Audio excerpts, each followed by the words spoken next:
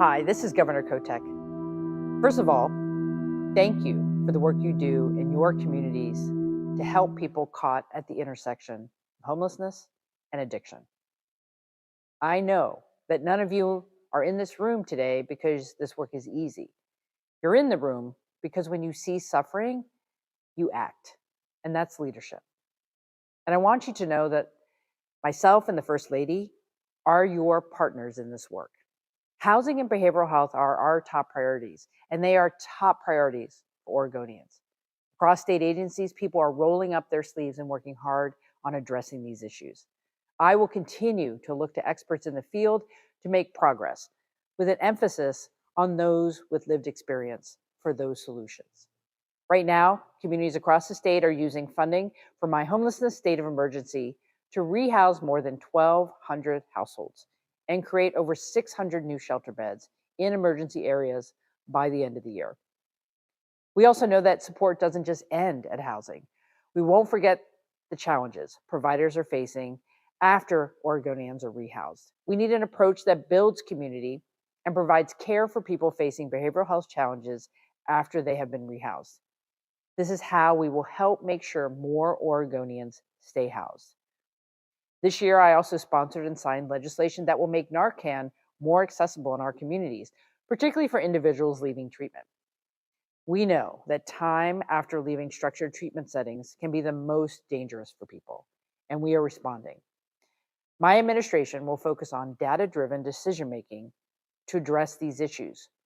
We're also building on existing networks and listening to providers like many of you who are on the ground to help address these needs.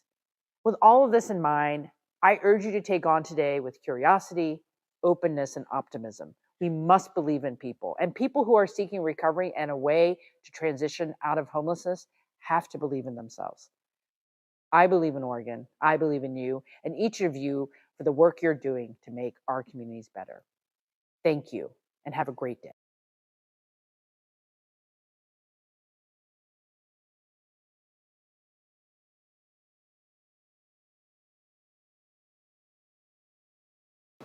Hello, and welcome to the Oregon Housing Conference.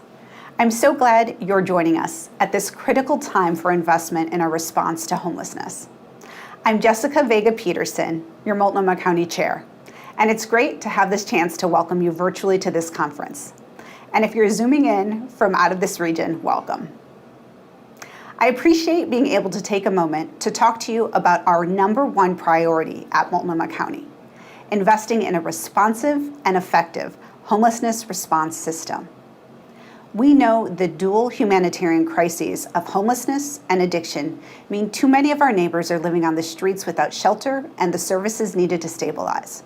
No matter what a person's situation, focusing on getting that person housed and keeping them housed is our clearest pathway to supportive, long-term stability for the people we work with and serve. That's our priority at Multnomah County, and it's one we take very seriously, which is why right now we're partnering with jurisdictions and community-based organizations to increase our shelter flow-through and move more people living unsheltered directly into supportive housing. We know partnerships are key to our progress. When Oregon governments work together to share resources and ideas, we're better able to develop sustainable solutions that work. Our focus at Multnomah County has been doing just that, along with collecting regional data for a by name list that tracks those living on our streets so we can provide a pathway to housing that prevents people from moving from one location to another in an endless cycle. And we're working closely at the regional level to use supportive housing services investments to create a better, more coordinated continuum of care, one that includes outreach and shelter-based behavioral health services and an expansion of mental health and addiction recovery housing. We've already invested in recovery-oriented programs for people experiencing or at risk of chronic homelessness, especially those with serious and persistent mental illness or substance use disorder. Because of these investments, on any given day, we see more than 350 people with recovery-oriented services. And still, we know that's not enough, which is why Multnomah County will continue investing in improvements in the pathways from crisis to stability through recovery-oriented stabilization, withdrawal management, sobering services, and recovery-oriented permanent supportive housing. We can't meet the needs of those living unsheltered without exceptional collaboration from partners like you, people working tirelessly to resource this crisis and to make an impact serving the most vulnerable in our community. For those of you in this audience with lived experience, I appreciate and value your commitment to serving our communities and giving back. Peer-based support is so critical to an individual's recovery journey, and I'm glad you're committed to being in this field and being a part of this work.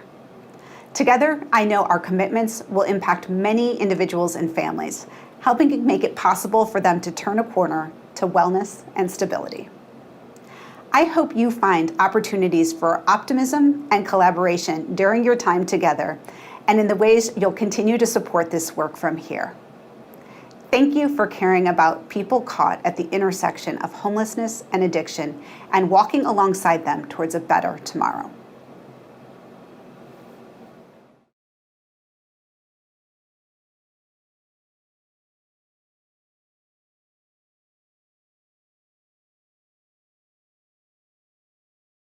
Hi, I'm Mayor Ted Wheeler. I'm honored to be providing remarks to all of you attending the Oregon Housing Conference, focused today on addiction and homelessness. These are topics Portland is all too familiar with. In Oregon, as in other states around the country, behavioral health and substance abuse treatment have not usually been the purview of local governments.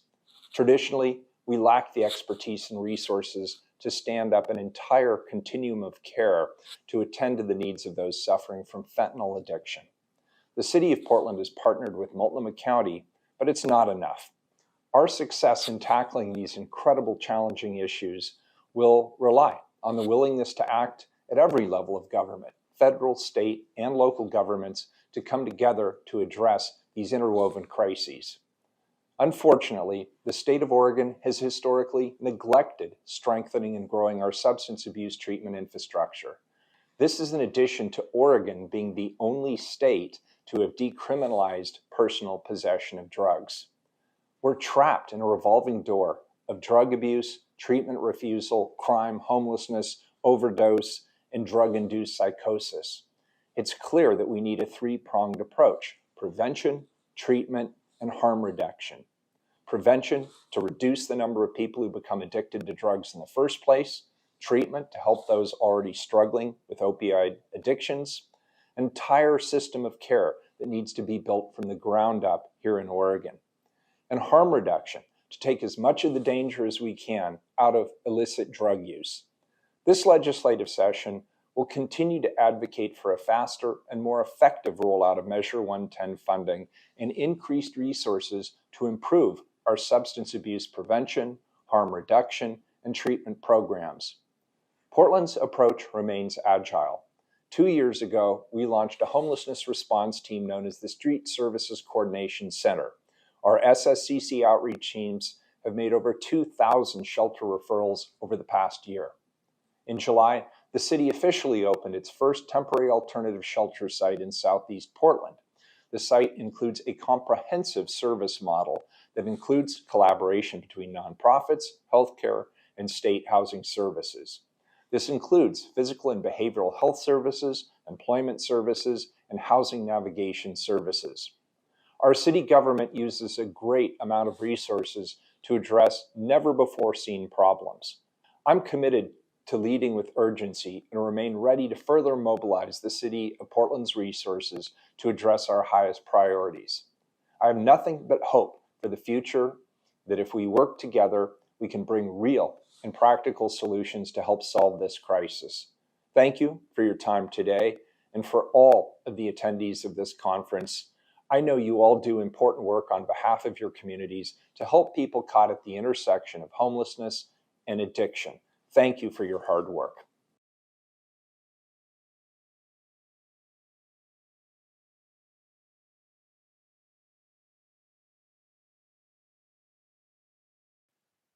Welcome to the Oregon Housing Conference for 2023. I'm Jason Renaud. I'm the coordinator of the conference. I'd like to start out by thanking Governor Kotek, Chair Vega Pederson, and Mayor Wheeler for joining us today, and for thanking us for the work that we do. But I think it's important that we start out this conversation at the intersection of addiction and homelessness by acknowledging that in the history of Oregon, and especially in Portland, we have struggled with what to do for people with addiction and with alcoholism and who are also homeless since white people got here in the 1820s, almost 200 years. And by struggle, I mean we've had a long, protracted policy debate about really what not to do for that entire duration. It's been how to provide the least possible housing, how to provide the least medical services, how not to follow best practices, how not to follow the advice of experts, how not to follow the golden rule. And this is an awkward and divisive discussion. It's nothing new. It's being politicized now, but it's nothing new. Because to put it plainly, we have really never done the right thing. And so no one should be surprised that the problem persists. And just to speak plainly, what's the right thing to do? The right thing to do is to provide effective and sufficient drug treatment for addiction and for alcoholism.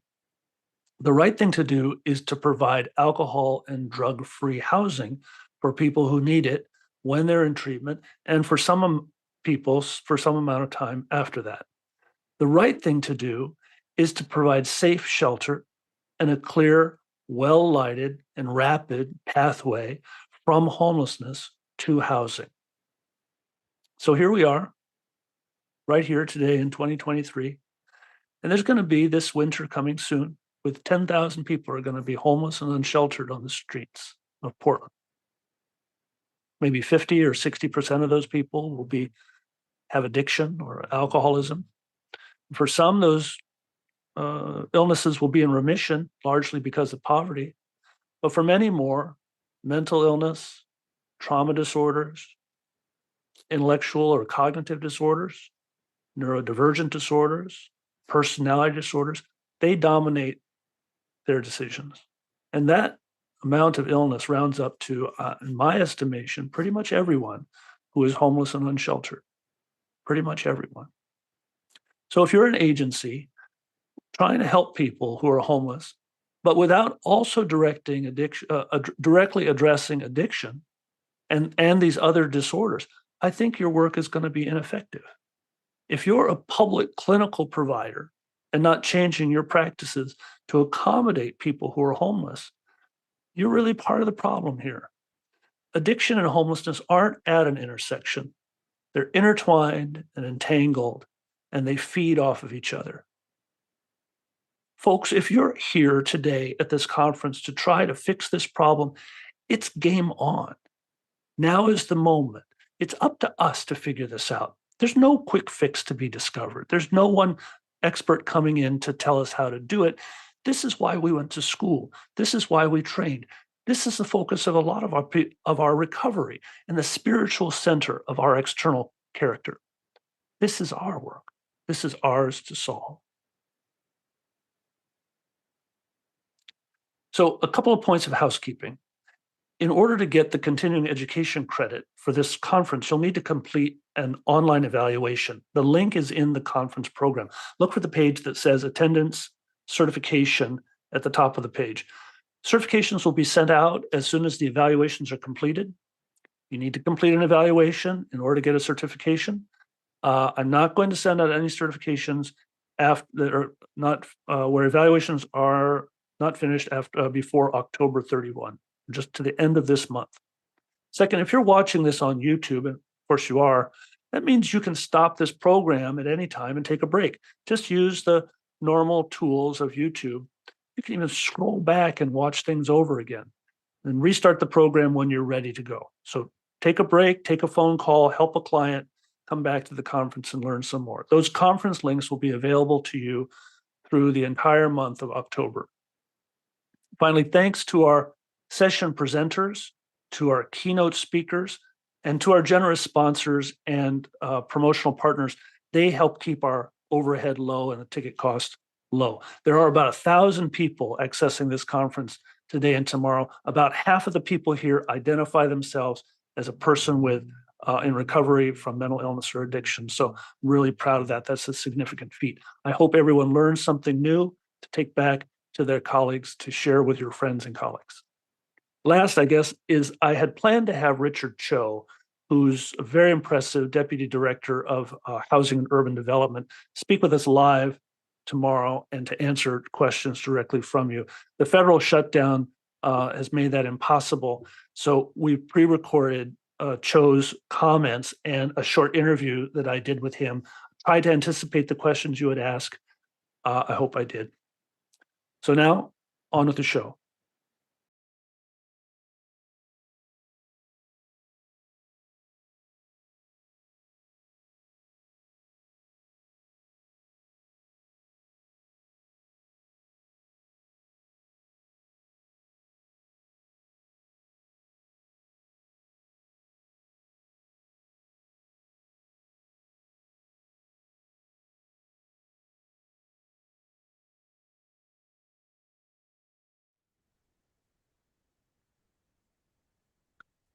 Hello, everybody, and thank you so much for inviting me to share a few words today. My name is Congresswoman Pramila Jayapal. I am proud to represent Washington's 7th Congressional District, just up the road from Oregon in Seattle and surrounding areas. I'm also the chair of the 103-member Congressional Progressive Caucus in the House of Representatives.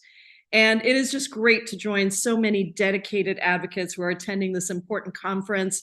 And I want to just start by saying thank you. I know that you are on the front lines of the work. I know that you are facing every day the crises that are happening all around us. And I know that you are advocating for and organizing for real humane solutions that treat people with dignity. And I know that is not easy. This conference comes at a time when this work could not be more critical, as we face these dual crises of homelessness and housing instability, and as housing continues to be one of the biggest inflationary costs that families across America are facing. The cost of rent and home ownership have been climbing for a long time, and in response, rather than working to prevent homelessness, too many states and localities are advancing laws that respond to homelessness by destroying encampments or criminalizing basic necessities like sleeping. Not only is there evidence that criminalization is harmful and doesn't work, the lobbyists that are encouraging these cruel laws as an effort to divert funding away from permanent supportive housing and to override municipalities who have enacted criminal justice reforms that get away from over-policing and over-punishing. And as a result, there are many members of our communities across the country, in every state across the country, that do not have adequate, safe places to live.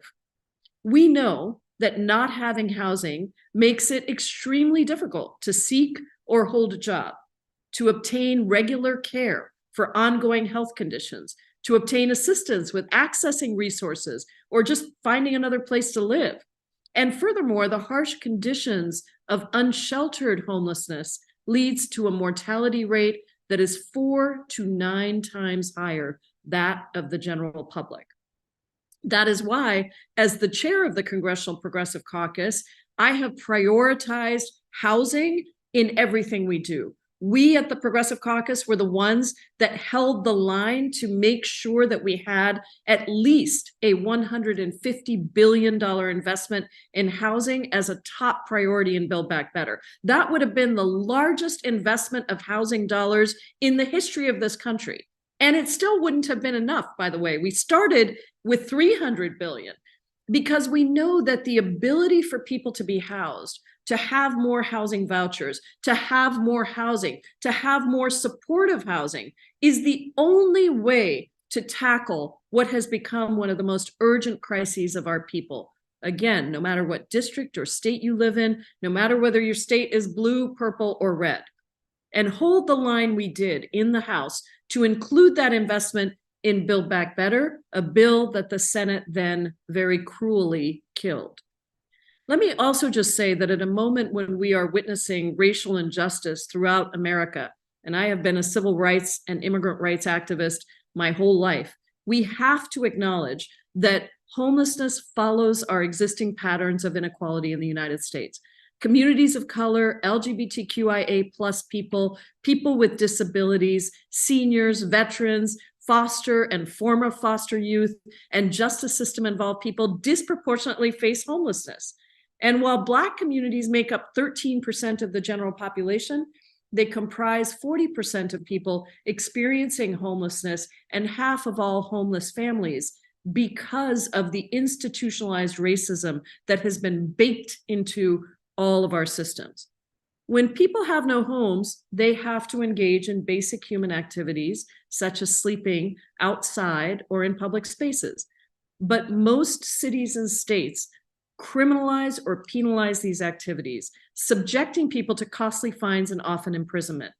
Penalizing and incarcerating people does nothing to end this crisis and only causes more severe harm through sleep deprivation, through stress, through frequent interactions with law enforcement, and frankly, it tests our entire set of institutions and structures. But I want to be very clear. This experience of homelessness is not a moral failure of individuals. It is a structural failure on the part of a society that has failed again and again to meet the needs, including safe and affordable housing, of the most vulnerable and treat it like a priority. This crisis is human created. We created it, but it means that we can fix it, and we must. And that's why I'm really glad that we're all here today. I'm not saying it's easy. It isn't. I know that all of you in Oregon, just as all of us in Washington, just as all of us across the country, are trying to find the best, most humane solutions so that we can actually prevent poverty and fight homelessness without criminalizing those who are unhoused. Any legislation that seeks to do so has to be rooted in the belief that all humans have the right to the basic necessities, including a bed to sleep in and a roof over their heads. Research shows that addressing housing first is the most effective way that we can address homelessness.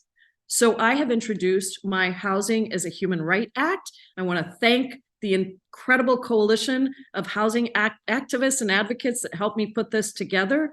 I reintroduced the bill in March of this year, and it arises out of this exact analysis.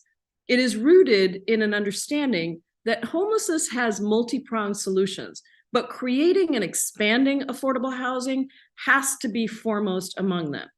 Meeting the immediate sheltering needs puts people in a better position to receive whatever other supportive services they need, including treatment for mental health and illness, and all of the work that needs to go into a stable road of recovery. So that's why my legislation authorizes more than $300 billion in federal spending over 10 years for crucial housing infrastructure and to reduce homelessness. We understand that there needs to be the consistency and the guarantee that dollars are coming, because housing does take time to build and that infrastructure takes time to build. So that's why it's over 10 years. And as we do that, we have to protect tenants' rights, and we have to expand the development of affordable housing. We need to penalize those who profit from housing displacement, and we need to end the criminalization of people experiencing homelessness. And we have to give those who are experiencing housing instability a voice in the process, a place at the table, expand their access to counsel, make sure that they can vote, and restore their seats at that very table where these decisions are being made. So your roles are essential in ensuring housing as a human right. And I just want to take a minute to highlight a couple more key aspects of my legislation that support your efforts. My legislation would help community organizations, like many that are in the room today, address homelessness by investing more than $200 billion in federal grant programs that fund critical affordable housing infrastructure and support services. That includes $100 billion for the McKinney-Vento Emergency Solutions grants, and another $100 billion for the Continuum of Care grants. We also create a new grant program to invest in humane infrastructure. We provide municipalities like many in the room today, with $60 billion through a very flexible, and this is important, extremely flexible, rapid response program that would allow people to address the most urgent infrastructure needs related to addressing homelessness and housing. The legislation also includes $10 billion for FEMA emergency food and shelter grants to equip providers to meet their community's nutritional needs. And important to everyone's work, it incentivizes local investments in humane, evidence-based models to support people who are experiencing homelessness, including really promoting alternatives to criminalization. So as lobbyists try to pressure municipalities to punish unhoused people, my bill encourages and protects localities that have made the necessary reforms to support permanent housing. It also recognizes that homelessness tracks systematic inequality and requires targeted investments in communities that are experiencing those disparities, ensuring that informed policies and the most disproportionately burdened are at the forefront of addressing these issues. So I'm extremely proud of the legislation, but I do recognize that we have to do even more to address homelessness. And that's why when I first introduced the bill, I did so alongside 6 other bills written by members of the Congressional Progressive Caucus. Now, I'll be clear, in this time of divided government, where Democrats do not control the House, we have had to fight back against extreme cuts to housing, to LIHEAP, to the ability for people to just get the resources they need to stay in their homes, much less to be housed.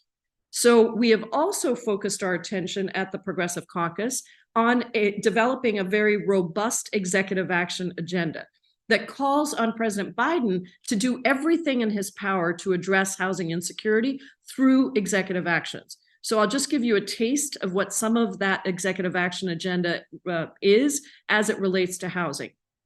We're calling on the president to protect renters from price gouging and excessive rent increases, from discrimination, and from unfair evictions through a variety of rulemaking and enforcement action at federal agencies. So that includes everything from establishing new FTC regulations that define excessive rent increases as unfairly affecting commerce, and by empowering the agency to enforce actions against unfair rent gouging.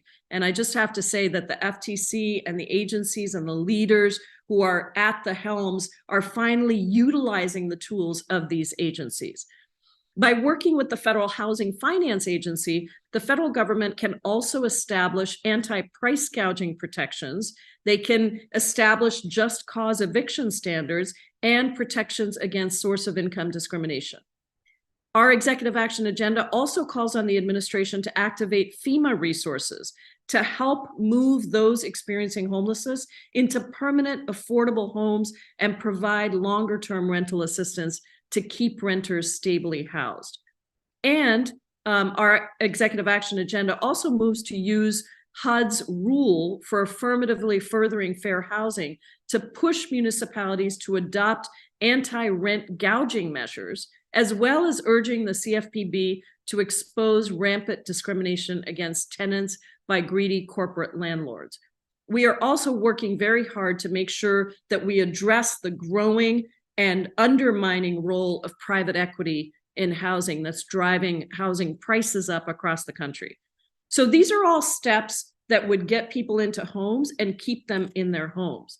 But there's just no question that we also have to be thinking about how we invest in more affordable homes. In my hometown of Seattle, just yesterday, it was reported that we will need 112,000 more homes to accommodate our growing population, more than a quarter of which have to be affordable to people making 30% of the median income. So this is a looming housing shortage that will only continue to exacerbate this crisis. There isn't a place in this country where the current minimum wage allows people to be fairly housed for a percentage that is appropriate for their wages. So here's the bottom line that connects this legislative work and all of your very dedicated work. By investing in those that are working on the front lines of this crisis, we can provide housing and supportive services for vulnerable communities and ensure that everyone in America has their dignity recognized, a bed to sleep in, and a roof over their heads. I came to Congress because I was an activist on the outside for 25 years, working on civil rights, on economic justice, on raising the minimum wage, making Seattle the first major city in the country to increase the minimum wage to $15 an hour. That was about a decade ago. And I came here because I believed that it is the combination of organizing on the outside and organizing on the inside that is going to enable us to pass some of the most necessary and progressive and just and humane policies on every issue. Housing is at the center of everything. You cannot live a decent life if you don't have a home to start with. And the challenges of providing supportive housing in this time are extensive. And so again, I want to end before we go to the Q&A with an enormous thank you, because as an activist, as an organizer who has stood on the streets, who has participated in civil disobedience actions, who has really led big progressive movements for change on some of the most crucial issues of our time, and here in Congress as one of the people who has helped to organize this progressive block of votes, trying to get more power so that the most disproportionately burdened, the most vulnerable are at the table, at the center of the policies that we create.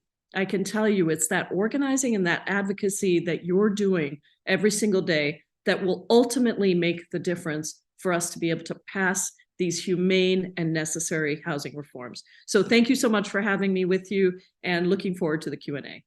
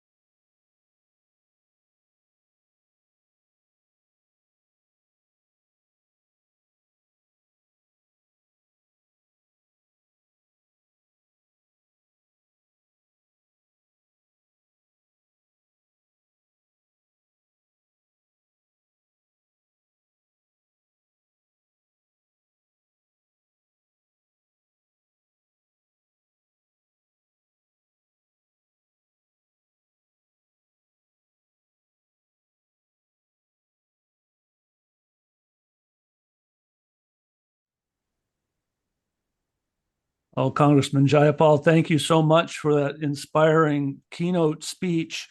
I see a lot of information in our chat from our conference attendees today, really appreciating what you are saying and who you are and how you approach this problem. Thank you. Thank you, Jason. Thank you again to everybody. This is a collective endeavor. Well, let's chat a little bit about, I'd really like to know more about you, and I think our folks would like to know about you. We've seen you in the news, and we'd like to, we've seen you for quite a while now representing the state of Washington, but tell us a little bit about how you got to Congress and who you are. Well, as I mentioned, I was an activist for 20 years before coming to Congress. I worked internationally as an activist and an advocate on international issues. And then soon after 9/11, I started what ended up being the largest immigrant advocacy organization in Washington state, one of the largest in the country. But as we worked on those issues, we found that really everything is intertwined, right? And that economic justice, gender justice, social justice, racial justice, they are all deeply intertwined. I like to say I'm not a woman on Monday, an immigrant on Tuesday, a worker on Wednesday, and a mom on Thursday. I'm all of those things all of the time. And so we started working on economic justice issues. We started working on housing, minimum wage, paid leave, so many different pieces, collective bargaining. All of that was part and parcel of the work that we did, and we created a really powerful coalition. I never thought I would be in elected office. I actually, I'll be honest and say that I didn't have a lot of faith in too many of our elected officials. There were some that did really inspire me, but I felt like there wasn't enough representation of people who really bear the burden of disproportionate action, of people who are the most vulnerable, and that there wasn't enough power built to make our institutions of government function for working people instead of for the wealthiest.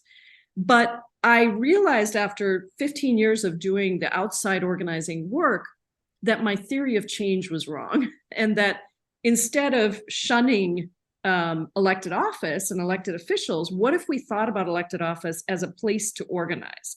What if we thought about building a stronger, more organized presence for justice and economic and gender and racial justice inside of our elected bodies? And so I ran for the state Senate in 2014. I became the first South Asian American ever elected to state legislature. I served in the Senate for 2 years and then ran for Congress in 2016.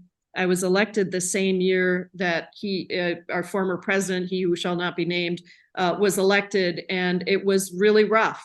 But it was a time for great organizing inside Congress. I'm the first South Asian American woman to serve in Congress. I'm one of only less than 100 women of color to ever serve in Congress. And it's been a great training. My organizing has been a great training to make sure that the things we do here in Congress are really for the benefit of poor people, low wealth people, working people, and those who are most vulnerable. It sounds like you moved that organizing skill right into the Progressive Caucus. And tell us a little bit about what that is, who's in it, what's it doing, who, what, where, when, why. Yeah. Well, sometimes people ask me what it means to be a progressive, and I always say, good question. What it means to be a progressive is that you are the first to the best and most just idea, and then everybody else runs to catch up with you as you build that movement bigger and bigger. So that's the same philosophy in Congress. The Progressive Caucus was started back in 1991 by Bernie Sanders, Maxine Waters, a whole group of really strong, wonderful progressives who continue to be on the forefront of a lot of our best progressive ideas.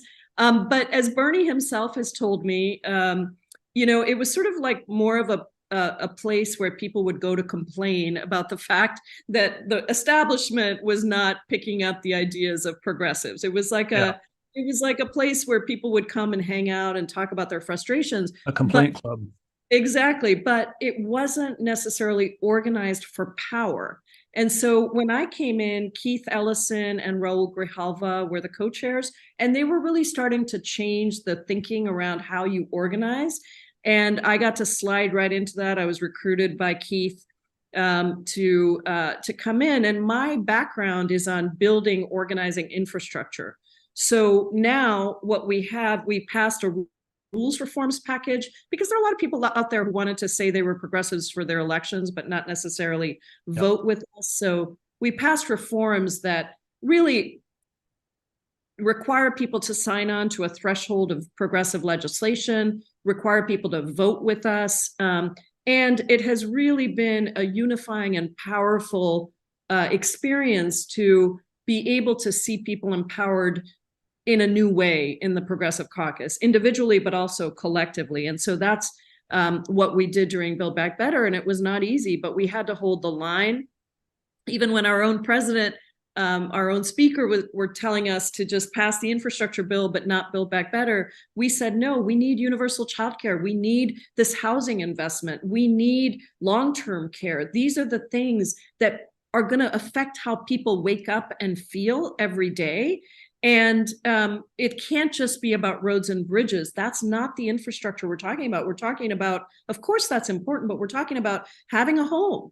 And the Progressive Caucus, in all of the meetings that we led with the president when he called us into his office, we were the ones who put housing on the table. And we unified around 5 key demands that included climate change. The Inflation Reduction Act would never have passed without progressives passing Build Back Better. So we were able to get several things in the Inflation Reduction Act, but unfortunately the things that were left out by not passing Build Back Better were housing, were childcare. And I mentioned this at the beginning, but I think it's worth saying again to a housing conference that the two biggest inflationary costs are housing and childcare that families are facing today. And if we had passed Build Back Better, we would have addressed, not completely, I'm not saying it was a silver bullet, but universal childcare and at least $150 billion investment in housing would have taken us a long way to addressing the real challenges that are still out there facing people, despite all of the incredible work that we Democrats and President Biden have done. So this is a lot of information. So tell us a little bit about the bill that you brought forward, the Housing as a Human Right. You brought it forward again in March. What's the status of it today, and what's the thinking now? Well, I introduced it again in March and continuing to talk about it. It's got 23 co-sponsors.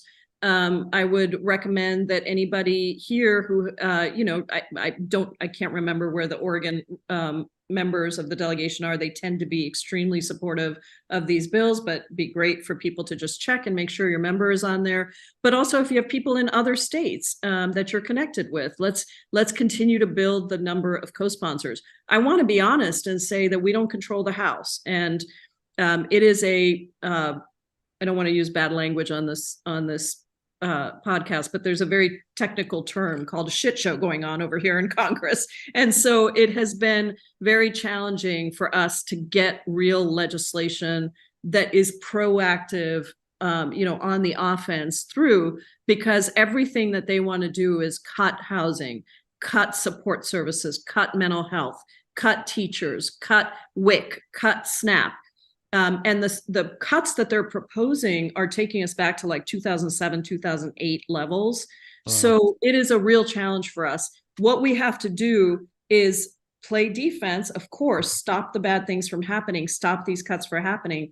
But we also then have to propose. We can't just be an opposition party. We also have to be a proposition party. And so Housing as a Human Right is our proposition, one of our proposition bills on housing. And the hope is that we take back the majorities and we can pass these bills when we have the majority back. But just one thing on that structurally, really important for people to understand this, because I was pretty political, but I didn't understand the limitations of structure. Because in the Senate, you have what's called the filibuster.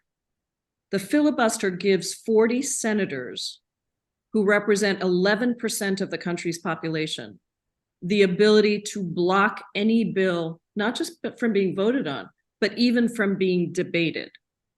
We can get rid of the filibuster, but we need 50 Democrats who are willing to do that.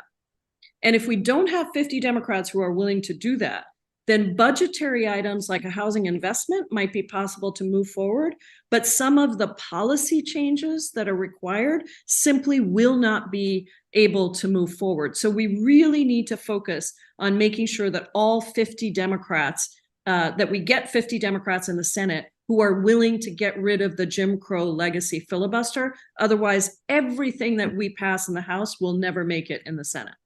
So as we're kind of in this limbo period, then you're continuing to advocate for this bill, continue to update it, continue to understand how it can be better, and continuing to sign on co-sponsors. Very good. Yes, and if people have suggestions to it, please let our office know. We'd love to. We coordinate with housing advocates across the country, but we're always open to making it better. Well, that's another question, is that how, as we learn about this as individuals, can we become advocates? And, everyone has a great idea, but how do we become useful to you and to your process for advising you about what's going on out here in the provinces? Yeah, it's such a great question. So a couple things. One is, always feel free to reach out to me on any of my bills. I would be happy to have that feedback. And so you can always do that through our office. We have terrific staff here who handle housing. I think it's also worth looking at the bills that your congressional delegation has authored and making sure you're giving them feedback. But I also think that we do have this executive action agenda. And if you go to the CPC website, and maybe somebody will give it to me because I'm actually not sure what it is, but I think it's US Progressives. Progressives.house.gov. You will be able to find our executive action agenda there. And you can send a letter. You can get a coalition of organizations to sign on and send a letter to President Biden and the White House saying, please enact these executive orders. Please use the tools of your government to enact these executive orders. I will say the president cares deeply about this issue. They have used their executive power in ways that previous administrations have not done for real good. They haven't gotten through everything yet. But I think the more they hear from you that these are important to them, the more of an impact you can have. Getting co-sponsors on legislation is critically important. So that is another way to really be active. And it's not just my legislation. There are, as I mentioned, the Progressive Caucus has a set of 6 bills that members introduced. Maxine Waters is the chair of Financial Services and Housing, is within her purview. And I know that they have a series of things that she has advocated for. So those are all ways to engage directly with us. But the other is to organize amongst yourselves. The more we have a clear message on the outside about what the solutions are, if there are things that you see working in your community, even if it's on a small scale, let us know. We want to talk about the successes. We want to talk about the alternatives to criminalizing homelessness. And we need to have that information from you. And we want to see you organize around that in your own areas, because I do believe at the end of the day that the power of organizing is the strongest power that you can have. And I'm biased because I'm an organizer. But You're living proof. That's what I believe changes the dynamic. You mentioned a word a few minutes ago. You're going to be on your way to a vote in just 20 minutes. What's going on with this shit show? Is Hakeem Jeffries going to be the next Speaker of the House? Well, he should be. And frankly, if it were about who has saved this body and the American people time and time again, even in the last 9 months, it is House Democrats led by Hakeem Jeffries, because Republicans could not pass the debt ceiling bill. They needed Democrats to pass that. Republicans did not pass the recent bill to avert the shutdown. Actually, it was 208 Democrats and only half of the Republican caucus that passed that bill to avert the shutdown. These Republicans cannot govern. They are extremists. They govern as extremists. They cater to the extremists. They push policies like a nationwide abortion ban, like cutting, slashing spending on things like housing and healthcare and education, kicking hundreds of thousands of teachers out of the classrooms, cutting LIHEAP for people, vulnerable people across the country, cutting WIC, cutting SNAP. That's all they know how to do. Cruel, extreme, and absolutely unworkable. None of those bills would have any opportunity to move forward in the Senate. So Matt Gaetz has introduced a motion to vacate the chair of the Speaker. And I will tell you, we had a very intense, really incredible, actually wonderful caucus meeting this morning, Democratic caucus meeting. The Progressive Caucus Executive Board had met maybe 10 days ago, and then we had a Progressive Caucus meeting of our members about a week ago. And so we had already been very clear that there is no way that we should save Kevin McCarthy. We have no responsibility to save Kevin McCarthy. Kevin McCarthy is an extremist. He is a liar. He is shilling for the former president who incited an insurrection and tried to interrupt the election results. There is no reason for us to save Kevin McCarthy. This is the Republicans' problem. So united behind our Speaker, that is what you will see happening today. Democrats voting no. Well, actually, what will happen is there'll be a motion to table first. Matt Gaetz has introduced his motion to vacate the chair. There will be a motion to table that the Republicans will offer. We are not voting with Kevin McCarthy on this. We won't vote present. We will not vote to table the motion. So it will move then to a vote of the entire body on whether or not Kevin McCarthy should vacate the chair. And what I can tell you is I believe that we will have a unanimous or extremely near unanimous vote, and that we will not vote to save McCarthy. We will stand united behind Hakeem Jeffries. Our job is to elect a Democratic speaker. We have our speaker, that's Hakeem Jeffries. We voted for him 15 times. We'll vote for him a 16th, 17th, 18th, 19th, and 20th time if we have to. That's news. We're breaking news right here in the conference. That is breaking news, actually. I think you're the first people I've spoken to officially about it. I did say on camera that we should just let the Republicans wallow in their pigsty of absolute inefficiency, ineffectiveness, and that is what they're going to do. Well, frank and straightforward, Representative Jayapal. Let me ask you a couple of questions that come from the chat.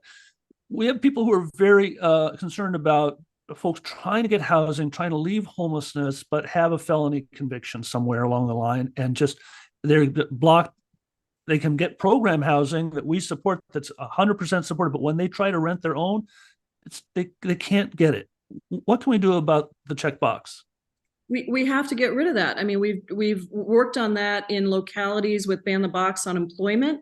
It needs to be there on housing. I mean, this is absurd. If people have a felony conviction, they've done their time, they are out, and then we put barriers in the way again. And I just think this continued criminalization, even after somebody has come out, is actually no way to run anything. We need to make sure people have the right to vote. We need to make sure they have the ability to get a job. We need to make sure they have the ability to get housing.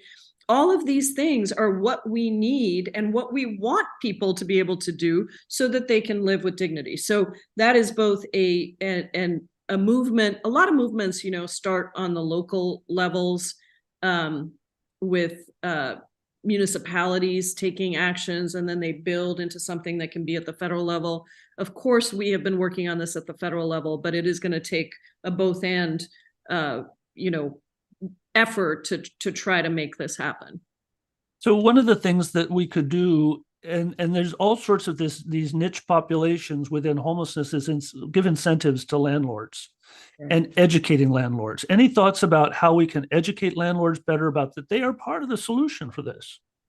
Well, it's interesting you say that, because there has been this real divide between private landlords and public housing. And my belief is that we have to engage all parts of the housing community in the solution.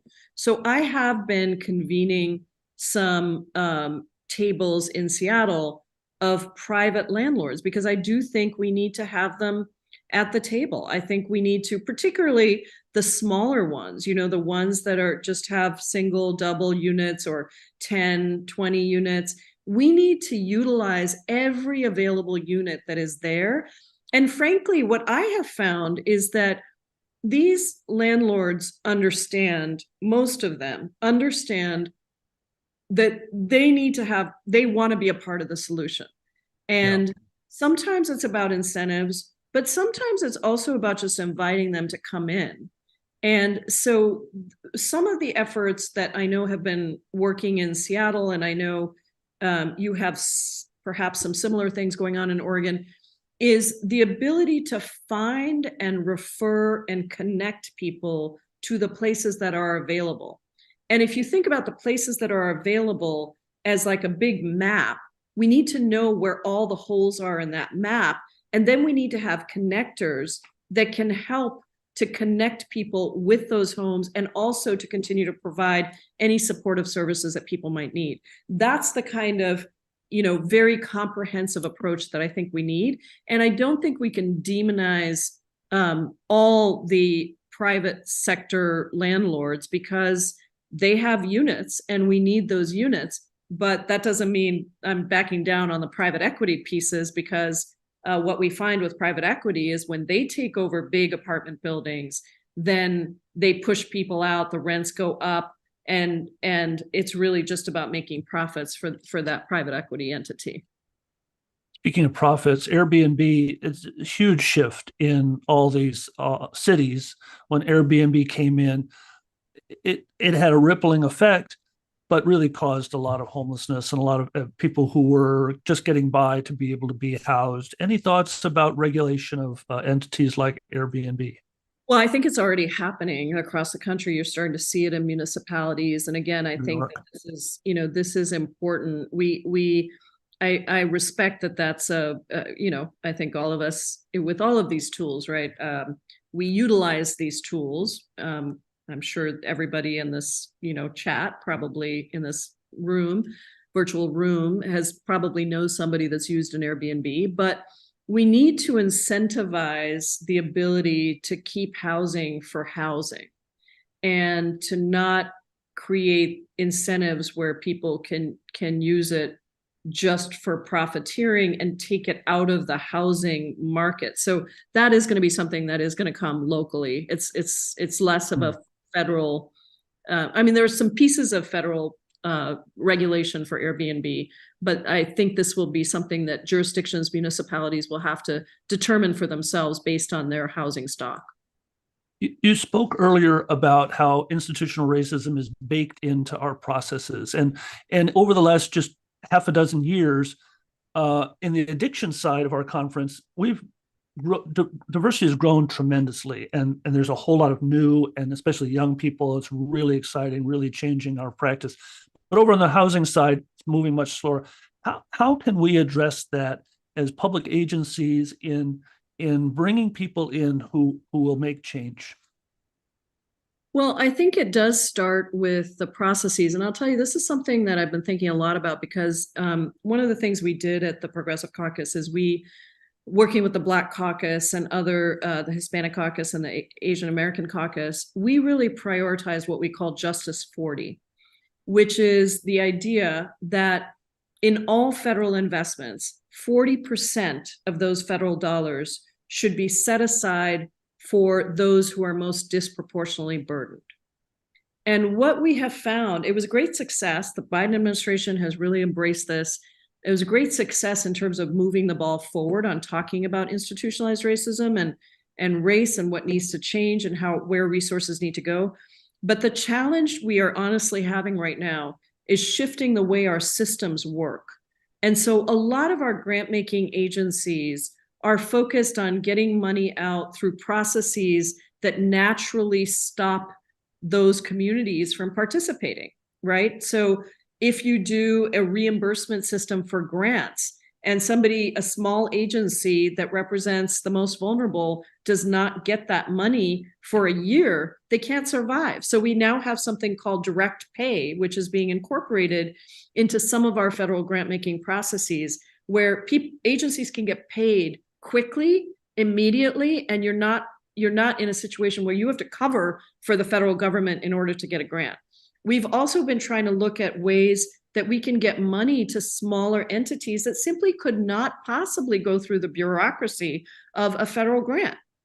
Yeah. And so we've traditionally relied on states and localities, but every time you do that, you take money out of the system, right? Every time you go through another middleman. So is there a way to make our grants able to go to these smaller entities that represent diverse and disproportionately burdened communities directly? And so those are the things we're working on now. But I will tell you, it's a challenge because it's like shifting the Titanic. These are systems, huge federal government systems that have been around for a long time, and they're hard to shift. And so that is one of the challenges we're dealing with. I also think that who you put at the decision-making table matters. You can't say that, we want to deal with, we want to affect the most disproportionately burdened, but then not have anybody representing those communities in a real way, not one voice at a table that has, that is 15 and you're the only voice making a case for something. It can't be like that. It really has to be representative of those who are most disproportionately burdened. And that's why for us, when we put together a bill, we create a coalition. Sometimes it takes 6 months, 9 months to create a bill, from my Medicare for All bill to my Dignity for Detained Immigrants bill to my Housing is a Human Right bill. The process of how you put together legislation is really important, and creating that space for people at the table is critically important. And so it's really an exciting time. I hope to see housing shift and change as much as we've seen addiction shift. It's happening in other cities around the country and other states, and so I'm really looking forward to it. But you talked about earlier about this is a structural failure and not so much a moral failure. And of course, in the news, we see the blame going to the individual who's in crisis, and the system goes sort of scot-free. Can you speak a little bit about that structural failure and how that is also, human caused? Yeah, this really gets my goat. It really gets my goat when people talk about poverty as a personal failure. We showed, I'll just give you an example with the child tax credit. When Democrats passed the child tax credit in the American Rescue Plan with not a single Republican vote, which gave money directly from the government to families with children, a certain amount of money for each child so that they could take care of their kids, we showed that we could reduce childhood poverty by 50%. Childhood poverty went down by 50%. So we know that poverty is a bad policy choice. We even know how to fix it. We have documented evidence of how to fix it. And then Republicans and a couple of Democrats/independents in the Senate refused to reauthorize the child tax credit. And I think that, and so it lapsed. And guess what happened to poverty rates? They went right back up. So in the wealthiest country in the world, the fact that we have 130 million people of low wealth or no wealth, poor people and low wealth people, is absolutely outrageous to me. And to me, it is a clear example that we as a country do not suffer from scarcity. We suffer from greed. We suffer from greed. We have enough money to continue to increase Department of Defense spending, Pentagon spending, the only agency that has never been audited, never passed a successful audit. And yet every year we increase DoD funding, even beyond what General Austin, our military leaders, ask us for. And yet we say we don't have money to put into housing, or we don't have money to put into a child tax credit, or we don't have money to put into universal health care. And so I think that when it comes to housing, we have to be clear that all of these institutional structures that criminalize poverty, look at even the way we define poverty, which is what is used to get people into housing, right? Public housing. Mm-hmm. There's a measure of poverty that is so outdated, that so does not reflect where we are. And then we make it even worse by using measures like state median income. What does that mean for Portland and Seattle? If you use I'm getting a little wonky here, but if you use a state median income threshold, then it means that the average teacher in my district, school teacher in my district, because our wages are higher, because we passed a $15 minimum wage, and because our costs are higher, we have the third most expensive housing market in the country in Seattle, we suddenly disadvantage people who are barely making it because we're using a threshold that includes a very remote part of Washington state for, as well as, and using it to kind of bring down the average or the median. Wow. So that it just doesn't make sense in a place like Seattle. So there are all kinds of reasons why we continue to criminalize poverty and why we have such outdated systems. And it's complicated because there are a lot of places that we need to fix. And sometimes we can't do it all at once. So we try to pick the things that are going to have the biggest impact. And we try to pick the things that would have a big impact, but don't require legislation. And so it just narrows the frame of the solution sometimes beyond what I think it should be. But to your question, it is just so outrageous to think about criminalizing homelessness and criminalizing the people who experience houselessness, because there are so many factors built into the structures of mental health treatment, of incarceration, of poverty that lead people to those places. And instead of doing what we need to do to offer the supportive services, we criminalize the person. And I have been saying over and over again, this is a structural failure. It is not a personal failure. Well, this is fantastic testimonies to the power of Congress. That vote by the Republicans is amazing. It's the audacity of despair. Just very sad. Let me bring it home a little bit and ask you. You mentioned Seattle being your home district. A terrible thing happened in Seattle a couple of years ago. A political campaign called Compassion Seattle. And we're going to have a speaker on this, break this down into tiny detail tomorrow. But what's the situation today in Seattle as far as homelessness and addiction? Well, I think it's challenging, as it is in Portland and every other major city. You know, we have a lack of affordable housing. We have a lack of supportive housing. We have an increasing frustration in the political feelings of our constituents. That is leading us to do things that we've stepped away from, criminalizing drug use, criminalizing homelessness. All of these things are reactions to the frustration of not being able to deal with, the houselessness that we're seeing. And I think the challenge has been, and, the federal government, look, I try to respect city council and our local leaders in their approaches. I think what I have appreciated is the increasing attention to building coalitions, to making sure the people who are most disproportionately affected are at the table. A regional solution. It can't just be Seattle. It has to be regional, just like for Portland. It has to be regional. And the attempt to try a number of different things. I mean, housing first models have proven to be really effective in Seattle. That's why I'm pushing a housing first bill, because I know it works. And I think if we can continue to focus on that while also not dismissing the concerns of our neighbors, because I think, we just have to recognize that there's a fear out there and that people want to be safe and they don't know quite how to think about this.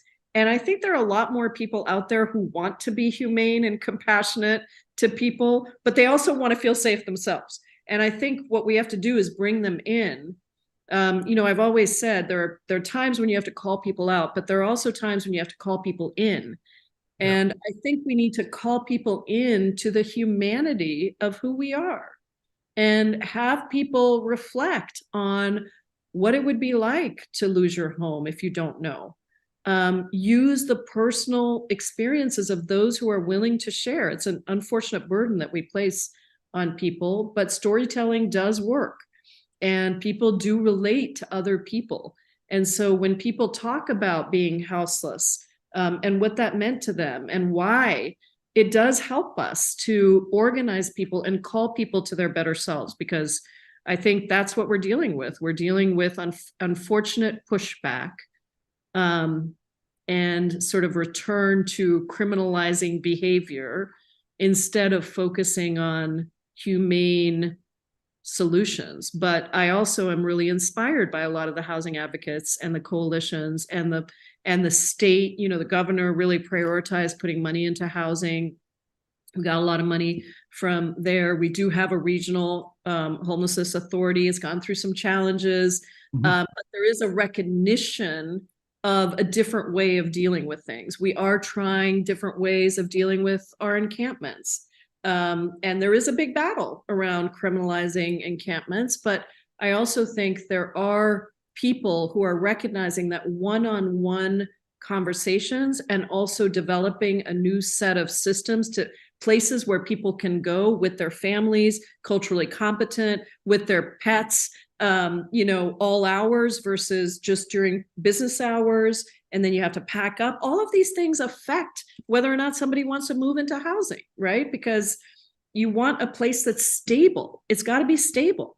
So we're working on it, but we're all learners in this challenge. And I think at the end of the day, we have to be compassionate learners. We have to call people in, but we also have to resist the criminalization of homelessness and of poverty.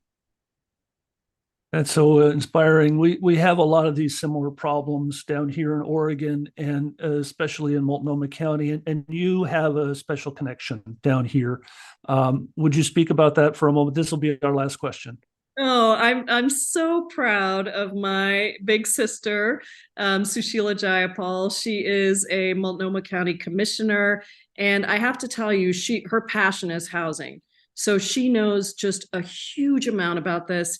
She is such a thoughtful advocate. She is such a smart legislator, and she really has taken the time. She actually came up to Seattle. I helped set her up with some of the people in Seattle so she could meet with people in Seattle and really look at what was working, what challenges we have, what are the differences between Portland and Seattle, King County and Multnomah County. But I'm just so proud of her. She's an amazing sister. I love her dearly. And she's also an amazing, effective advocate and legislator. And she brings so much to bear. So thank you, residents of Multnomah County that helped elect my sister, Sushila Jayapal. You have such a champion, not just on housing, really on every issue of social justice. And I'm just very proud and really thrilled that she decided to run for office, and that she got elected, and that she's just going to continue to make such change happen. She's doing a great job. The county commission met last week with Chair Vega Pederson, who spoke a little earlier, and Commissioner Jayapal voted for an enormous amount of windfall funds, about $60 million, to go to a variety of supportive housing needs. We now have a lot of work to do to spend that money, but she made it happen. That's right. That's right. She totally did. And she is, this is, like I said, I think housing has become really one of her top passions. And she also, by the way, gets the racial, she really is attuned to the racial injustice in a lot of this work, and is really committed to reforming institutions. So anyway, I can brag about her forever, but I'm thrilled that you've got her there helping you to really lead to a solution. I think she's in the conference here somewhere. Well, thank you, Representative Jayapal. It's been wonderful talking to you. I didn't even know she was there listening. So hi, Sush. Good to see you. We're really glad to have had you speak to us. It's inspiring. It's informative, provocative. Keep it up. Go kick their ass. And keep coming back. Sounds like that vote is going to happen. It could happen soon, could be a long time. I don't know, but I'll take with me the seriousness of the issues that we discussed today, and I'll take with me to the floor the commitment that I have to make sure that I do everything in my power, everything in the power of the Congressional Progressive Caucus, to fight for humane housing solutions that really recognize and lift up the dignity of all of us. Thank you very much. Thank you. Bye-bye.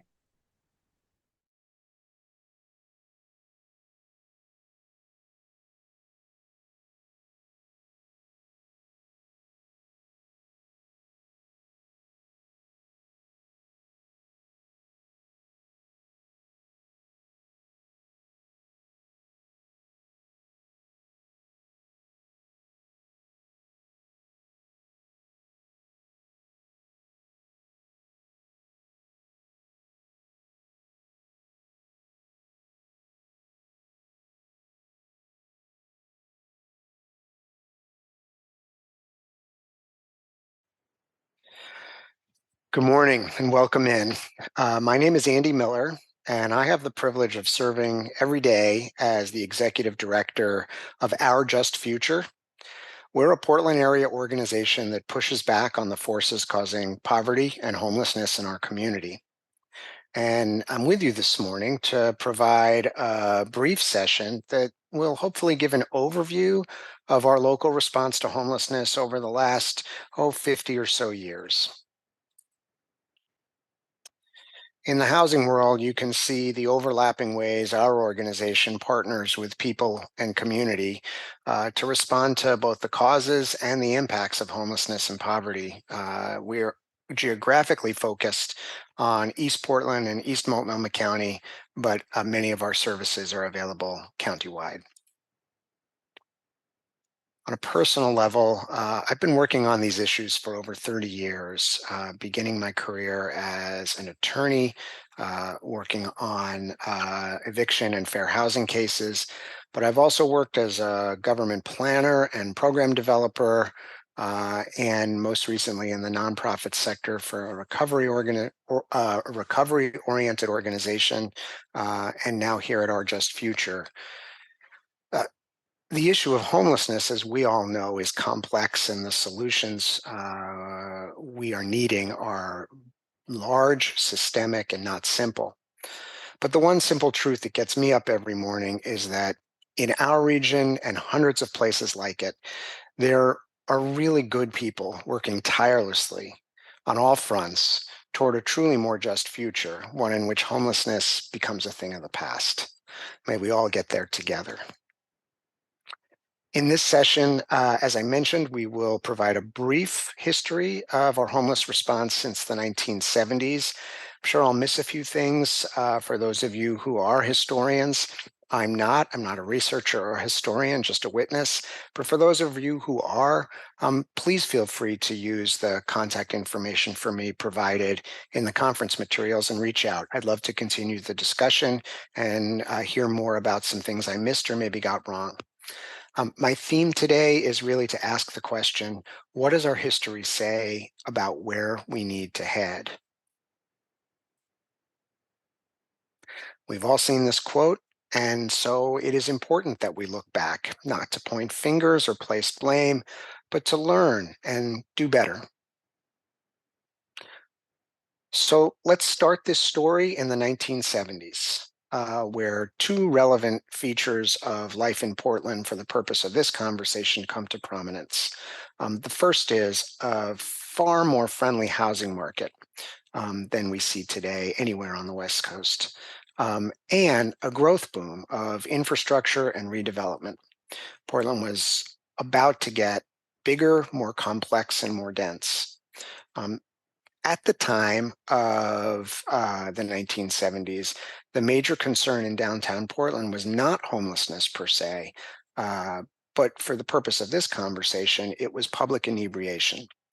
The reason for that, why people weren't talking so much about homelessness, but about the specific behaviors they saw on the streets, is that folks had a place to go.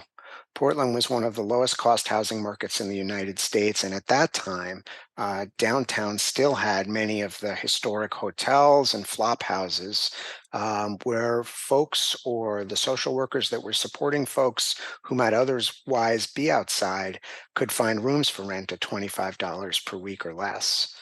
Portland was also seeing development and redevelopment of its historic neighborhoods, both downtown and on the east side.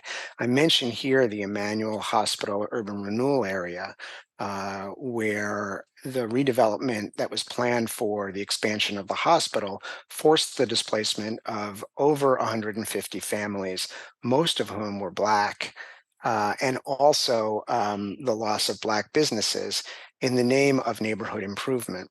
I mention this because we cannot speak about our housing crisis without locating its roots in institutional and systemic racism. And we saw the continuation of that through this urban renewal process through which many families lost their homes. As we move into the 1980s, the area sees the passage of a somewhat obscure, but also very important government resolution known as Resolution A. Resolution A was an effort to divide responsibilities between these geographically overlapped jurisdictions, the city of Portland and the surrounding Multnomah County.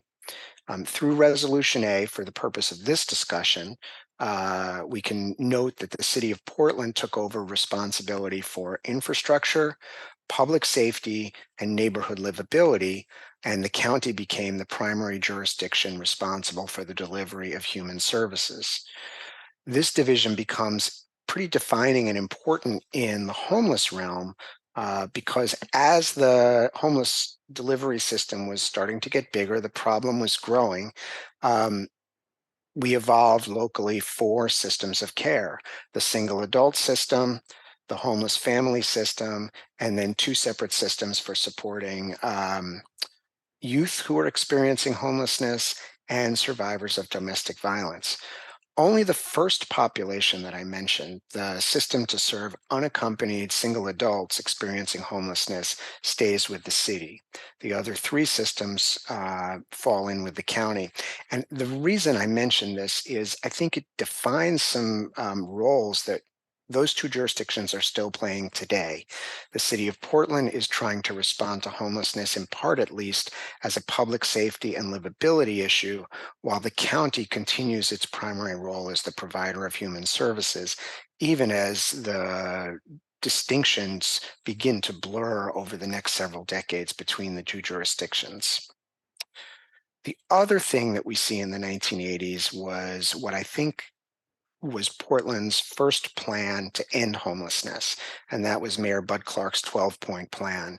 And one of the most important features of it that's worth calling out is it set a goal of ending homelessness by providing universal housing for everyone who needs it. And I wonder if 40 years later, our plans are still echoing that kind of goal and pointing toward that kind of North Star. 2 other developments in the 80s worth noting for today. It was the coming together of Hayden, the homeless alcohol and drug intervention network. This was an innovative partnership between treatment providers that also included a strong housing component, the beginning of a real structured system to provide recovery housing. And in 1988, the organization that I work for, now known as Our Just Future, was founded under its former name, Human Solutions, as part of the move to bring community action services into the community from behind county walls. As we move into the 90s, we again see some of the antecedents of today's discussions. So on the one hand, the city of Portland was moving to reconfigure the shelter and response system for single homeless adults in the wake of a high-profile event. Long-term shelter, the Recovery Inn, known locally as Bologna Joe's, was closing. And in response, the city began to adopt a continuum approach to homelessness. In the continuum approach, people move gradually from the streets to shelters, from shelters to transitional housing, and then finally, after a period of time, receiving services into permanent housing. This was an approach that was popular at the time and known as housing readiness. Shelters were reconfigured from large warehouses into smaller, more programmatic focused models to provide more services and help people achieve this housing readiness over time. The challenge of the housing readiness system was that not everyone could climb the ladder quickly and make it into housing. Many people fell back, and it was often reported that if you fell out at any one rung of that ladder, you had to go back and start at the beginning. At the same time, another model began to take shape. Organizations began using rental assistance more aggressively and began to move people directly from shelters and even directly from the streets right into permanent housing using an approach we would now call a national best practice known as Housing First. Join, a local nonprofit that helps connect people from streets to a home, was founded in 1992 as an effort to meet the housing needs of houseless adults who were dining at a community dining hall known as the St. Francis. those folks were telling their caseworkers at the St. Francis that shelters were not a good option for them. They were noisy, rule-driven, they felt unsafe. So organizations like Join and Northwest Pilot Project, that was responding to the Bologna Joe's closure, began using rental assistance effectively to move people into permanent housing, where they modeled this modern approach that we call supportive housing and housing first. Through the 1990s, downtown Portland saw the loss of many of the affordable downtown hotels and rooming houses that we were mentioning when we were talking about the 1970s. That meant the loss of kind of this backbone housing stock of last resort on which social service providers could rely to provide quick housing solutions for folks who needed housing right off the streets. We saw a really rapidly changing housing market in Portland through the 1990s. We started the decade as one of the lowest cost housing markets in the country, certainly on the West Coast. But around 1997, we crossed the Delta. And for housing policy people, what that means is that that was the point in time when a median income family could no longer afford a median priced home. And over the last 30 years, that trend has gotten worse and worse. And today, homeownership is simply out of reach for many Portlanders, especially Black and brown families. As we move into the 2000s, we begin to see some government officials and elected leaders begin to apply more urgency to the response to homelessness and to this looming issue of a housing crisis that people working on the front lines were calling out during the 1990s. We begin the decade of the 2000s with the city passage of the no net loss policy. This was a pretty radical effort to stem the tide of lost housing in downtown by intervening where we could to purchase and repurpose the hotels that were going to market, to repurpose them into permanent housing, and by measuring and monitoring the overall loss of housing in downtown. It was a wonderful policy, a strong effort brought forward by advocates. The challenge was providing the teeth. We simply couldn't keep up with the market and the forces of the market, and our replacement and preservation efforts could never match the scale of the housing that we were losing. The loss of hundreds of last chance housing units really accelerated homelessness in downtown during this decade. We also saw a follow-up to the Bud Clark plan. We saw a new plan called Home Again that leveraged research out of the University of Pennsylvania by Dennis Culhane about how communities can invest more strategically to end homelessness, and more on that in a moment. We also saw a new focus on affordable housing and the passage of the TIF set-aside, which stands for the Tax Increment Finance Set-Aside. This was a historic policy piece that committed urban renewal funding directly to affordable housing. So as the city was undertaking the redevelopment of neighborhood districts, TIF districts around the city, they were pledging various percentages of the money available for redevelopment to be available to develop affordable housing in those districts. It was an effort to stem the tide of displacement that gentrification and redevelopment were bringing. It was moderately successful at producing the housing, but many people still lost their homes and lost their ability to live in those neighborhoods. This was also a decade when we saw the city first sanction and invest in structured camps like Dignity Village and Right to Dream. These were unusual relationships for the city to undertake, but they began to provide some basic infrastructure and some access to land for self-organized and self-governing people experiencing homelessness who wanted the right to live in a self-governing community since there was no housing for them to move into. At the same time, we saw the city pick up a national trend and begin to try to pass ordinances to regulate camping in a way through a lens of regulating sidewalk traffic and panhandling.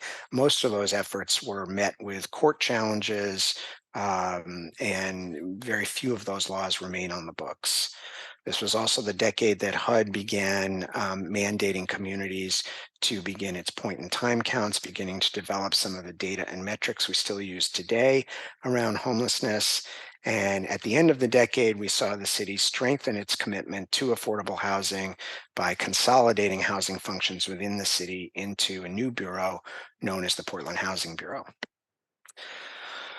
Just to drill down for a very quick second on Home Again, this plan that we passed in 2004, this was a step forward from the Bud Clark plan, and it leveraged this research that essentially said for communities to be successful, they need to refocus how they are using their resources, focus them on the relatively small percentage-wise population that's experiencing homelessness, and that's the 10% of folks on the street who are chronically homeless.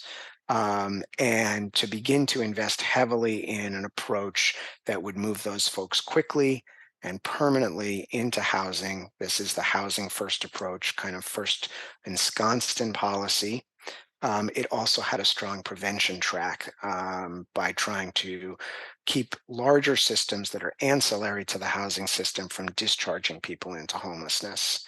And it really also firmed up our commitment to use this new approach of permanent supportive housing and brought the affordable housing system into focus on homelessness by setting a goal for it to produce new units of permanent supportive housing, 2,200 over the next 10 years.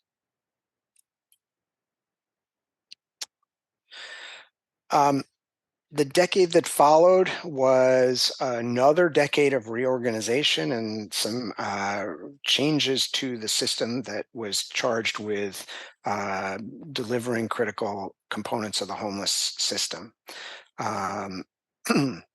Two new pieces were formed. The Joint Office of Homeless Services consolidated funding and oversight of all homeless systems within Multnomah County through an intergovernmental agreement with the City of Portland.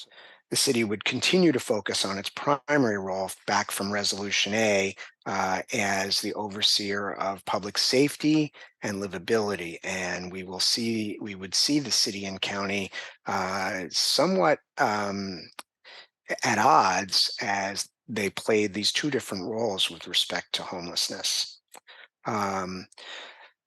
The other thing that happened in the early part of this decade was a new homeless plan, a home for everyone. And this plan was a bit of a departure from Home Again in that it created an important policy shift from prioritizing the chronically homeless, that was the priority population under Home Again, to a broader set of priorities of vulnerable populations. It importantly focused a call out that had been missing to promote racial equity and justice in our work to end homelessness. And it continued the commitment that was in Home Again to housing first and permanent solutions, but there was less clarity about the role of shelter and other system components in Home Again that continued to receive the largest portions of public funding. It also focused heavily on community engagement and in ensuring that people experiencing homelessness were at the table when solutions were discussed. Toward the end of the decade, the Ninth Circuit case, Martin versus Boise, which I believe will be a subject of another conference session, came down, and this court decision put constraints on cities like Portland looking to regulate camping, and it indirectly, therefore, incentivized an expansion of shelter beds to meet the threshold the court required for cities wanting to regulate public camping. It didn't do this directly, but it indirectly kind of pitted this desire to develop and focus on short-term solutions, get everybody into shelter, develop and operate more shelter beds versus the housing-based solutions we see emphasized in the research and in the previous plans. And we would see those two desirable and necessary pieces of the continuum compete for public funding in budgets since this case came down. The decade ended with an influx of important new resources to build affordable housing at a new scale and to fund needed services. Challenge here is we had historic levels of resource to develop affordable housing to deliver the companion services, but we didn't have in place at that time a consensus shared plan that was large enough and high profile enough to ensure that the spending of these resources would be coordinated in a way that was needed to produce the stock of supportive housing and housing first that the homeless crisis was beginning to require as a good public response. In the end, these resources were planned for not under a unified planning body, but in planning bodies that were specific to each of the resources. So as a structural matter, it made coordination very difficult. As we move into the recent years, sort of the end of our history, we see a few things since 2020. One was the community and the homeless system had to respond to COVID. I would note that the COVID response here was very strong. Locally within the homeless sector, it shifted to a harm reduction model of supporting people in place, trying to keep everybody healthy. The city of Portland suspended its sweeping of homeless camps. And the shelter system moved to spread people out and moved away from congregate shelters. We got a lot of good results here. We didn't see the outbreaks that some other mass shelter communities did. On a statewide level, Oregon as a whole really came to grips that homelessness and housing was not just a crisis of the Portland area, but one that was statewide. We saw the passage of new rent controls and some efforts to go above and beyond what we had been doing to support people's ability to pay their rent. So prevention became a very critical component of the COVID response. The Joint Office of Homeless Services, that was now about 10 years old, was growing rapidly to respond to this larger and larger crisis.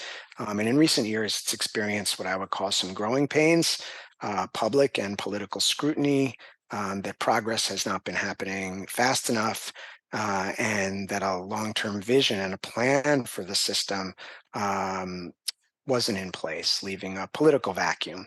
And I think today we start to see the political vacuum of not living under a comprehensive shared plan and theory of change being filled one new initiative at a time, as policymakers try to demonstrate urgency, but don't have a comprehensive plan under which to direct resources. One initiative I think that's happened recently sees the city back in its traditional role that I mentioned in the discussion of Resolution A, treating homelessness not as a housing issue, but as a livability issue for the larger population, and trying to live within the confines of Martin v. Boise. The city of Portland this past summer passed a ban on daytime camping, and coupled that with a large investment not in housing but in large structured campsites as an effort to try to reorganize and redefine where people can sleep legally within the city of Portland. Makes you wonder a little bit where that effort and plan and North Star goal of providing housing to everyone that needs it has gone in our planning efforts. I think we're losing a little bit of sight of the North Star. So where does this all leave us? Two quick quotes, one from Benjamin Franklin. And I would say to this one, I don't think we have lacked plans. I showed you 3 that we've passed to respond to homelessness. But I think we've moved a little bit away from these large comprehensive plans and then specifically, as I mentioned, plans to end homelessness. And now we are seeing more short-term efforts to budget for and through a policy lens to manage for the impacts of homelessness, focusing heavily on the short term, losing a little bit of touch with that long-term North Star. The second quote, I think, really describes what we need. It comes from Jeff Olivet. He's the executive director of the U.S. Interagency Council on Homelessness, and I use this quote a lot. And I won't read it, but I'll just summarize. He talks about we've created homelessness on a systemic level, yet we try to solve it on the individual level. And the truth is, we've gotten very good at that. My organization and many others working in this space sees wonderful outcomes on a daily basis for the individual people that we're able to work with. What we haven't started to do is to take a systems approach to homelessness.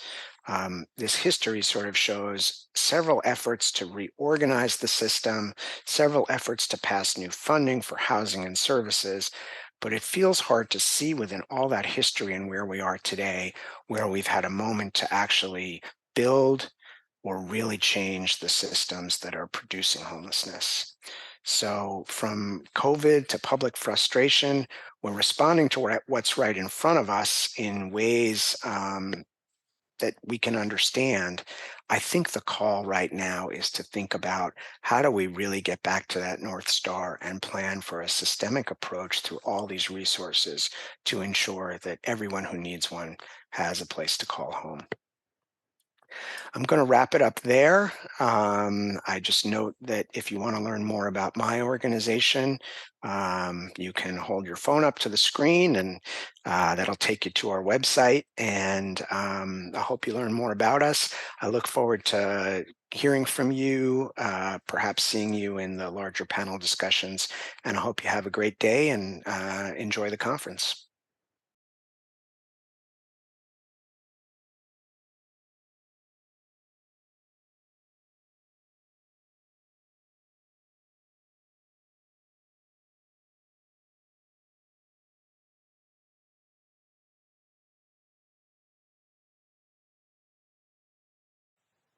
Hi, everybody. I am happy to be here with you virtually at the Oregon Housing Conference. Welcome to my update on Martin v. Boise. That's an important federal appeals court case that I will be telling you about. I'm Maria Foscarinis. I'm the founder of the National Homelessness Law Center, an organization I started in 1989 to serve as the legal arm of the national movement to end homelessness in America. I'm also the former executive director of the organization. I stepped down from that role about 2 years ago, and now I am working on a book about homelessness, and I am also teaching as an adjunct at Columbia Law School about homelessness law and policy. So, first off, I want to give you a little bit of background about the criminalization of homelessness, which is what this case, Martin v. Boise, is about. So criminalization, and I don't know if you're all familiar with the term, but it's been a growing trend since the 1990s. And what criminalization refers to is restrictions and or prohibitions on the use of public space by homeless people, people living in public, laws against sitting, sleeping, camping. Sleeping is sometimes referred to as camping in public, urinating, defecating in public spaces, in the absence of other options. This is important. So criminalizing people's public presence when they have no other choice but to be in public, to live in public. Restrictions or prohibitions on begging in public, sometimes referred to as panhandling, are also part of criminalization. The National Homelessness Law Center has been tracking this trend since really the beginning. Our first report on this was in 1991. And we've been publishing periodic reports on the issue for years. So we've been tracking trends. And the trend is that these kinds of laws are growing and they're becoming more and more specific, more sophisticated, and covering a broader span activities.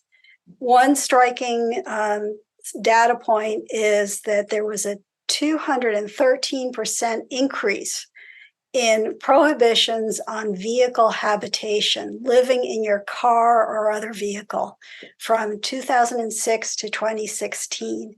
And this most likely tracks the fact that as housing costs are skyrocketing, more and more people are living in their cars or RVs or other vehicles. Another important new trend that we have found is that increasingly state laws are targeting public presence of homeless people. So this trend initially was primarily at the local level. In other words, cities were passing laws, often called ordinances, that were criminalizing people for being in public. Now, state laws are being enacted, covering people's living on state property, but also in many cases requiring cities to enforce laws criminalizing homelessness. And in a disturbing new trend, to fund shelter, not housing. I'll talk a little bit more about this towards the end of my presentation.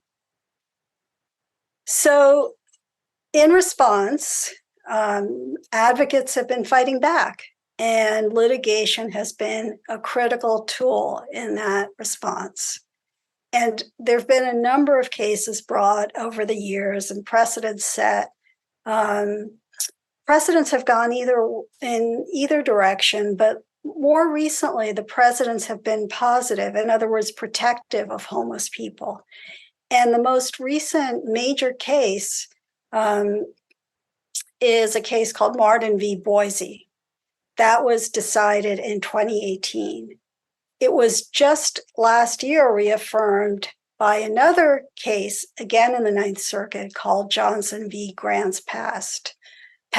Grants Pass is a city in Oregon, as you may know.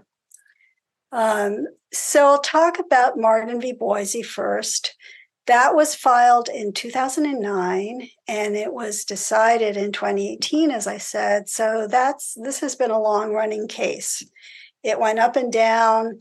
It was appealed. It went back down to the lower court. It was appealed again. And the end result was this 2018 decision by the Ninth Circuit, the Federal Court of Appeals for the Ninth Circuit. So by the time the court was issuing its ruling, it had these facts in front of it. So by 2016, which was the most recent information available to it, there were at least 867 people who were homeless in Boise, the city where the case arose, Boise, Idaho. And that was according to the point in time count, the PIT count, which, as many of you may know, is likely is often a severe undercount, but at least 867 people. There were 3 shelters, and they had a total of 354 beds plus 62 overflow 62 overflow beds. 2 of the 3 shelters were religious. They had religious iconography on the walls and within the facilities, and they were time limited. You could only stay for, I think, 17 days. To stay longer than that, you had to enter an explicitly religious program, discipleship, they called it. And they had curfews. The 3rd shelter, which didn't have these characteristics, was often full, and also had time limits. So these were the facts that were before the court. And the court ruled, and I'm going to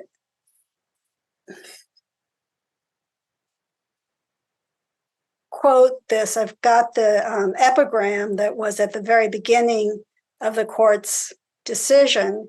It's a quote from Anatole France, and you may have heard this, but it's about how law, in its quote, majestic equality forbids both the rich and poor from sleeping under bridges and begging in the streets.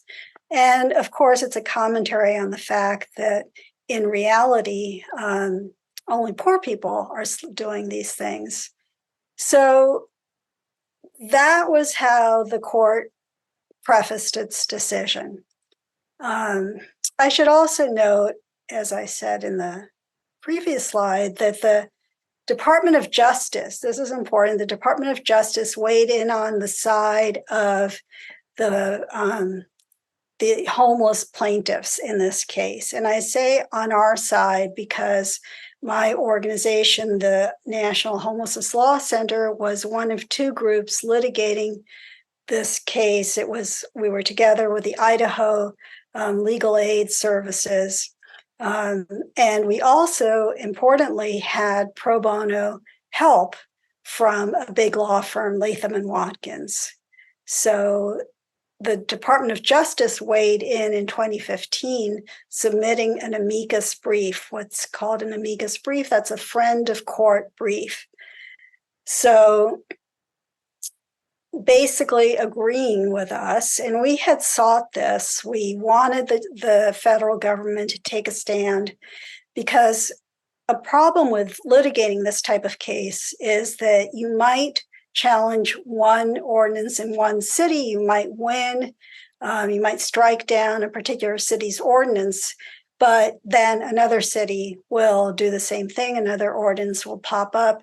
And so we wanted the federal government to weigh in so that we could say, look, this is a federal issue, federal Department of Justice is weighing in.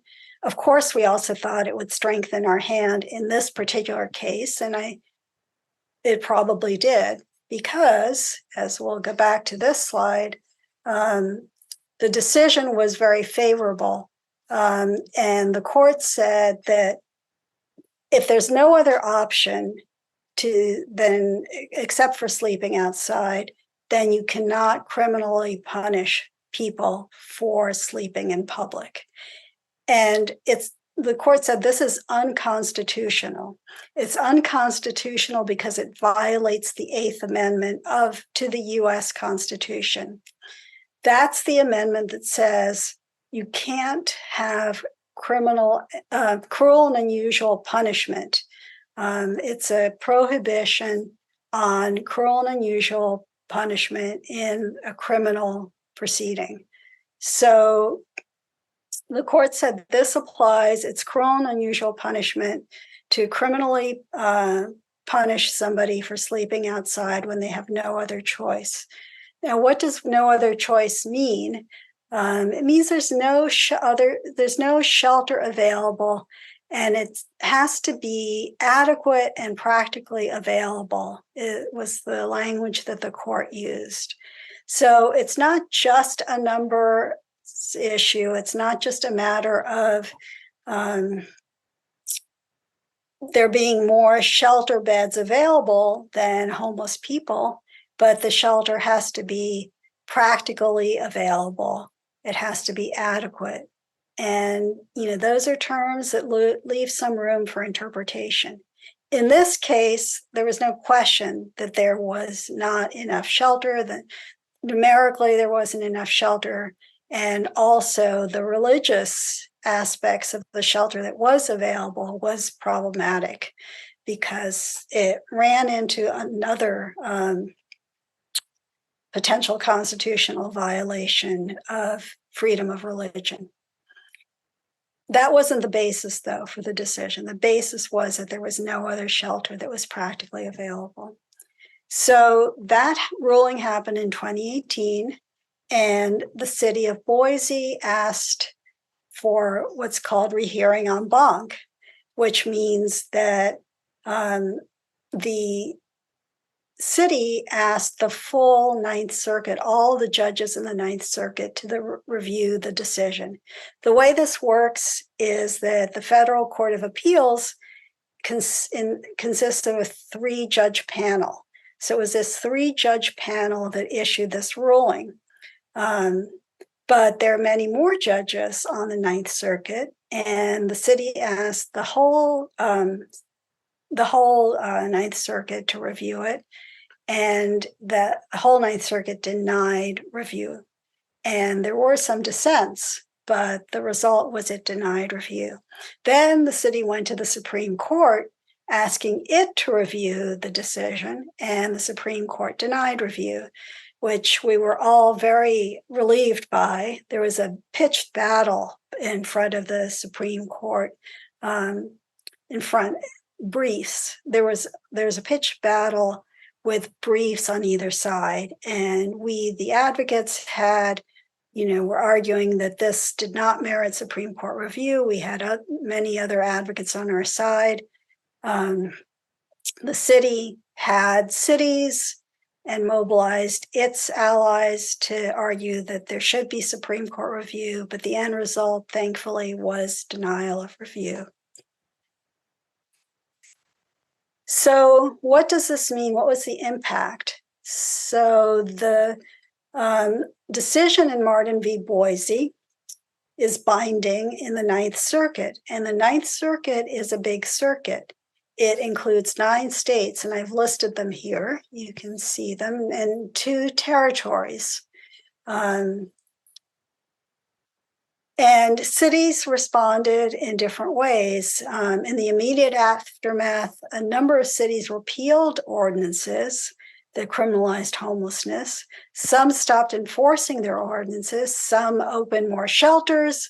Others launched other initiatives, including housing, in order to have alternatives, with the hope that if they had sufficient alternatives, then these types of ordinances could be constitutionally enforced.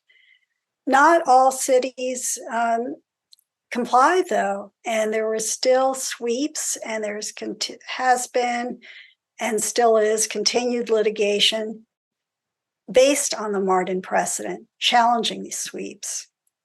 When the pandemic came, the CDC issued guidelines which, noted the increased vulnerability of homeless people to COVID and urged cities to place people to the extent possible in individual housing, so not in congregate shelters, not leaving people on the streets, but also saying if this was not possible and people had to be on the streets, then encouraging them, urging them to ensure social distancing. So in encampments, to have people at a distance, 6-foot distance from each other, and to have porta potties and hand washing stations at encampments, which is probably a good idea anyway, apart from COVID. But the CDC guidance, which advocates pushed for, including us, the CDC guidance actually urged cities to do this, and many did. So, but other cities, during the pandemic and after the pandemic, tried to get around this Martin v. Boise ruling. And one of those cities was Grants Pass. So Grants Pass, I'll talk about in more detail in a moment, but Grants Pass passed an ordinance or enacted an ordinance it thought could evade the ruling. Cities are still conducting sweeps, and the ruling is still being challenged. And in fact, just recently, a few days ago, the county of Sacramento sued the city of Sacramento to try to make it enforce sweeps. And this was actually written up in the New York Times on September 20th. So you can check that out if you're interested. Meanwhile, at the federal level, the U.S. Interagency Council on Homelessness, the lead federal agency charged with leading federal efforts to address homelessness, has condemned sweeps repeatedly, including in the and criminalization generally, including in the most recent federal strategic plan to end homelessness. And yet, despite that, the Federal Park Service has conducted sweeps, which is extremely disappointing. So I'll tell you now about the Grants Pass litigation. The case is called Johnson v. Grants Pass. In that case, the city imposed a civil penalty for sleeping in public with a blanket or other bedding. And it argued that because it was a civil penalty, not a criminal penalty, it was different. It didn't come under Martin v. Boise because Martin v. Boise applies to criminal cases, and that's because the Eighth Amendment applies to criminal punishment. The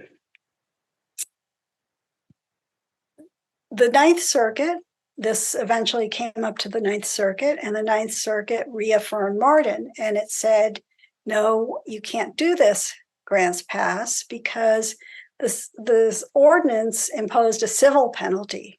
But the civil penalty, and what that did is it resulted in a citation, but and a fine. But if you didn't pay that, it turned into a criminal penalty.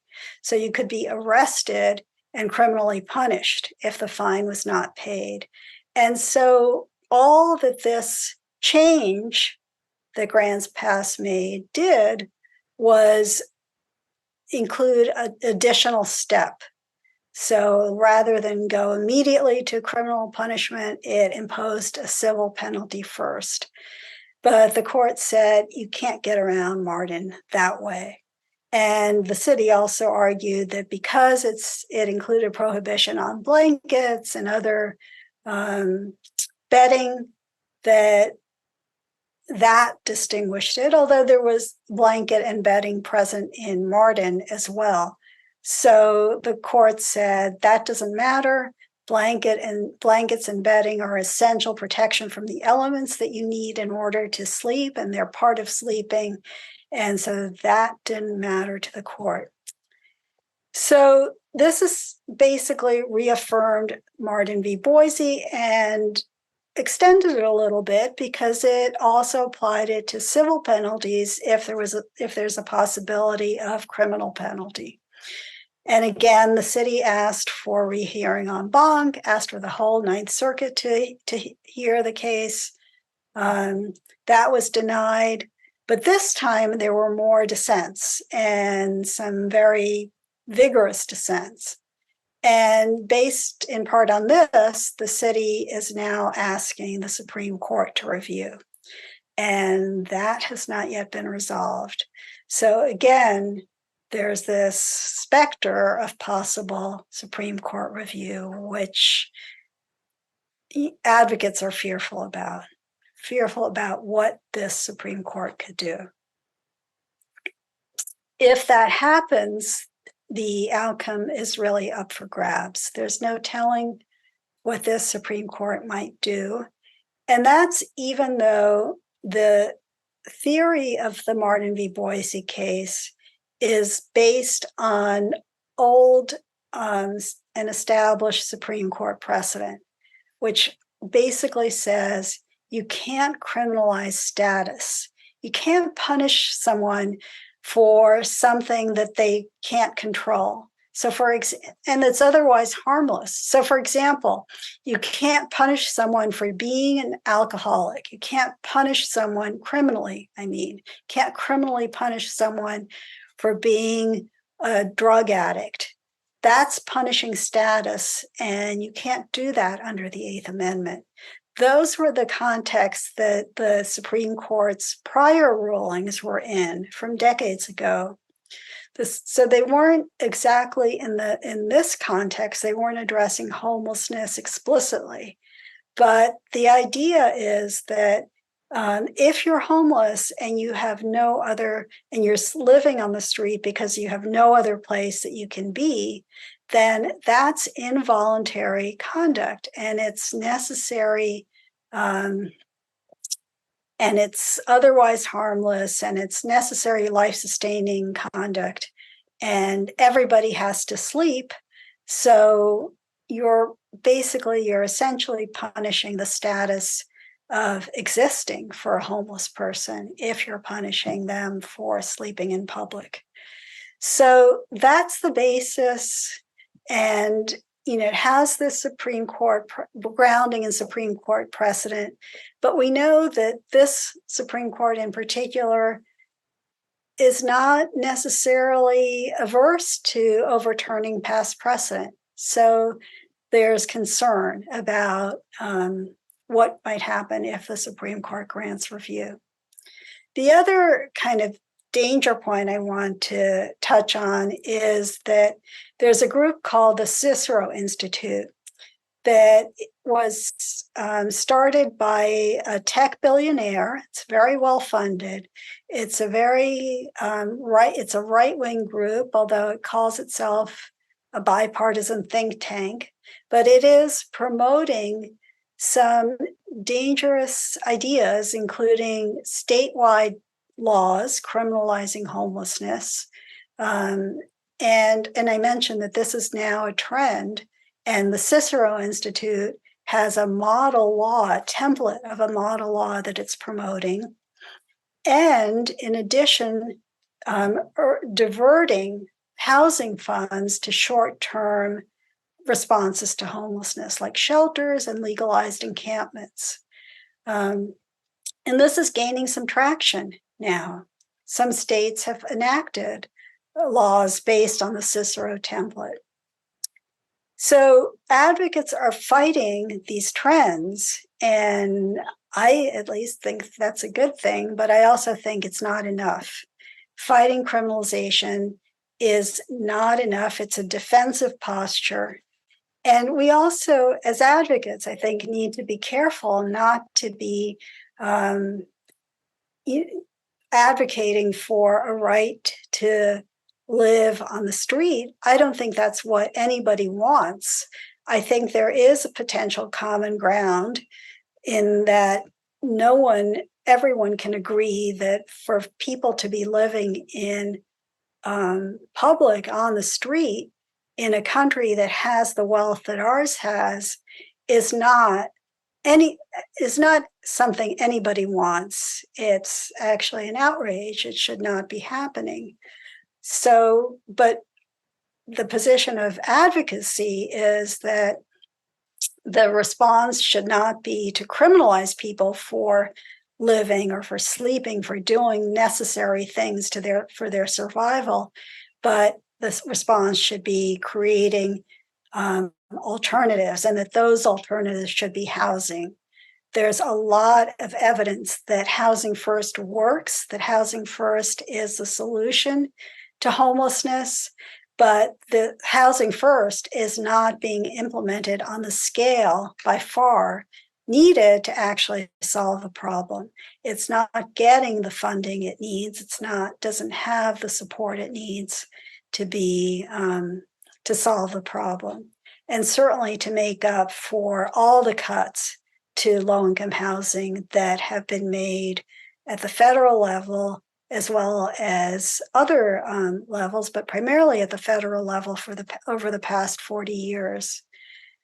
But I also want to add a note of optimism and hope, which is that there is increased energy and activism in the United States, especially at the state and local level, but also the congressional level, for what's called social housing, which is a term that's used. It's a little bit broader than public housing, which has gotten a bad rap here in the United States. But in other countries, there's this concept of social housing, which is housing that is not limited to poor people, but includes poor people and extremely poor people, but it's broader than that. And it has more support. And there are now campaigns at the state and local level around the country that are advocating for this. In Seattle, there's a interesting recent campaign that was just succeeded by Real Change, which is the street newspaper there, they had a campaign that grew out of their fight against sweeps and grew into a campaign for social housing. And that potentially could be a model. So fighting sweeps, but also fighting for housing. There's now in California a campaign to include the right to housing in the state constitution. And this is gaining traction. It's happening right now. And it's something that a number of different advocacy groups are involved in, including the National Homelessness Law Center, but local advocates like LA CAN, which is a grassroots advocacy organization, are pushing for this. And in 2016, the Law Center and the National Coalition for the Homeless launched a campaign called Housing Not Handcuffs. And I put the website of the campaign up on the screen. But that's a campaign to link these efforts together so that it's not just fighting defensively against criminalization, but also fighting for something proactive, the right to housing and the human right to housing, because housing is a human right. It's recognized in international human rights law as a human right. It's just that here in the United States, we have not recognized it as yet, but I and many advocates think that we must do that. There's more information about everything I talked about at the Law Center website, and that I put up as well. So thank you very much. I will leave it at that.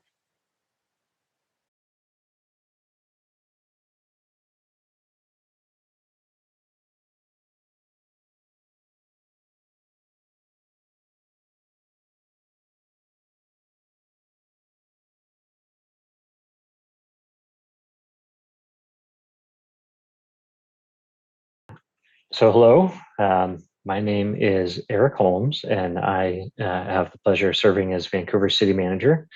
I've been in this role for about 13 years, and I've been with the City of Vancouver for about 16 years, and I have been working in the greater Clark County area in a variety of public leadership roles for more than 25 years. A little bit about Vancouver. We are second largest city in the greater Vancouver-Portland metropolitan area. Our corporate population is about 200,000 people. Our direct service population, which includes areas outside the city limits that we serve with direct municipal services, is about 300,000 people. And we have been growing very rapidly, adding between 3,500 and 5,000 people a year, every year, for about the last decade. When we look to the next 3 to 6 years, the pipeline of development in Vancouver is expected to add about 25 to 30,000 more people, just based on permits that are in the queue and being reviewed or under construction right now. So we're a larger community, a lot of change happening, and a lot of pressures resulting from that change. So with that context, Vancouver, I'll turn it over to Nicole to introduce herself. Thank you. My name is Nicole Rutherford. I am the city manager for the city of Coos Bay. I've been in this role for approximately 3 months, though I've been with the city for a little over 9 years, walking the finance director path to my current role. Coos Bay is the largest city on the Oregon coast. We come in at a little over 16,000 individuals in our city. We're similar in that we do have a populace kind of, right outside of city limits that we are providing services to. And that maybe brings us up to around a 20,000 mark. Being the largest city on the coast, we of course are the location for healthcare, and we have a community college here. So we do regionally, we have a larger populace that we're serving here in our area. Growth is happening, not to the degree we'd hope it happened. We do have several housing developments in line, and without those, we won't be able to support what we believe we need is, another 600 homes in the next 20 years. So. What we hope to accomplish today is to offer a couple of perspectives, one from a little bit larger community in the metro area, one from a smaller but significant community in the Oregon coast and a more rural area, about our perspectives on really the convergence of a few factors that impact how we manage and respond to homelessness: the Martin v. Boise decision, the housing crisis, pandemic, and then the current addiction and fentanyl crisis. And we hope you will come away with from this session with a few objectives achieved. One is understanding the tension and nuance between what our communities expect and what their understanding awareness is of homelessness, its limited solutions, and how we navigate the politics of that. Some practical approaches that we've been taking in each of our communities and the underlying philosophies and how those have delivered some positive results, and then maybe some of the macro variables that really need to be addressed at scale to halt and reverse some of the trends around homelessness. So we're going to kind of pass the ball back and forth between each other throughout the course of this, and be able to get a well-rounded perspective from a couple of different angles. So a little bit about Martin v. Boise, which is a huge driving factor in how we at a local level engage in addressing homelessness, particularly chronic homelessness that we see occurring in our streets. First disclaimer is I am not an attorney, so I'm not attempting to give any sort of credible legal perspective on Martin v. Boise, but more of a practical kind of operational perspective. So this was a decision in the Ninth Circuit Court, I believe it was in 2019. It surrounded the relevance of the Eighth Amendment to what was central to the case, which is a law in the books in Boise that criminalized the condition of being homeless. The Eighth Amendment, which is included there in the slide, with the critical part underlined, with emphasis added there, which is around the cruel and unusual punishment. So the outcome of that case was that it's unconstitutional to criminalize the condition of being homeless, because that essentially amounted to cruel and unusual punishment for a condition of being, as opposed to a conscious act engaged in by an individual. So that really changed everything. The map that you see there highlights the Ninth Circuit Court geography, which is really the Western states. And I think the relevance of that is that this is a precedential decision that applies only to the Ninth Circuit Court. So in our community, we have folks who travel to other parts of the country. They see a different approach being taken on how communities handle homelessness in other parts of the country, come back and they ask, well, why don't you just do that? They're shipping them out in Cleveland, so why don't you just do that here in Vancouver? And the reason is we're under a different legal framework here in Vancouver, and we have different philosophy and different community values, but the legal framework is the one that applies to us, and it doesn't apply in other parts of the country. So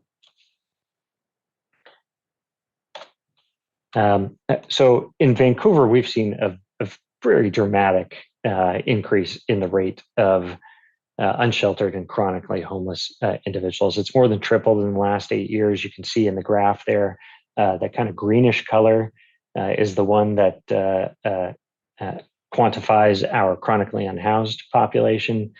We've seen a very dramatic increase in the last few years there. And then we see a trend line there of overall homeless, which includes sheltered, unsheltered, and chronic. That is dramatic since 2015. So, and Nicole, you want to speak to this? Yeah, thank you. So seeing some similar trends in our area, I would disclose that this tracking methodology is done for the state as a whole and very specific to our what we consider the balance of state continuum of care group, which is really all of the 26 counties that are rural Oregon. So we're seeing overall in that balance of state groups that our homeless population has decreased.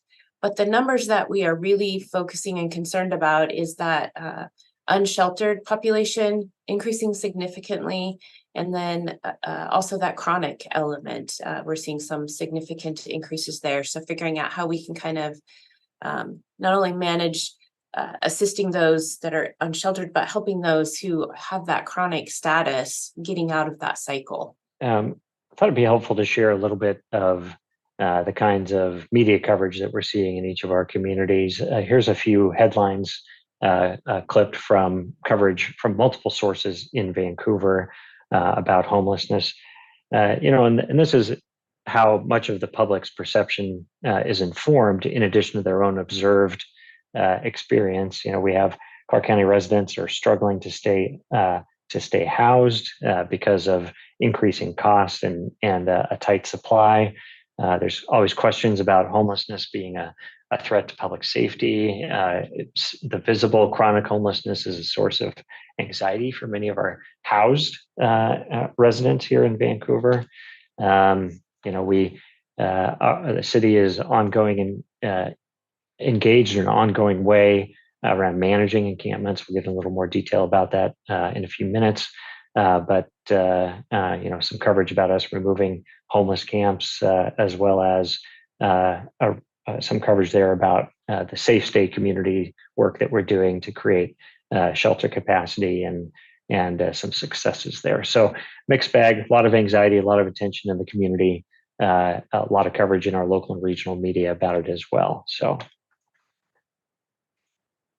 Thank you. From the Coos Bay side of things, what I've pulled together here is more focused on what we've been doing. One of those big wins, at least we're considering so, is a Coal Bank Village, which is a pallet structure housing up to 24 individuals there. And we're really trying to paint the picture that there's some progress being made and giving pathways to folks making some permanent changes. As much as we can, trying to help feed that media stream with facts to hopefully impact the way our community is viewing homelessness. Obviously, it's very visual out on the streets. So if we can kind of help the storyline stay focused on what's changing. So there was both the story on the village itself, and then also the entity that runs and manages that facility. They also provide a wraparound support facility. They're kind of connected, obviously. So a storyline on what that looks like working in the Devereaux Center is that wraparound support facility.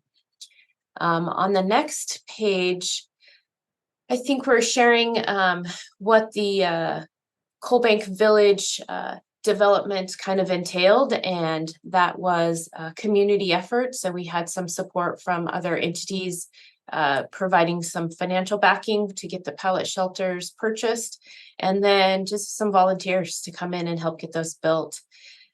Through this process, we started coordinating kind of some service together, came together with both Coos Bay, City of Coos Bay, City of North Bend, and Coos County to file under the state of Oregon for one of the pilot project programs that the previous governor had established. So we've been kind of working that effort. This is a recent article where we're asking for a second kind of set of funding to continue the work as we see more people coming to the table to want to collaborate and do their part to help the community overcome this challenge. I think that's the end of our news. Yeah, so it's interesting, the similarity really between the media coverage that we're seeing in Coos Bay and in Vancouver, that the themes are all very, very similar, very in common. And one of the things that we are each navigating in our respective communities is, community expectations and maybe what might be popular views on approach to addressing homelessness, and then the reality. And maybe I'll talk a little bit about expectations and then turn it over to Nicole to talk about the reality. In Vancouver, we hear kind of a common sentiment that this is really something that could be solved by bootstraps. That if folks who are experiencing homelessness could just find employment or engage in more constructive behavior, then they wouldn't be homeless in the first place. That it's a choice. People just want to live that way. We work to educate and raise awareness about the realities and the facts of what contributes to homelessness, and that's not really a major driving factor there. So there's a lot of expectations around enforcement, that if we can just bring the police in there and clear folks out, that'd be a solution to it. Strong perceptions that the homeless population is the cause of crime. That is not the case. In fact, we've seen around one of our emergency shelter projects, the Safe State community, we saw a decline in calls for emergency service, and reports of crime declined by 30% in the first year of the operation of that facility. So homelessness does not equal criminal activity, but there is some anxiety that people experience when they see it in the field and in the community, and they begin to make some false connections and assumptions about that. And the other thing that we have to navigate in our roles as the chief executive of our respective organizations is the politics around it, right? We in Vancouver are looking to be as proactive as possible, and we recognize that that many of these expectations and misunderstandings that we see in the community are informing the political environment. We want to be proactive in that environment, not reactive in that environment, so that we are pursuing things that help address particularly chronically unhoused individuals living on the streets in our community, as opposed to being reactive to what ultimately is a political mandate that can be very challenging to enforce. So, Nicole? Yes, thank you. So very much same, versus small and large. We have those same expectations, that you guys are experiencing. And the reality is, we are not treating homelessness as a crime necessarily in our enforcement tactics. Rather, we have focused on education. Our community has, done our required time, place, and manner ordinancing, so that folks who are experiencing homelessness know where they can, where it's okay to be resting out there in the public. And our focus for enforcement is really about making sure they understand and are aware it is not criminal activity to take a moment to rest. It's the challenge of making sure our community understands that. I think we have that, the fear and the anger that kind of comes from that other side. We find sometimes can be combated with a little bit of information. It's often a lack of information, understanding. So trying to attack it from that, what's the reality of this circumstance? And then I'm sure everybody has this experience, but we are doing this work from a government perspective in a field we have little to no knowledge and experience in. We are not in a capacity to provide social service. This just isn't something we know. If you want a new street, we can definitely go in and get that done, but this is not where we normally would land. So we're learning, and we're learning as fast as we can, because this is a very significant problem in our community. Balancing the needs of both the housed and unhoused is definitely a challenge, and we do see that politically. It's becoming even a base for running for an office. So finding a balance, we're still working on that.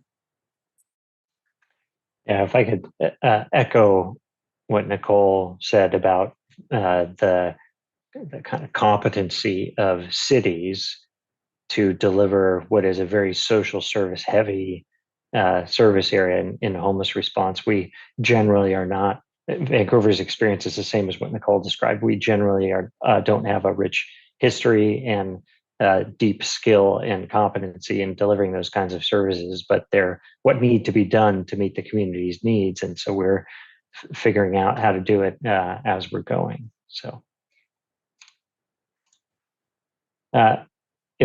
we just came out of a pandemic. I think there's some sense that it feels like it was a long time ago, but it really wasn't that long ago. We just came out of a multi-year pandemic, and in Vancouver anyway, we had some challenges that developed over the course of that pandemic that aggravated what we're facing today. The CDC guidance, the Centers for Disease Control, and our local health authority advised that if there were encampments, homeless encampments in the community, we should really minimize disruption as a way to minimize the risk of disease spread during the pandemic. We had reduced engagement with those for the same reason, right? We have outreach workers who want to minimize their potential exposure to a contagious disease. We had an increase in the unhoused population during that same period. You saw that in an earlier graphic. And then we also had the onset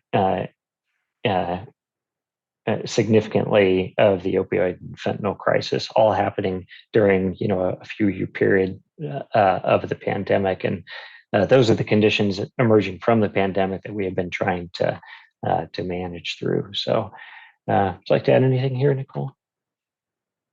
I would very much echo, what you've stated there. Obviously, the scale is different again, but similar experiences.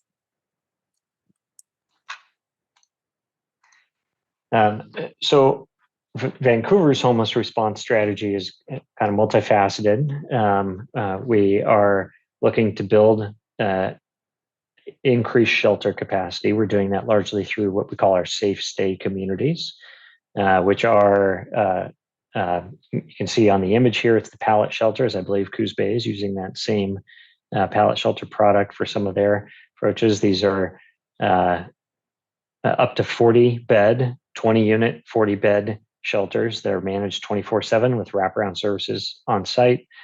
We have 2 of them that are fully operational. We have 2 of them that are under active development construction right now and anticipate being open before Thanksgiving. We have budget capacity for 1 more. So we'll have a total of 5 safe stay communities operating throughout the community.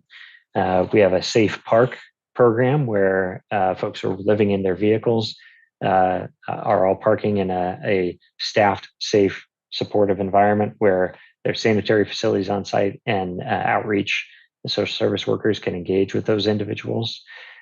We have our homeless assistance response team, which is a multi-faceted team that includes outreach workers, solid waste and hazard abatement workers, our police, and then we partner with nonprofits in the community to work with the HEART team to engage people who are experiencing homelessness with social services that can help move them towards stability and ultimately becoming housed. I'll talk a little bit about our encampment management strategy in a minute. And then we just recently, earlier this year, established a community court, which meets every Friday.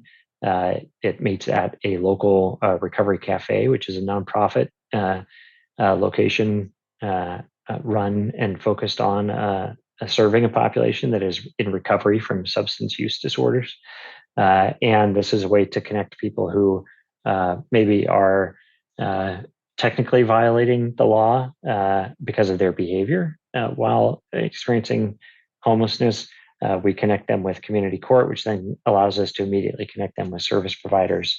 We've had tremendous success with that program and are looking at potentially scaling it up to add additional days, additional court capacity. Our encampment management strategy is really focused on accountability, leading with outreach, connecting folks with services, housing and shelter, mental and behavioral health issues. We look for health and safety issues, monitoring those, cleaning them up, removing solid waste and other hazardous waste from those. And then we follow with enforcement. And I mentioned the community court. We provide property storage, and then we work in partnership with our police to work with folks who may be a little more resistant on the front end in engaging with the outreach and may provide engaging behavior that actually does creep over into the criminal territory. So, would you like to add anything here, Nicole? I'm not sure that I have too much to add. We haven't really delved into this this arena of managing camps. Where we find them are typically in our parks that we've deemed as not a space that could happen in. So we're still kind of strategizing there on how we can, you know, if they're all in one space, that's almost a better solution. And so if we can kind of work around that somehow, we're working on it still. So higher rents, right? Constrained housing supply, that translates into increased risk of being displaced from housing. And this is some analysis done by the Washington State Department of Commerce, which is a state agency that works with cities on housing issues, just from earlier this month. And you can see on this map that the darker the color, the higher the risk of displacement is. And so in Vancouver, we have significant portions of the city that are at moderate or high risk of housing displacement. And that directly translates into risk of becoming homeless and underscores the importance of us working to keep people in housing if they are already housed. And then rapidly rehousing people who do become displaced. Talk about the Coos Bay and Oregon experience there. Yes. So again, this is statewide data and just kind of feeds off of that severely rent burdened kind of discussion already brought up, but just looking at that lowest tier there. So those who are in the 0 to 30%, you know, that extremely low income level across the state, 81% of them are falling into that severely rent burden. So spending more than 50% of their income towards rent.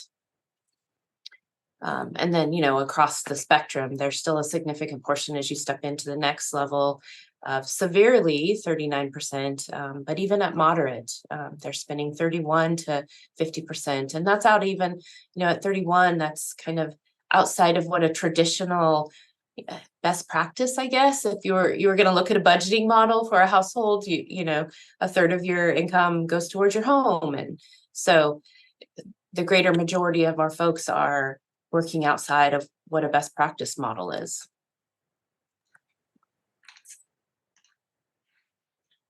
Yeah, so in Washington, we're engaged in statewide, cities across the state are engaged in looking at what the next 20 years of their land use planning needs to be. We're all in comprehensive plan update in some mode or another.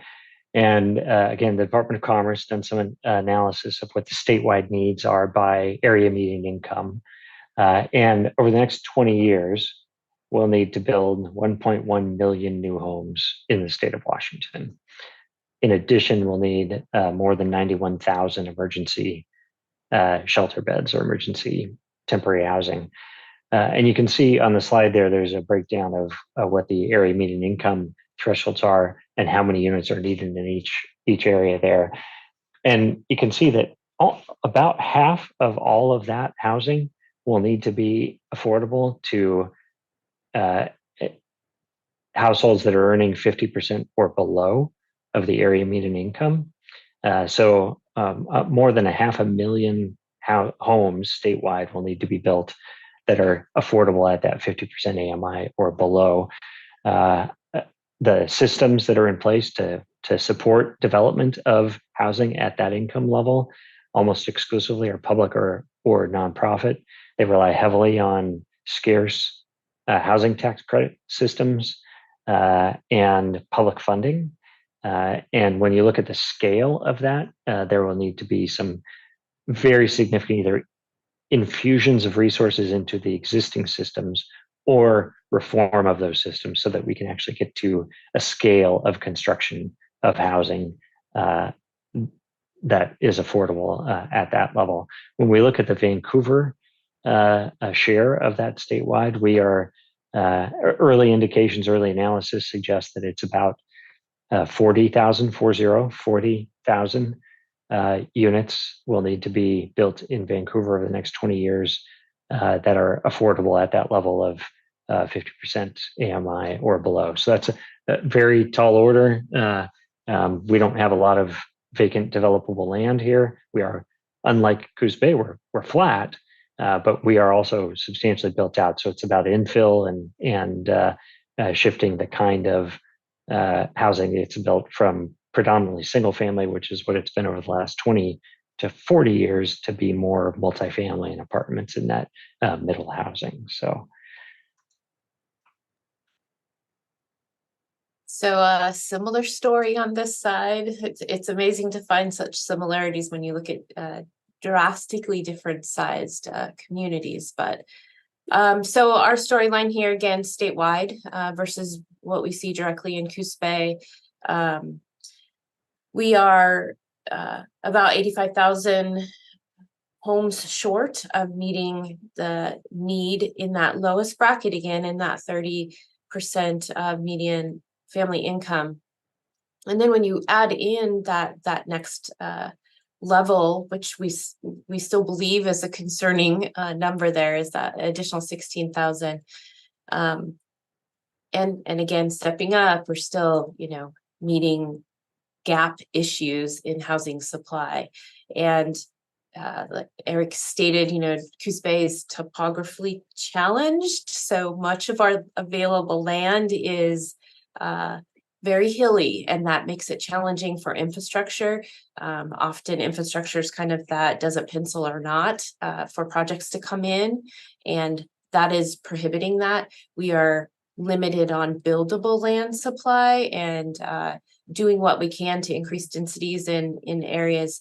I think our last multifamily, significantly sized multifamily development was a couple decades ago. So trying to find ways we can encourage that here locally to get more bang for our buck on the land that's still left. Yeah, it really is fascinating how size of community isn't making much of a difference here. The issues are the same, right? We're trying to tackle them and figure out how to close some of these very significant gaps that if they aren't addressed, they translate into some hugely significant challenges to our communities over the next 10 to 20 years. So in Washington, there's a couple of new laws that were just passed by the legislature earlier this year to try and address this huge housing gap. They've collectively been casually referred to as the middle housing bills. But one of them is House Bill 1110, which was really an unprecedented preemption of local zoning for cities that plan under the Growth Management Act in the state.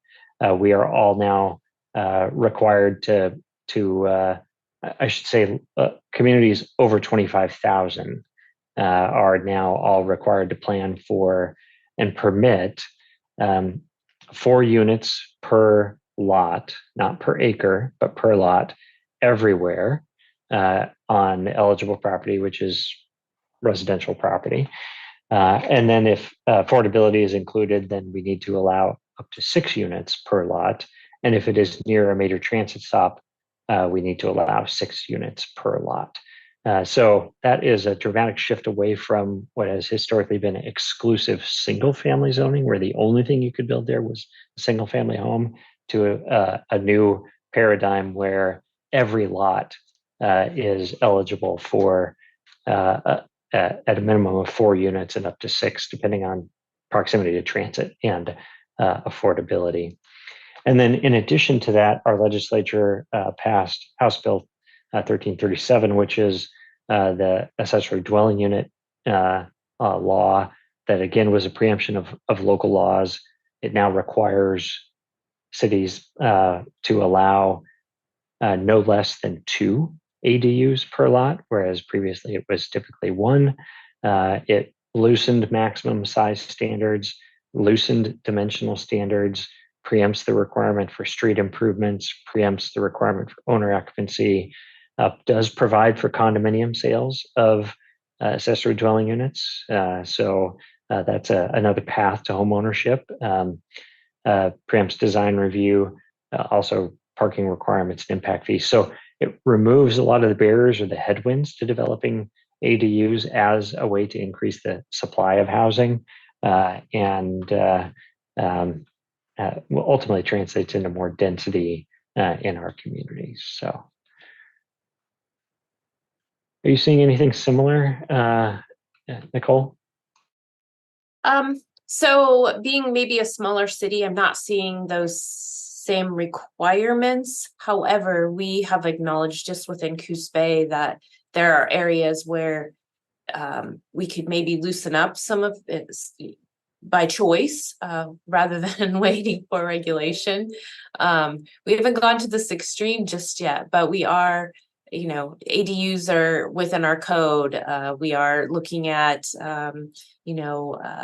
lot size, allowing you to go, more density in your lot, filling up that land mass a little bit more, and things like that.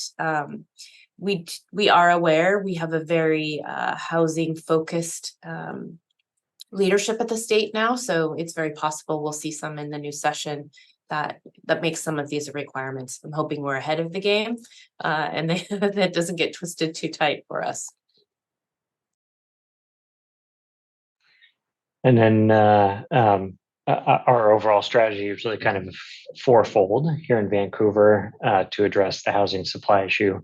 We got policy, which is reforming our land use and zoning. Just talked a little bit about some of the state laws that preempt that, but also we're heading in that direction anyway to increase density, increase the supply through one of our most powerful tools, which is that regulatory or policy on land use. We have a direct investment strategy, which is putting public resources directly into building more affordable housing. In Vancouver, our voters passed a housing levy in 2017 that was originally $6 million a year for 7 years. It was just renewed and expanded earlier this year to be for $10 million a year for 10 years. And that levy also provides for housing construction, homelessness prevention, and home ownership programs. So it's primarily at a housing production focus, but it does have these other elements that are aimed at stabilizing households and creating a path to building household wealth through ownership.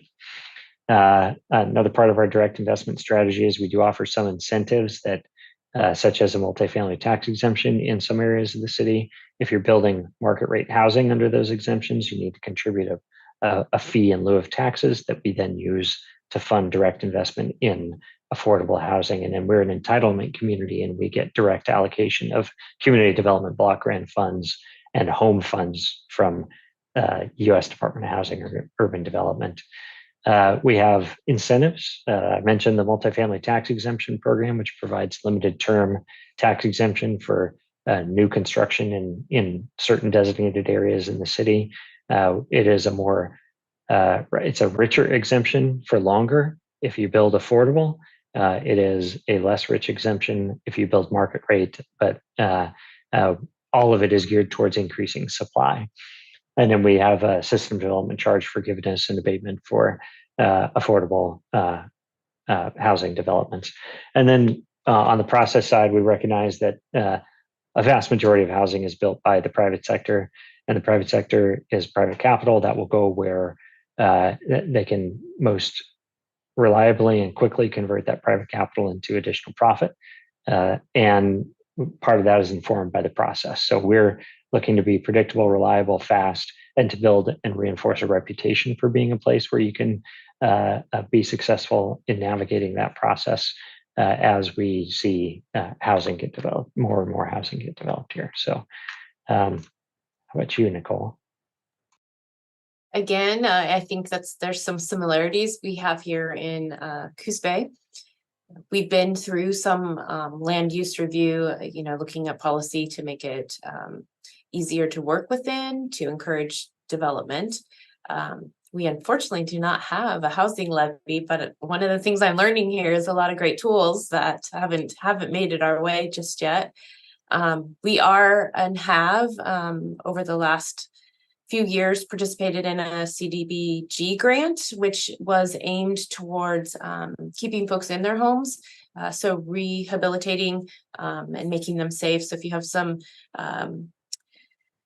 front entrances that need, stabilized walkways, even energy efficiency kinds of things, just keeping the house housed.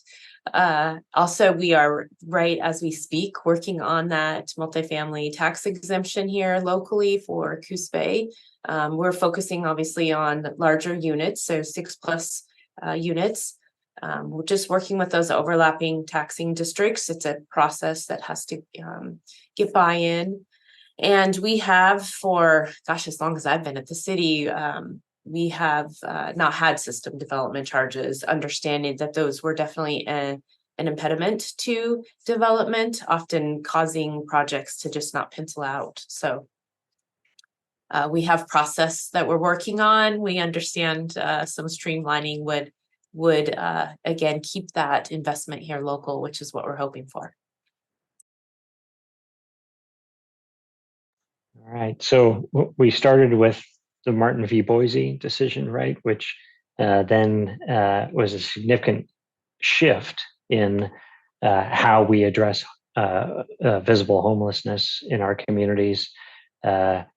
Recognize some of the aggravating factors as we've been navigating that, particularly the pandemic conditions and approach, and emerging from the pandemic, and then the onset of the severe opioid crisis, and then recognizing that ultimately a root cause here is the lack of affordable housing, which is a supply issue. And so we're looking at these macro level policy interventions that will allow at scale in each of our communities to address that root cause while working to mitigate and manage the symptoms associated with living under the Martin v. Boise decision. So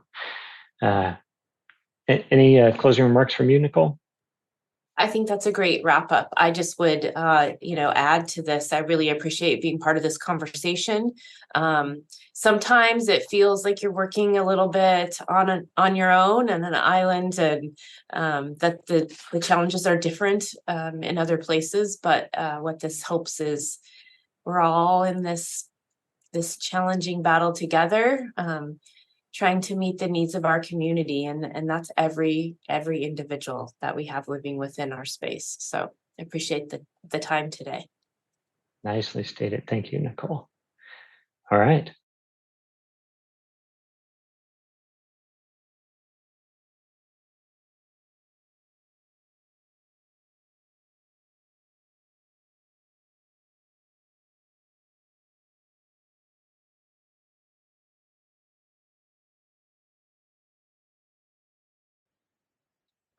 Right. Hello, everyone. My name's Chris Herring. I'm an assistant professor of sociology at UCLA. And the title of the talk I'll be giving today is Between Street and Shelter, Welfare and Criminal Justice Treatments of Homelessness in San Francisco. And I think the lessons here also have plenty of relevance for areas in Oregon as well. So in January 2018, Rolani Farr, the United Nations Special Rapporteur on Adequate Housing and Human Rights, visited San Francisco. And during her visit, she reported, "There's a cruelty here that I don't think I've seen. Sweeping people off the streets, whether they live in tents, on sidewalks, or in their cars, is cruel and inhumane treatment. San Francisco, one of the wealthiest jurisdictions in the world, can certainly do far better than this." And she is right. San Francisco has more anti-homeless laws on its books than any other California city, with 24. In the 8 years leading up to the pandemic, dispatches by police for homeless complaints increased by 75%. And the SFPD doubled the number of officers whose full-time jobs is to address homeless complaints, from 23 to 52 officers. Just 5 days before the rapporteur's visit, at the mayor's MLK Day address, the director of the Department of Homelessness celebrated the city as a national leader in homeless services, telling the crowd, quote, "This year's record funding level recognizes the great work that our city and nonprofit partners are engaged in, and a welcome investment in our work on helping our homeless," unquote. And San Francisco does have more supportive housing units per capita than any other major US city. It shelters more of its homeless than nearly every large West Coast city. Unlike Portland, Oakland, and LA, where I'm in now, homelessness has not increased, but more than 5% over the past 15 years. And in fact, in the 5 years leading up to the pandemic, it invested over $1 billion in homeless services and housing, leased 1,500 units of supportive housing, and created over 500 new shelter beds. So in today's talk, I want to provide an overview of how these recent policy developments have impacted homelessness in San Francisco to help us rethink the relationship between punishment and care, welfare and criminal justice strategies addressing homelessness. I think the lessons over these recent years can also help us evaluate some of the new proposals and solutions that are emerging in this post-pandemic moment, particularly in places not only in San Francisco, but also places in Oregon, and also particularly in Portland. Now, for instance, in just last year, some of you may have read headlines about San Francisco Mayor London Breed's emergency ordinance to address the, quote, nasty streets of the Tenderloin neighborhood. That includes, among other things, an aggressive policing approach towards street homelessness. In Sacramento, city supervisors are considering an ordinance to provide a right to shelter that also includes an obligation for those unhoused to accept it. And meanwhile, Governor Newsom here in California recently announced budgeting includes $2 billion focused on temporary shelter and encampment resolutions. At the heart of all these proposals is the simultaneous expansion of shelters and police to address visible homelessness. And this policy approach that combines policing and services is premised on a number of assumptions. So first is an underlying narrative that I expect many of you may be familiar with. Observers across the political spectrum frequently claim that San Francisco and other progressive cities have reduced or even ended the criminalization of homelessness. San Francisco, for instance, has decreased its jail population by over 70%, ended cash bail, elected progressive DAs, expanded alternative sentencing programs, and no longer arrests for drug use in public. So liberals point to these facts to claim their cities do not punish the poor, while conservatives blame these policies for enabling urban disorder. Second is that progressive cities already spend a lot on homeless services.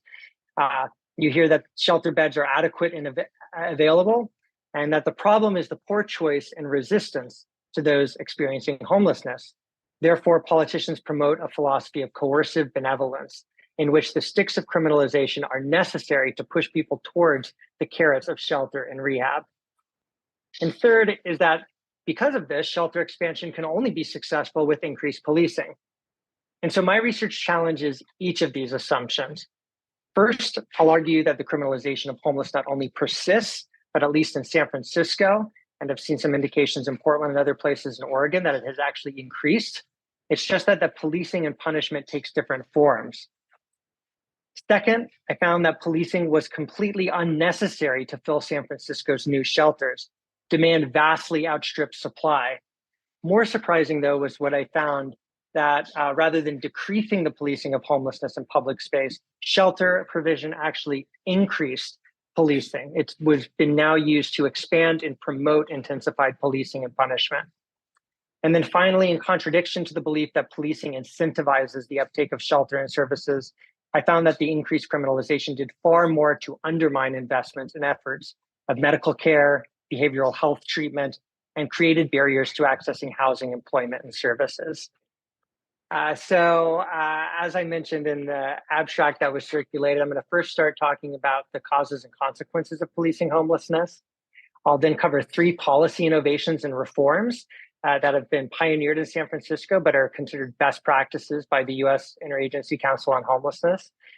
And then I'll talk about why they didn't work, or why they didn't work completely, and why we need new and better alternatives, which I'll describe in the conclusion. So just to give a little background on the sort of research that I do, most of what I'll be discussing today is drawn from ethnographic observation that braids together the standpoints of the unhoused and those who manage them.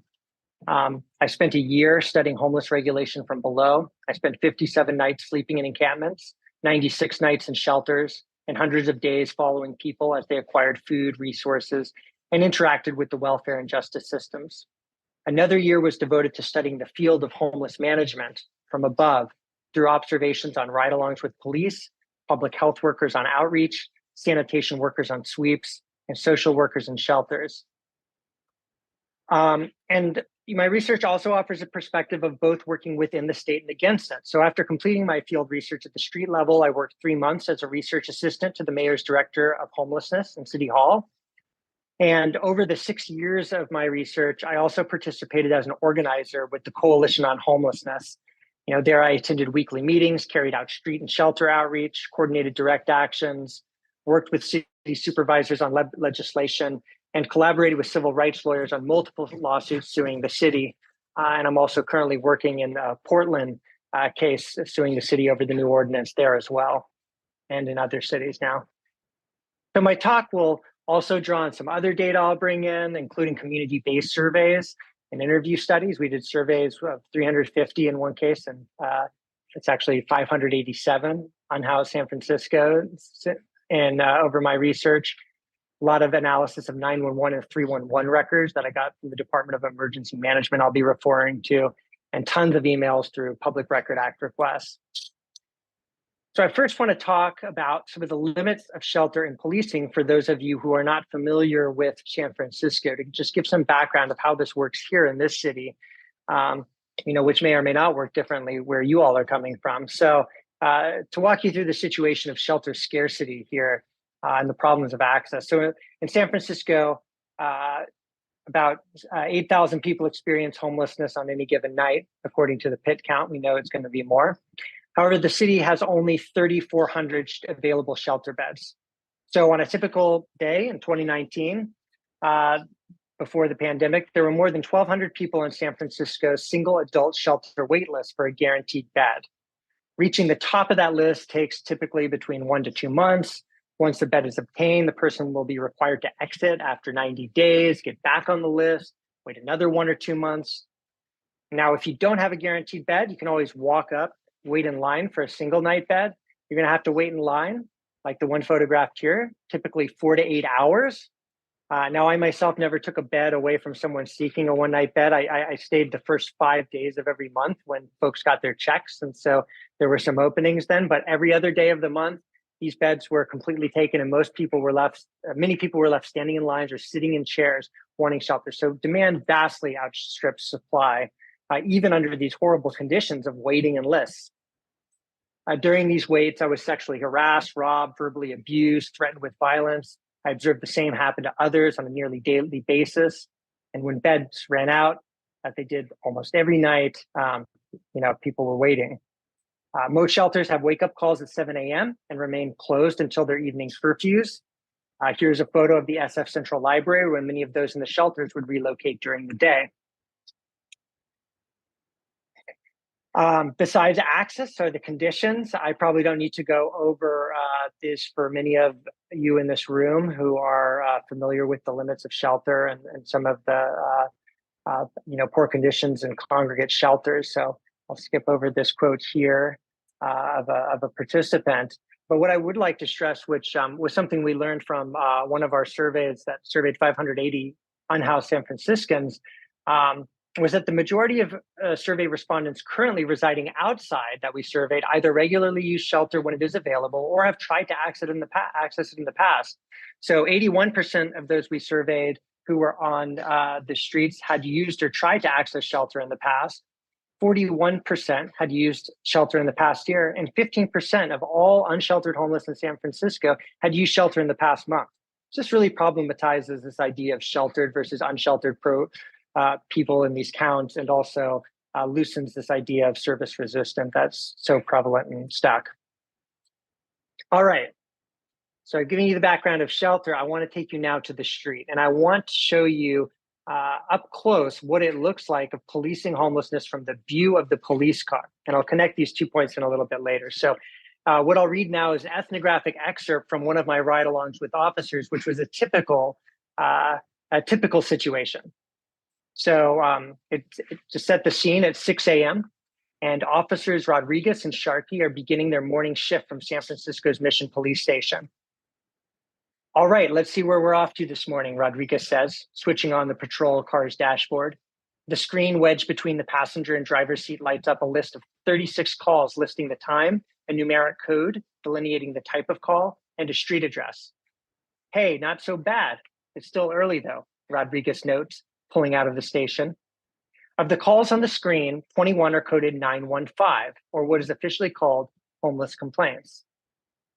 Driving to the first call, a mere 5 minutes from the station, we pass 11 tents and several more bodies laid out on cardboard, piles of blanket, and the hard, damp concrete, all violating the exact same police ordinance we're chasing after, illegal lodging. So we pull up to a single tent. Rodriguez parks the car, both get out, and Sharkey takes out his baton to tap on the tent pole as if knocking on a door. Tap, tap, tap. Good morning, SFPD. Can you pop your head out for a minute? The fly unzips and a tired face emerges unfazed. Sharkey continues. So I guess someone called this morning and complained about lodging here. So I guess you set up here last night? The man nods. You know, business is getting started and it would be great if you could just, move along. Otherwise, they're going to just call again and we're going to have to respond. Without resistance or attitude, the man replies, yeah, okay, I'll get moving. Rodriguez and Sharkey return to the car, clear the run, and drive on to their next call. Over the next 3 hours, the two officers cleared 10 homeless complaint calls. Over this time, 8 more homeless calls were dispatched to the car. As we pulled back into the station for lunch, I asked the officers how they thought the morning went. Sharkey admitted, quote, look, we're not really solving anybody's problem. This is a big game of whack-a-mole. I'll clear one run, get a person to move. By doing that, I'm just creating another call, right? If we arrested a guy, we'd never clear these calls, and they'll just be out here for longer and less willing to cooperate. So I characterize this type of regulation of homelessness as complaint-oriented policing. And rather than being driven by top-down police directives aimed at hotspots or quotas, or the discretion of individual officers in San Francisco, the policing of homelessness is almost entirely initiated by individual reports to 911 and 311, residents and business associations and other government agencies calling on the police. So to zoom out here, I know this is going to be small on your screen. I have a map of all the SFPD dispatches for homelessness in an average month during 2018. But the key is it depicts the locations of over 8,000 dispatches just for homeless complaints.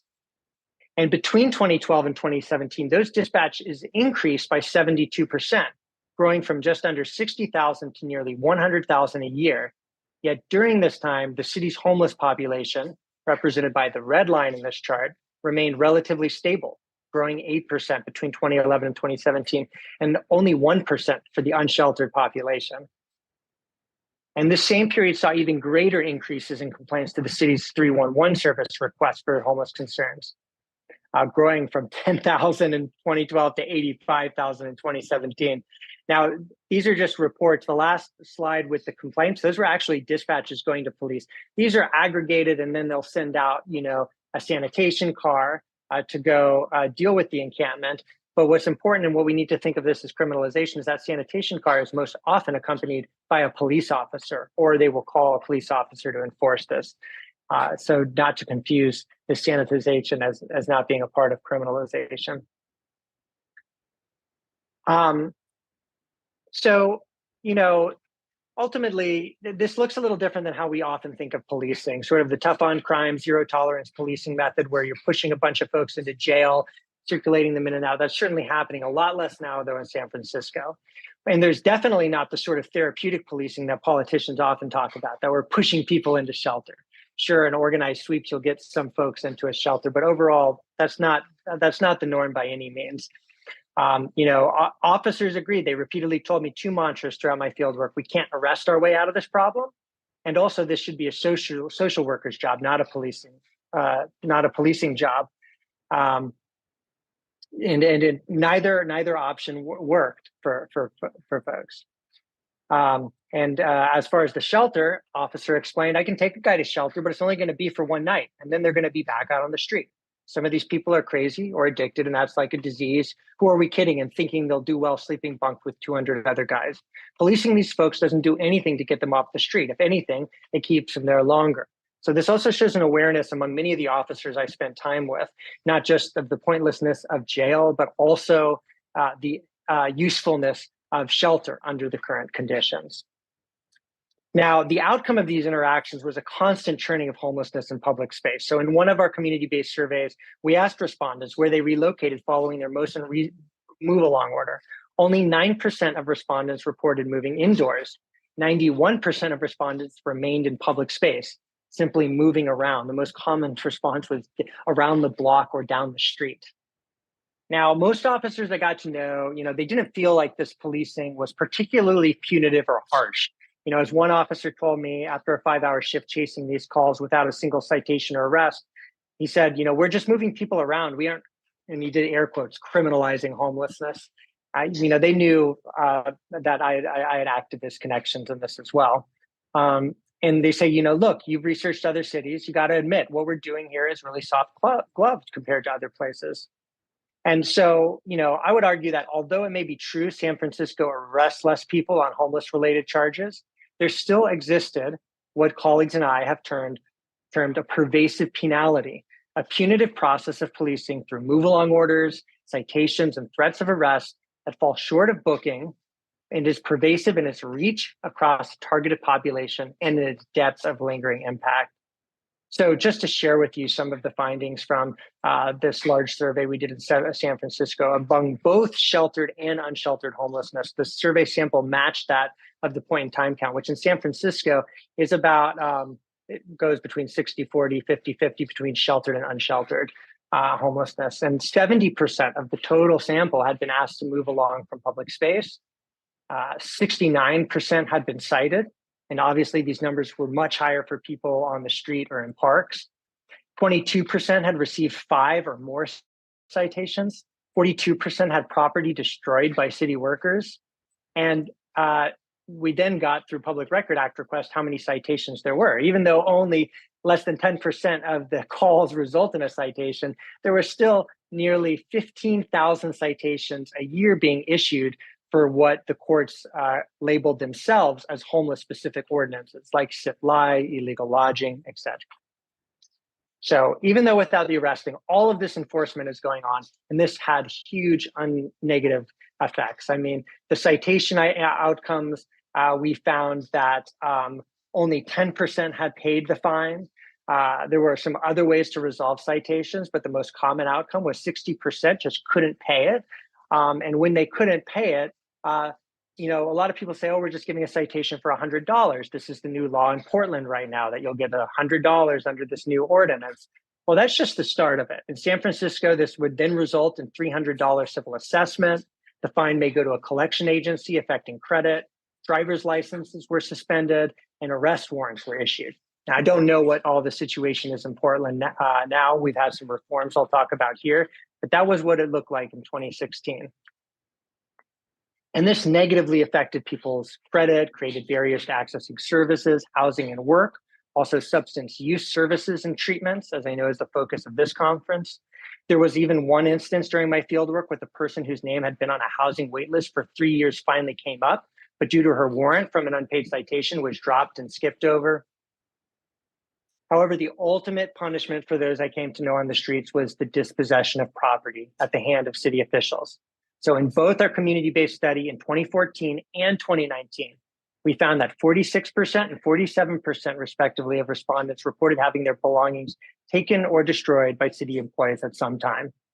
During my fieldwork, individuals I resided with had lost tools, bikes, computers used for work, expensive medicines for HIV and hepatitis C, ID and benefit cards that were key to their survival, in some cases for entrance to shelter or treatment, and their last remaining treasured possessions. The fear of losing shelter and one's few belongings pervaded daily routines. In the camps I resided in, people would rotate leaving the camp for work, to attend appointments, gather food or supplies, or go to the toilet, leaving their belongings under the watch of fellow campers. However, when a camp clearance occurred, we were limited in the amount of property we could salvage, and police would often prevent us from saving other people's property. And now although most of these issues still persist, officials have implemented a number of reforms to both improve shelters and reduce the negative impacts of policing, which is now where my talk is going to turn to. So these are solutions many of you have probably heard and might be involved with that have had some successes, but as I'll show, serious limits and also some major negative unintended consequences. So first, San Francisco opened up 6 new shelters during my fieldwork called navigation centers. First opened in spring of 2015. And when they first opened, they were different in a number of important ways than the existing shelter system. They didn't have workfare or rehabilitation requirements. They were designed as low barrier entry, things like no curfew, 24-hour operations. They made accommodations for what official calls the 3 Ps, pets, partners, and property, all aimed at moving the, quote, hardest to shelter, unquote, off the streets. And, you know, I've seen in the last photos on the last slide, they were much more comfortably designed, smaller dormitory type settings, common spaces. And they were also weren't in the, quote, social service ghettos, unquote, of like the Tenderloin.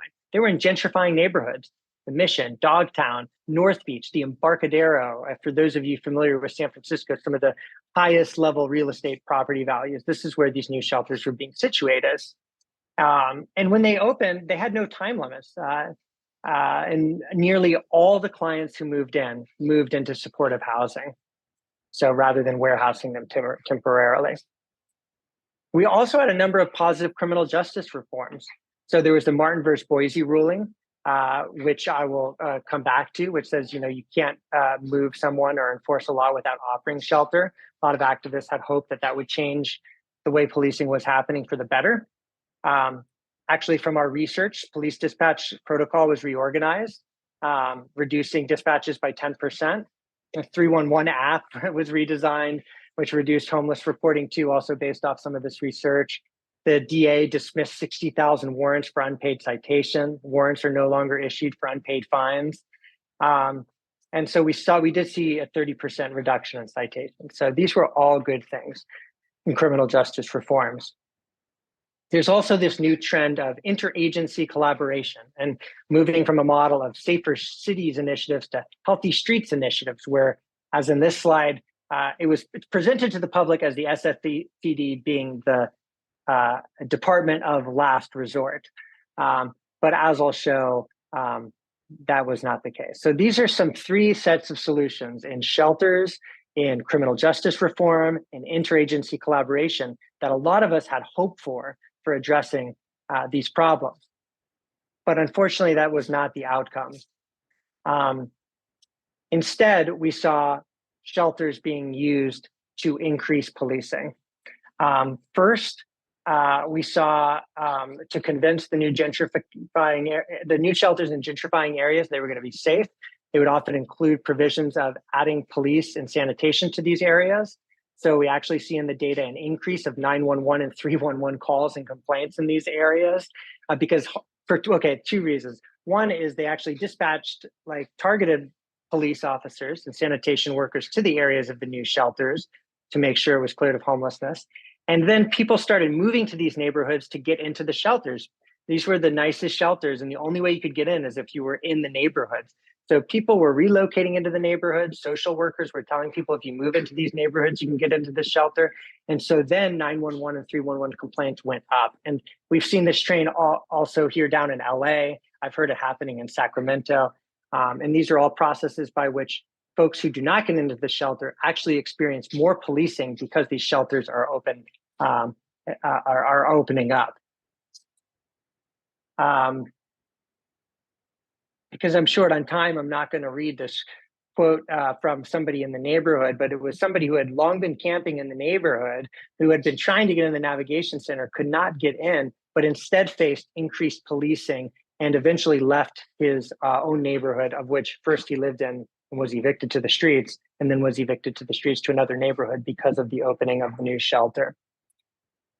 The second unintended consequence of Martin versus Boise was that now that the police had to offer shelter before they had to enforce the law, they took the shelter referrals away from being given by the social workers, the outreach teams, and voluntary access, and placed them in the hands of the police. And this is happening all across the country now, or especially in the Ninth Circuit areas where this is now a requirement. And so rather than giving shelter out based on human need or in the hands of mental health or public health workers, they're being shifted to the needs of police. And there's being used as a sort of legal requirement rather than addressing human needs. They also faced another issue. Because people want to stay in these shelters for longer periods of time, they wouldn't have enough space unless they reduce the number of days. So the navigation centers first reduced their time limit from no time limit to 30 days, to 7 days, down to 1 night. Why would anyone want to go into a shelter one night, lose all their belongings, because they also got rid of the pets and property provision? And now basically our shelters are serving the needs of police, and the welfare, provisions have been systematically downgraded. And this created widespread and continues to create widespread frustration among the public health street outreach workers and social workers in San Francisco who I was working with. So I know I'm getting to time here. I just want to bring up this final point of like how criminalization infected and undermined the work of public health street out workers. They felt their resources had been hijacked by the police. And social workers, not only did a policy shift divert social services, it actually undermined their efficacy. So the main impact of this new initiative were more frequent sweeps that resulted in greater property loss. This new interagency coordination had more police officers than social workers, and the director was a police officer rather than the social worker. So when we hear about interagency coordination in and of itself, that does nothing except create better coordination for sweeps and policing if that's who's at the head.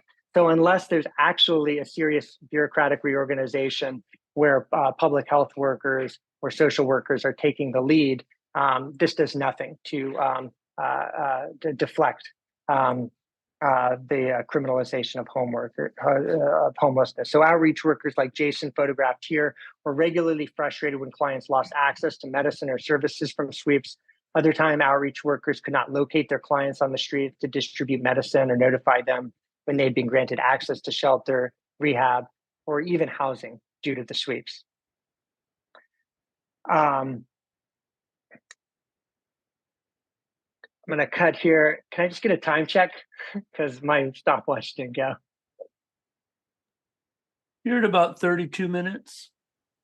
Oh, great. I'm one slide away from this. So if we can cut this interval out, and then I'll just move on to the conclusion, that would be great, I think. No worries. No worries. It's great. It's great. It's great. Thanks. All right.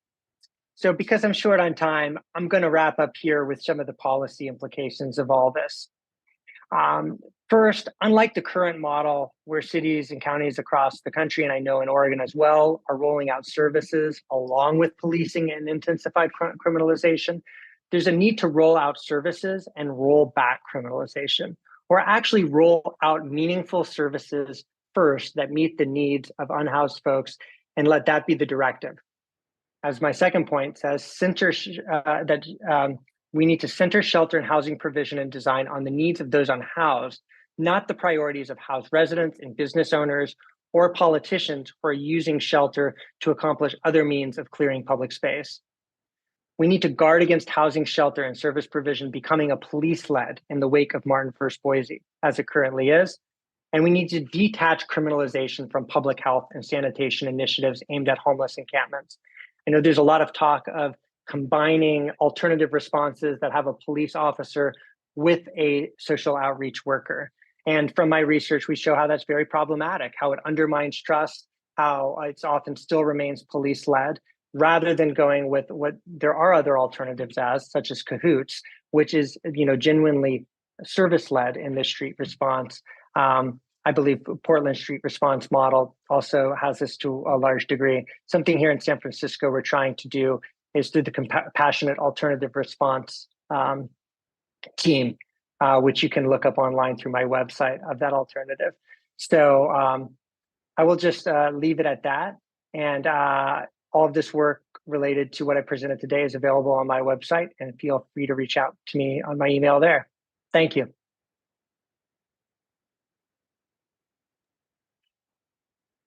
Excellent. Excellent.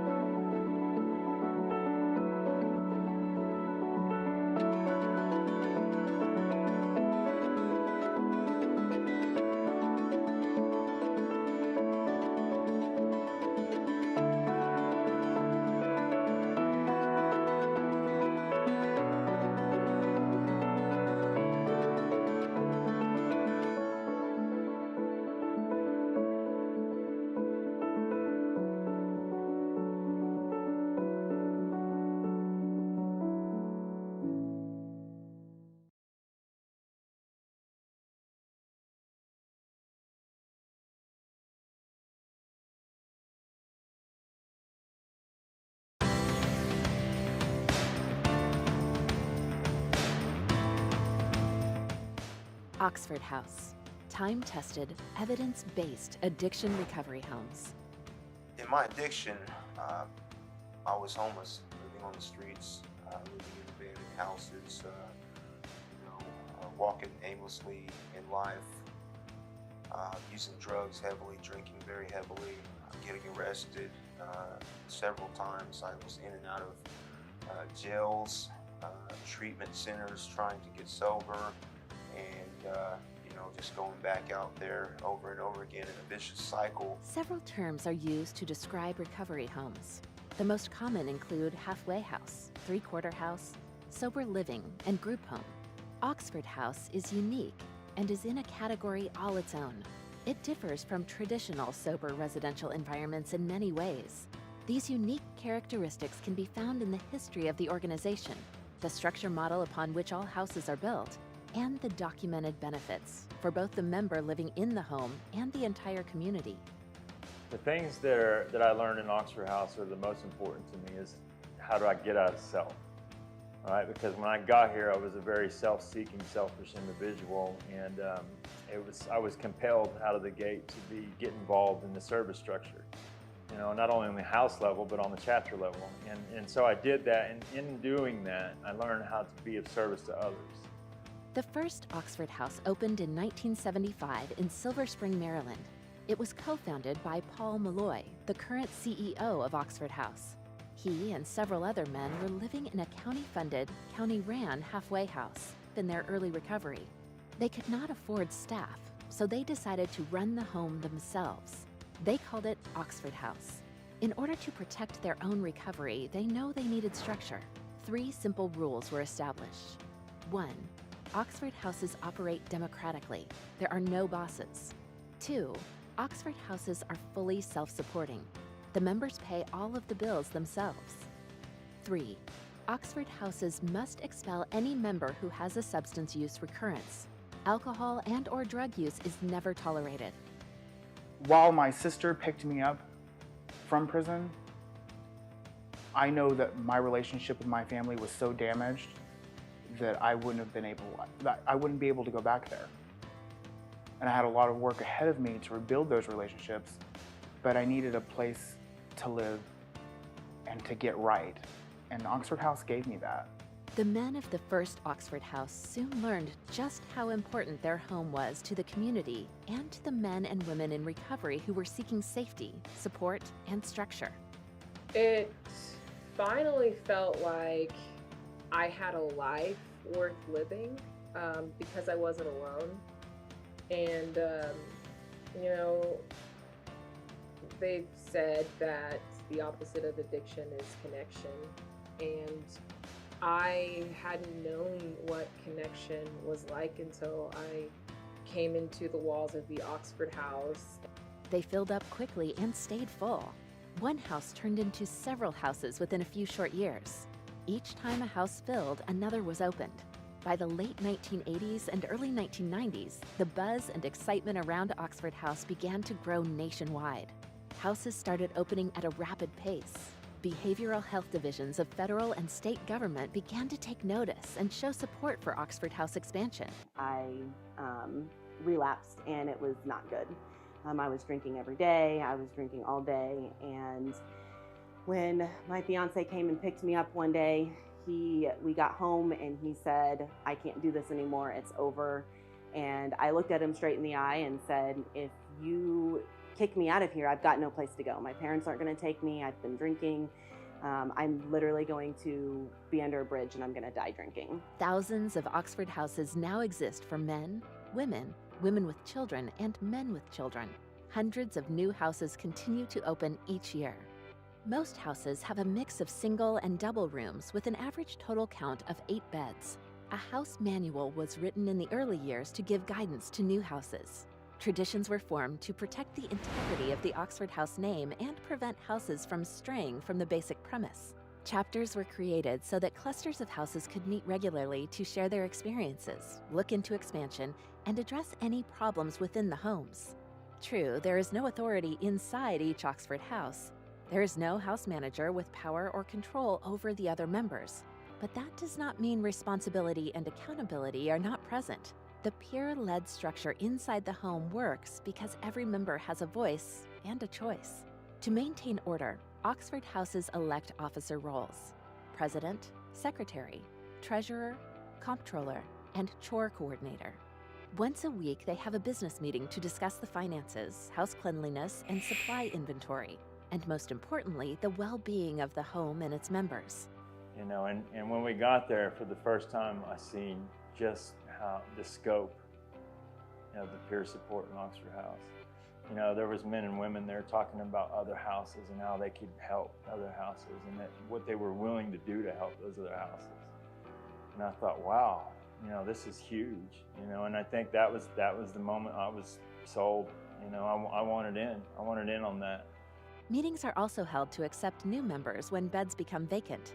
Anyone seeking membership must schedule an interview with the house and receive an 80% acceptance before entering. Once moved in, each member is expected to participate in house meetings and chapter meetings, including the duties of an officer position once elected. They must maintain their recovery and remain abstinent. Because they all share the financial responsibility of rent, utilities, and supplies, each person must pay their portion on time. I feel like the beauty of Oxford House is that separates it from any other sober living house is that we have thousands of houses nationwide, and that when you pay your equal expense share, it goes to that house. And if you get a fine, that fine goes to the house. It doesn't go to one person. We don't have managers. We don't have people who run the house. It's the people who live in the house who get to make the decisions and who get to decide where that money goes to. If it goes to a new TV or if it goes to a unity event that the house puts on. If you do a pizza night and a movie night, or you go out to dinner, that house can pay for it because that money goes to the house. It doesn't go to anybody else. Oxford House encourages individuals to start taking responsibility for themselves. Self-confidence grows quickly in Oxford House as life skills are learned through daily living. As each Oxford House develops into a home, a family culture emerges. Chores are assigned each week and basic house guidelines are developed. Members interact frequently and support each other. Members who cannot stay sober, get too far behind in their equal expense share, or become disruptive by breaking house guidelines or acting out in inappropriate behavior are voted out of the house. Otherwise, there is no time limit on living in an Oxford house. Every so often, a house may face challenges it cannot overcome on its own. This is where the external service and support show up. Safety nets exist around every Oxford house to help out if vacancies become too high, checking accounts become too low, or the internal structure becomes too unstable. My path to Oxford House, well, first and foremost, had to include a lot of trials and tribulations and a phone call. I had to reach out, I had to have enough of what I was doing and ask for help. And lucky for me that an Oxford House member answered the phone for me. Nearby houses that belong to the same chapter will send their experienced members over to have special meetings and find solutions to most problems.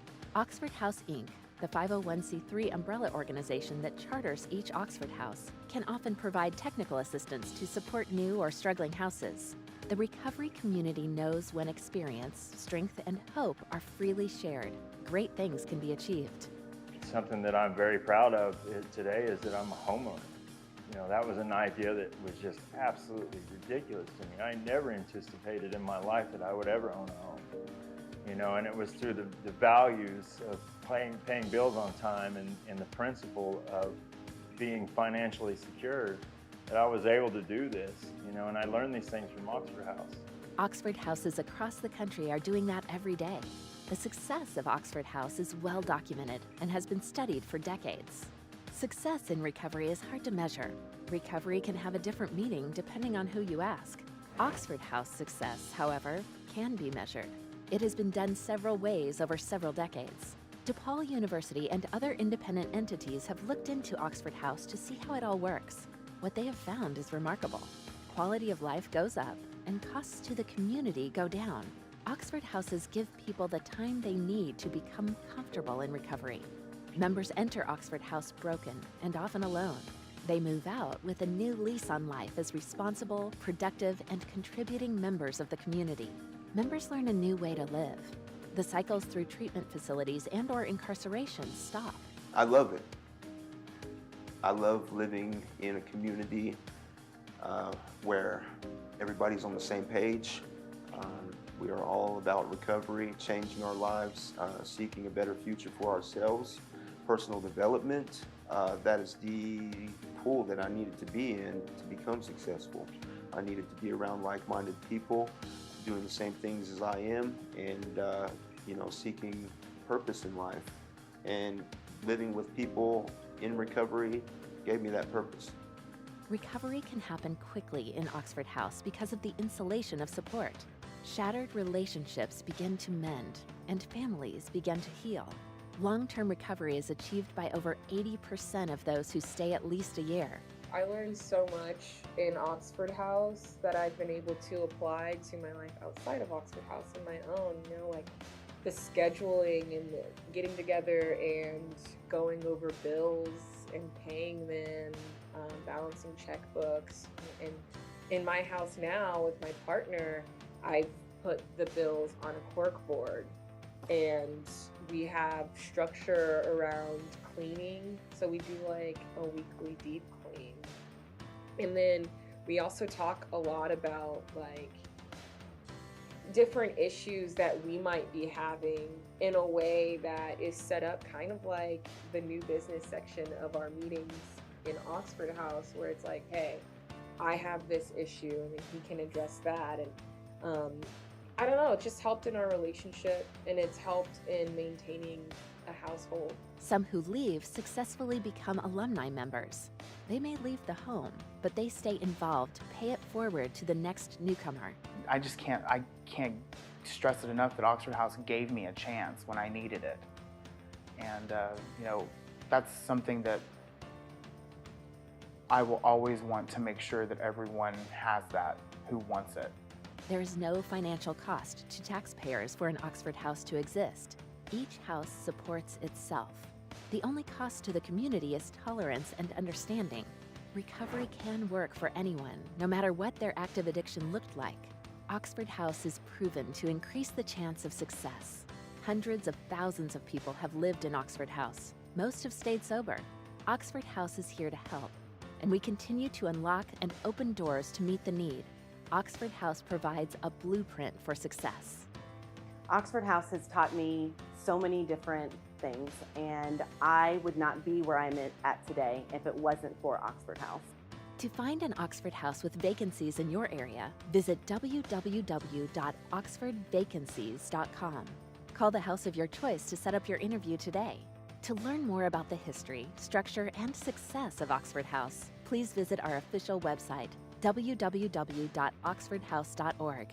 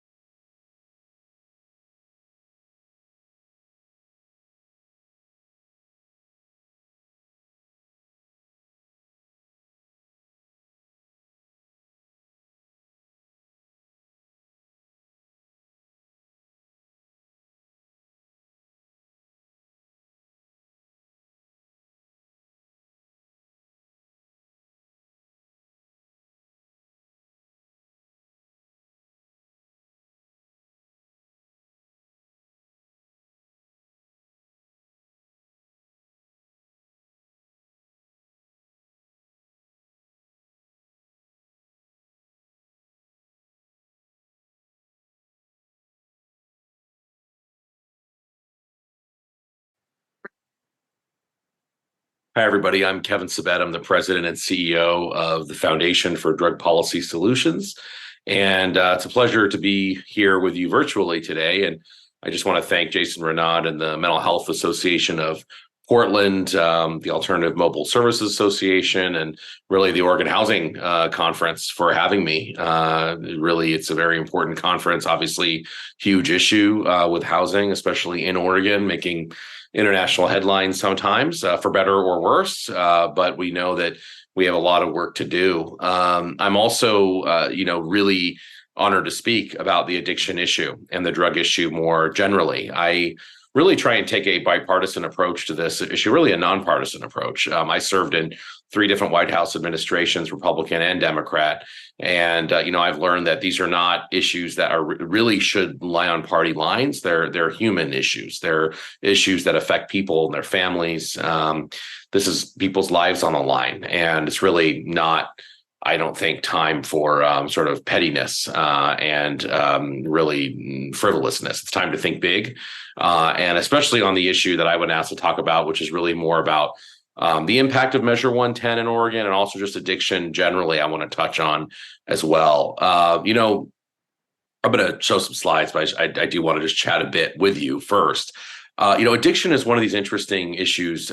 We've heard of it being described as a disease, which I think in many ways it is. But as Herb Kleber famously said, addiction is not a disease of the elbow. So it's not like other kinds of diseases that affect our physical body, that it's a disease of the brain, which is a little bit different. We have other diseases of the brain that we obviously deal with, different mental illnesses, dementia, Alzheimer's, and those are diseases that are, just because they don't affect the physical, what we might think is the rest of the body, they are, extremely, they affect people and their families in a really dangerous way and really impactful way, usually for the worse. And, Congress and the insurance industry has a hard time understanding that the brain is part of the body and that these diseases should be treated like we would treat heart disease or a physical disease. But also I think there is a key difference with addiction, which is really interesting, which is really a lot having to do with the environment and a lot having to do with consequences, carrots and sticks and incentives, in a way that, a disease like dementia, it'd be very hard to tell somebody with dementia, that if they remember your name tomorrow, for example, you're going to give them $1 million and then they'll change. They won't, right? But we have seen with addiction that actually incentives or consequences, and obviously ones that are proportional, not outlandish, can have real effects on behavior. So that's what makes, I think, addiction as a disease a little bit of a different disease. And we look at what's happening with Oregon. Clearly, the addiction issue is front and center with the issue of housing and unhoused people, homelessness, mental illness. And I think sometimes, we try and look for other issues. But from what I've seen, from what the data that I've seen shows me, and just from my own eyes, walking around, different cities in your state, this is what is very plainly seen. And so I think it's worth a bit of a deep dive in addiction itself. And then, of course, in this really grand experiment, which it was, of Measure 110.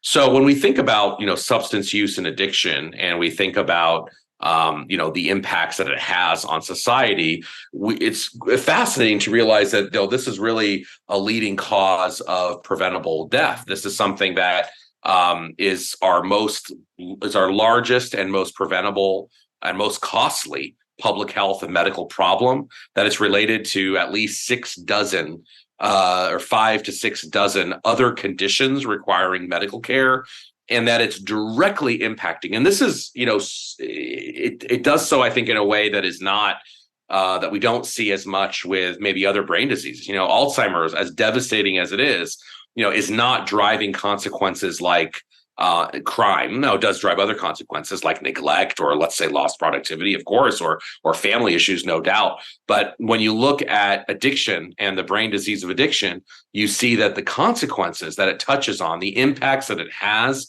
all across society, I think are really, really profound. And that's why we sort of, we care about this issue so much, and it's where we are. And when you look at, the drug problems that we have, both in Oregon and really, representing the country more generally. Obviously, there's no easy answers. And this is where, you'll see that I'm very, very skeptical about Measure 110. I'm skeptical about some of the intentions behind it. Not everybody's intentions, because I think some people's intentions were rightfully placed in that we needed to find a new way that, Oregon being 50th in the country notoriously for treatment delivery and one of the highest rates of overdose death in the country. It's natural to say that we need to look for new answers. So I don't blame anybody for doing that. That's a very good thing. But it's clear that the solution for such a complex issue like this is not going to lie in, something that maybe sticks on a bumper sticker. And I was told once at the White House, I won't tell you which administration, that, if it doesn't stick on a bumper sticker, doesn't fit, I should say, on a bumper sticker, then it's not worth talking about. And I can understand that politically that that's the case, but when you look at complex issues like this one, it's clear that the answer is not going to stick on a bumper sticker. It varies dramatically by the kind of drug we're looking at, by the policy objective that you have. Is your policy objective to get people into treatment, to get them off of drugs, which I think was a stated policy objective of Measure 110? Or is it something else? Is it just simply prevent, let's say, Hep C transmission, in which case you don't really care if people are using drugs as long as they're not doing it in a way that's going to transmit Hep C.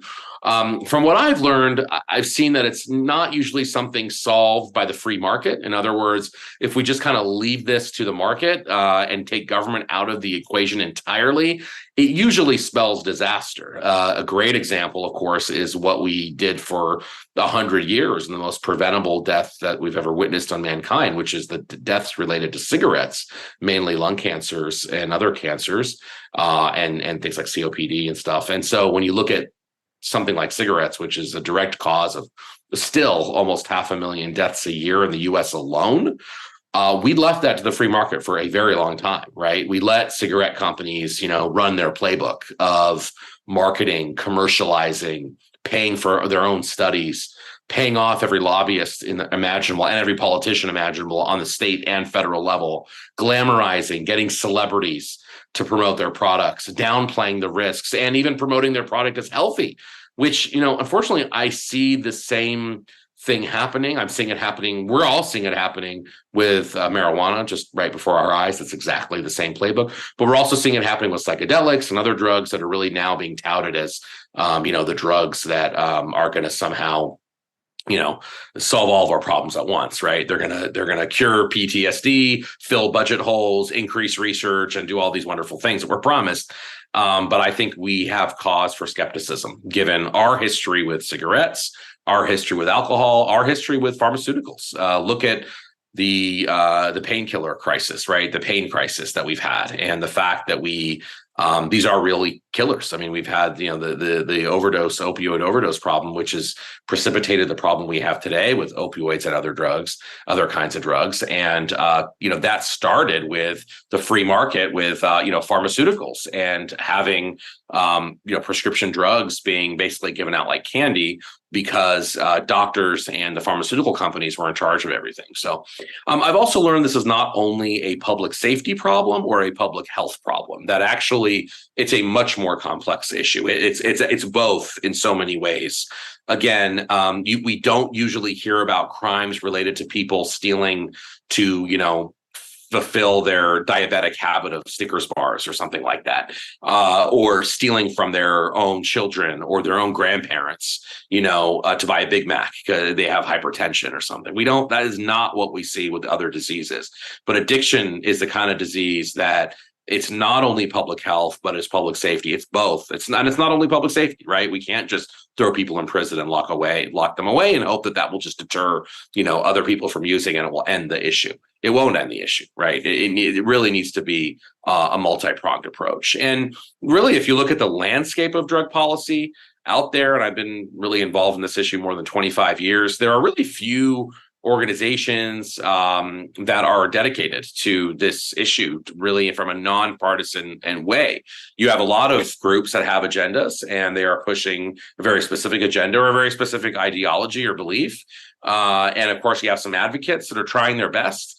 But very few sort of, I think, policy-based organizations that are really thinking about this issue in a nuanced way. And that's actually what we are trying to do, with the Foundation for Drug Policy Solutions. We're really trying to push this in a much more nuanced way, but also in a way that makes sense to the average person. So, when you look around in 2023, obviously, Oregon made headlines, becoming the first state to decriminalize the personal possession of all drugs. They also, by the way, on that same year, legalized psilocybin for medical use, which is a whole other issue we're not going to talk about. But I don't think it's something we can completely ignore either. I think it's another example of the market, really taking over here and really putting their own profits ahead of public health. There's been a push in different places to legalize very controversial policies like injection sites without sort of proper oversight or neighborhood consideration. So, for example, if you think about Harlem, New York, and you think about the concentration of both methadone clinics and, overdose, what they would call overdose prevention, but I call just, the name of it, injection sites, because I think when you say overdose prevention sites, you are implying a value that it already has rather than just describing what it is. So that's another important point in drug policy, that I think we should just describe things for what they are. Without really a lot of oversight. And again, I mentioned the psychedelics part, which of course is linked to psilocybin. One point on decriminalize is, of course, it is important to understand the nuance here. And what Oregon did, they were very clear when they said what they were doing. When I say they, I mean the proponents pushing this and other supporters, that they weren't going to legalize of drugs like fentanyl. In other words, they weren't going to legalize the sales of those drugs. So it's not like cannabis, where there's just marijuana that's sold at stores and you get tax revenue. It's something that, if you happen to get these drugs somehow, which, it's sort of up to you how you get them. And it's kind of wink, wink, nod, nod on that side. But if you are able to get those drugs, we're not going to criminalize you. And what was promised, we're going to put you into treatment. And that was the grand promise. That's why I think, Measure 110 passed the way it did. I'm going to come back to these slides in a minute. But actually, I will just say again, unlike places that actually are giving out drugs entirely. I mean, this is a scene from Vancouver, British Columbia, not far from where I am, where they're giving out heroin and cocaine and methamphetamine. By the way, they have a overdose problem that's 50% higher than the United States. It's higher than Oregon's too, when you look at British Columbia.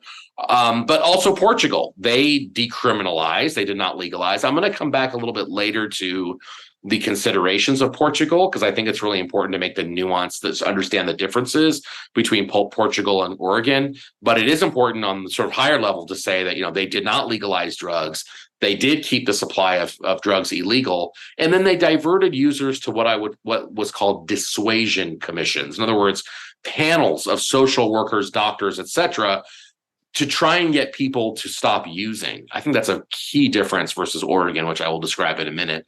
And of course, with anything in another place, another country, we really have to consider culture. So that's something that I don't think has been really considered as much. But like I said, I am going to come back to Portugal. I'm also wanting to kind of, put the good news out first, in a sense, which is, we have things that do work, by the way. We have things like drug courts, which are specialized courts, mental health courts that bring together, doctors with the attorneys, with the defense attorneys, with the prosecutors, with social workers, with psychiatrists and therapists that actually work on the individual in a holistic way, but also in the case of drug courts, offer carrots and sticks. And again, Measure 110, which I will talk a little bit more in detail about, does not really do that. It's not really about carrots and sticks at all. But we have seen drug courts being very successful in reducing recidivism and all kinds of costs, saving jail space. Hawaii Hope, which began about, amazingly, almost 20 years ago, which is really about frequent testing and light sanctions. But again, having people that are using understand the fairness of the system and buying in themselves. and of course offering treatment if needed too. So that's really interesting. But I'm going to stop my slides for a minute and describe a little bit more about Oregon. Of course, what Measure 110 was intending to do was really to say, nothing is working. We're seeing this huge increase in overdoses, which again is very understandable. And so what we want to try and do is, basically give people a ticket so that they can then either pay a $100 fine, which is obviously very low for most people, not for everybody. And so that was thought maybe that would be a deterrent for some people, but generally a very low fine. But you can get that fine waived by calling a phone number to try and get help, which again sounds in theory like maybe that's a great idea. Let's give people the option. Let's not put them into jail. Let's not do anything mandatory. Let's give them an option of actually going and getting some help. And of course, the reality is we haven't really been seeing that. We haven't seen, first of all, many citations issued at all, mainly because people are not calling the phone number to get help. And that goes back to what I said originally, which was that, addiction, it's related to what I said, which is that addiction does respond to some consequences sometimes. And when there's zero consequences to anything, it's hard to think that you're going to be changing behavior. So now that was passed 3 years ago, I do think it's important, and I'll go back to my slides to really understand, okay, well, what actually, has happened, since then. And when you look, first of all, it's important to remember that possession charges for drugs were steadily declining before Measure 110. So this wasn't like, this was happening just because of Measure 110. Already there was a reduction because a lot of people in law enforcement thought, we don't really need to be arresting people. We're not going to charge them with possession. If anything, we're going to try and get the dealers, the mid-level people, the higher level people. And so we're not going to waste a lot of time on possession. And also these were often pled down. So they didn't ever get the charge, or they went to drug court, et cetera, and it was expunged or whatnot. So we did actually see before Measure 110, which passed in 2020, a reduction. Unfortunately, after 110, we're not really seeing the treatment uptake that I think a lot of people thought. And, some people say, well, Kevin, you have to give it time. There's newer data. When you look at the raw numbers, not just the percentages, we're actually not seeing huge uptakes in treatment in any way that's going to touch the problem in Oregon. Just now, it was just released to press. There's an article that says that and this is as of September 27th, that, maybe there wasn't an increase in overdose, but a week ago, there was an article saying there was a 23% increase in overdose in Oregon. So there is some mixed data on it, but at the end of the day, whether there's a 23% increase or no decrease, we were supposed to see a large decrease by now, 3 years later. And in reality, we're just not seeing this. We're literally seeing like the number of people you can like count on one or two hands in some counties that are getting treatment at all. We really can't, if that's the case, imagine that that's going to really change the trajectory of the issue. And so what the Lund report, which is a great source of news in Oregon, and that many of you know about, showed is that, it was actually, that says greater, but it's less than 1% of those helped with Measure 110 dollars actually ever entered treatment. That most of it was utilizing harm reduction services, which again is fine if that's what your intention was. But I think voters were told, no, actually, this is going to go to treatment. We really haven't seen that at all. We've seen a couple dozen juveniles with Class E felonies in the last 2 years, and about 129 people, that adults had these felonies. But, again, these numbers are so small. And so Oregon is still ranked last in the nation for treatment, as I had mentioned earlier.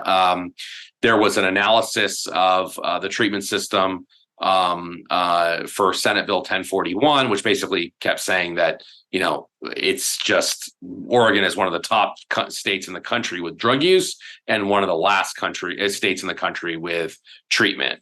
Lots of gaps in treatment ability. When you need more than 24 facilities in your state to even come close. And remember, this is among, like, the denominator here is among people who would enter treatment. So we're looking at the gap given of the people who need treatment, but that is assuming those people are going to go to treatment. And I think that's a big question, is how do we get people to go to treatment when they have compulsive behavior brought on by the disease of addiction? It's very difficult to do. And Measure 110 is the opposite of incentivizing anyone to try and get help and to try and enter treatment. And again, what we've learned, I think, is that we need to try to get people to change their mind. So it's not just wait lists, but it's also waiting for people to get help and want to get help. That's the difference there that we really have to look at. So again, yes, huge gap, but also, not. It's also a behavioral issue where we need to figure out ways to incentivize people to get help. We've seen a steady increase in overdoses. And again, what's interesting with that paper that came out again today saying there was no increase, I think it did a little bit of statistical gymnastics to get there, but it's really an outlier to the study that came out a couple of weeks ago showing the 23% increase. When you just look at the raw numbers and you look at CDC Wonder database, you're seeing an increase in overdoses. That's just the bottom line. By the way, the study that was done that showed the 23% increase was against a synthetic control, meaning it set up a control. So it was, versus something else, not just looking at the raw number. Measure 110 funds are also used, I think, in many, many ways, which you can, again, I've heard of, there have been some positive parts of this. My friend Mike Marshall talks about how a recovery system is being built since Measure 110, which never occurred in Oregon before. I think that's great. I think that's an example of one part of this that might be good, that we need to keep. But when you look at the other parts, I'm not seeing a lot. I'm not seeing a lot with housing in terms of like actual finding housing for people in a long-standing way that's affecting the homelessness issue and the unhoused issue. I'm not seeing a lot for treatment or screening that's actually leading to anything. And so I worry that, state actors, of course, are incentivized to say that things are working really well and kind of grasping at straws in many, many ways in terms of some of the outcomes here. So, again, we see housing being used for Measure 110 funds, but I guess I'd point it to you all as experts and to see, is that really long lasting in terms of what's happening? Peer support is defined as the second biggest category in a very broad way. Again, what's the follow-up to the peer support? I don't know. This is in Q2. Substance abuse treatment. What's the success rate? What's happening? What's the entrance rate? These are questions that I think really need to be asked. Back to Portugal, we've heard so much about how Oregon is following Portugal's successful model. And again, I think the issue is, Portugal did take a very big step, over 22 years ago, but they are the first people to tell you, and this is the Portuguese drug czar talking, that number one, they have not legalized or even decriminalized in the US sense. What they've done is set up a separate system whereby drug users are cited. They have to attend this dissuasion commission. If they don't, they're arrested. So that's a huge difference with Oregon. There's no follow-up in Oregon. And so if they do, they're arrested. And meaning if they skip out, and when they do come, they are dissuaded from using, whether it's referrals to treatment or fines or whatever it is.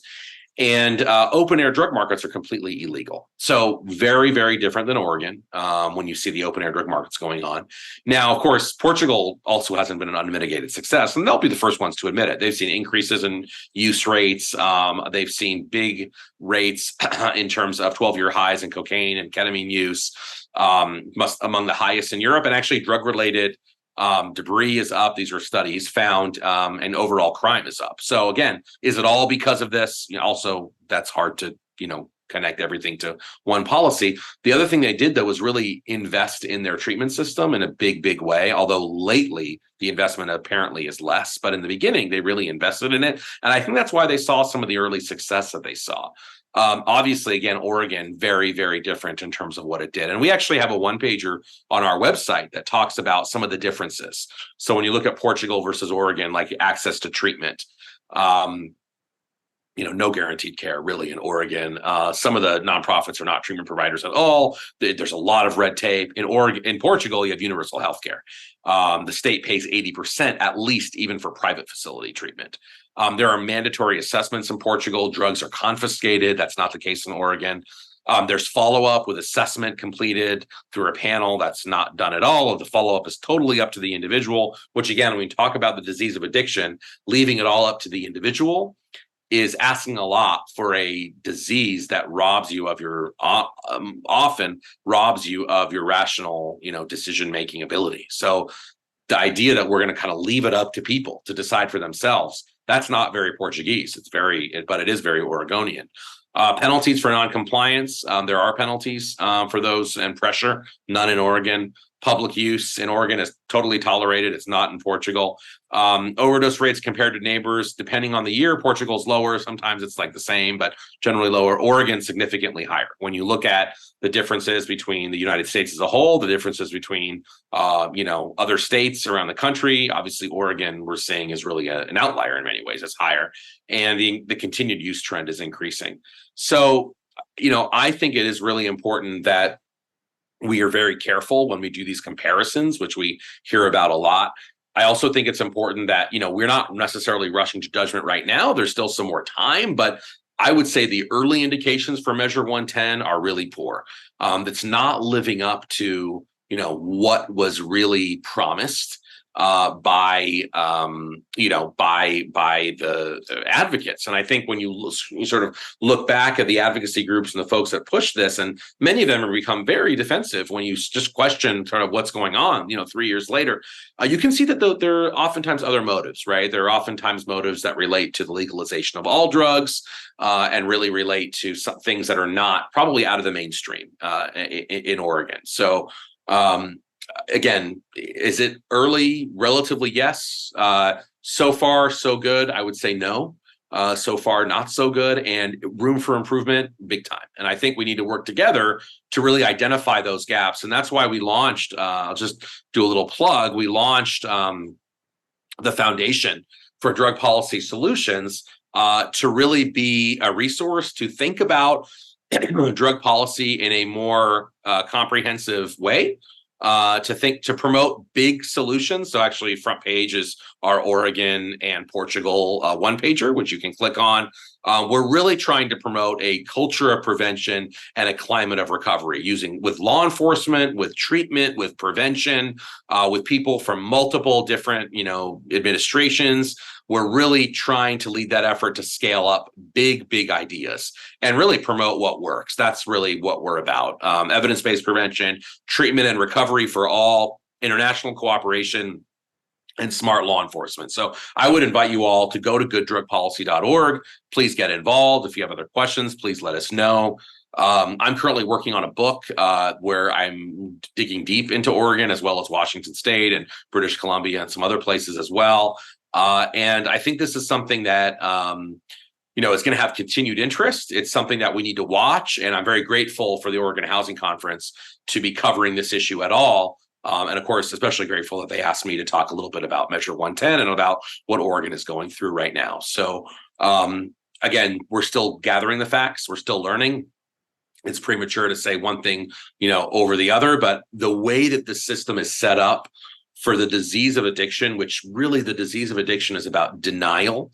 That is the hallmark of addiction. That's the hallmark. It's denial, denying that there's a problem, denying that, your family often denying there's a problem, society denying that there's an issue, wanting to kind of push it to the shadows. And I worry that there may be systems set up within Measure 110 that continue some of that denial, that don't really kind of bring people to account in a compassionate way.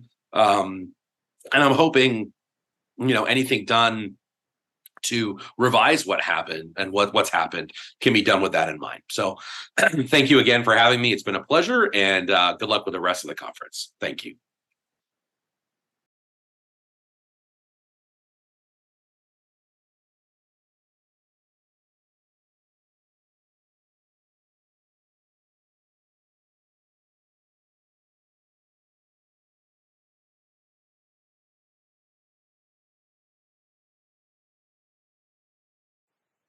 Hello. Thanks for joining me for this discussion about the critical need for substance use disorder systems of care. My name is Rachel Post, and I am with the Technical Assistance Collaborative, which is a nonprofit organization that provides policy and leadership, technical assistance, and expert consultation to government agencies, policymakers, advocates, foundations, and service providers. All of our services advance proven solutions to housing and community-based support needs of low-income people with disabilities and people who are experiencing or at risk of homelessness.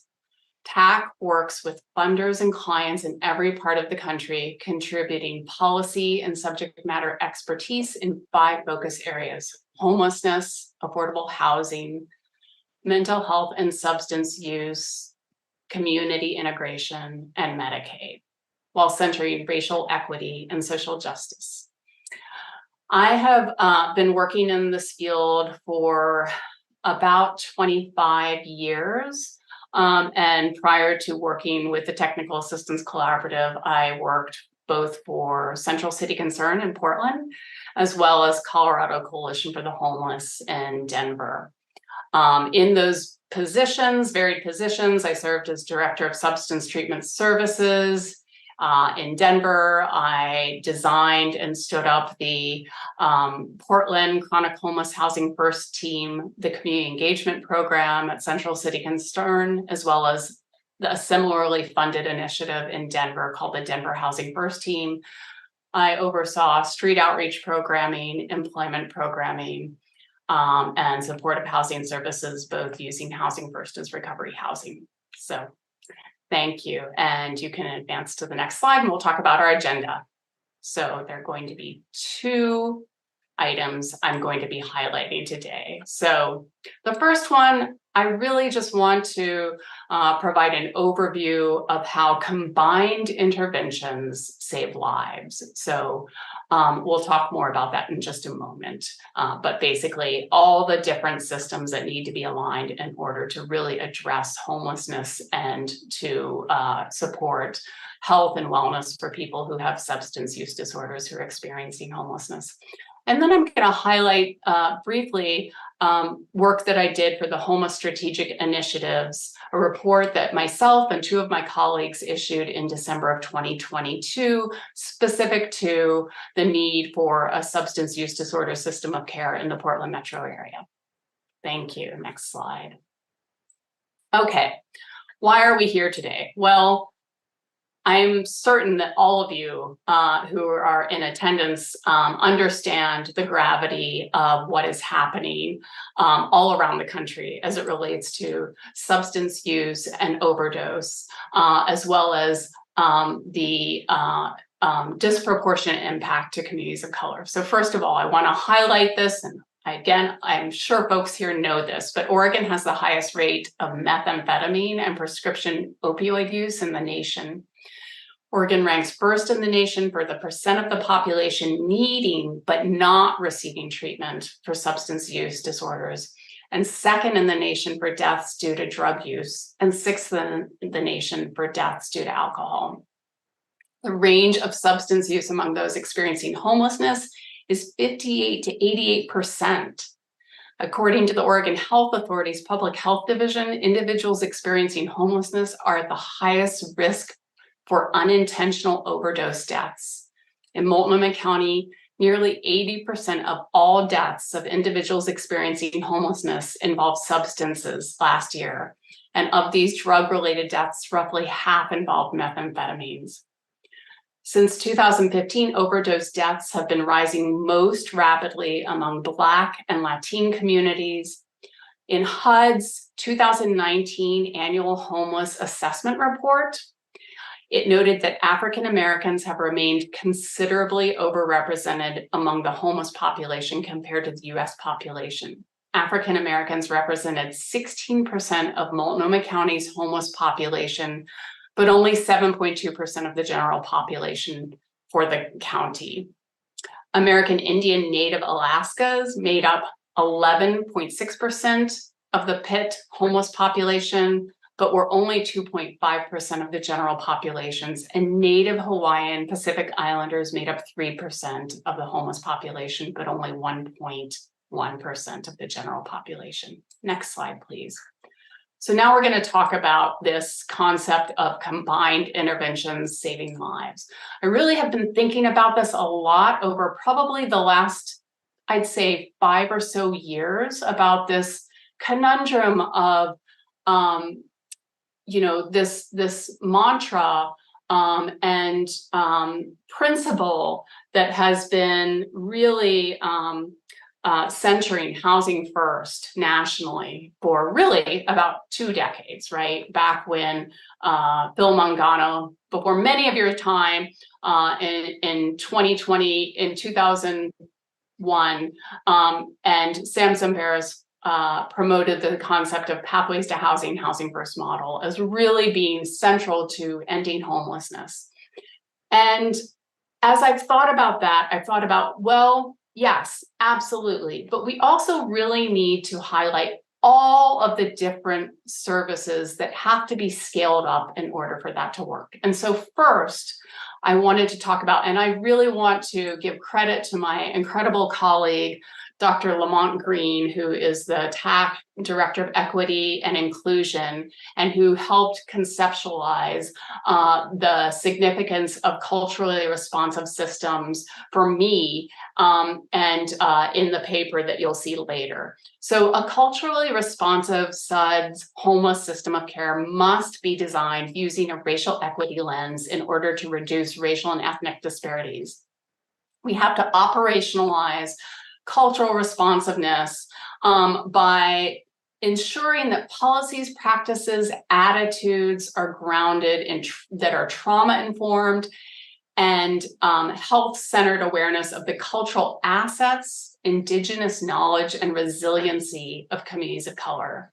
State and local governments, providers, philanthropy, policymakers, and those represented of the marginalized groups must examine how they may be reinforcing patterns of oppression instead of truly working to eliminate disparities. In order to restore power to historically disenfranchised communities, state and local systems will need to engage with communities impacted, to share decision-making and to lift up solutions that are developed by those most directly affected by substance use and homelessness.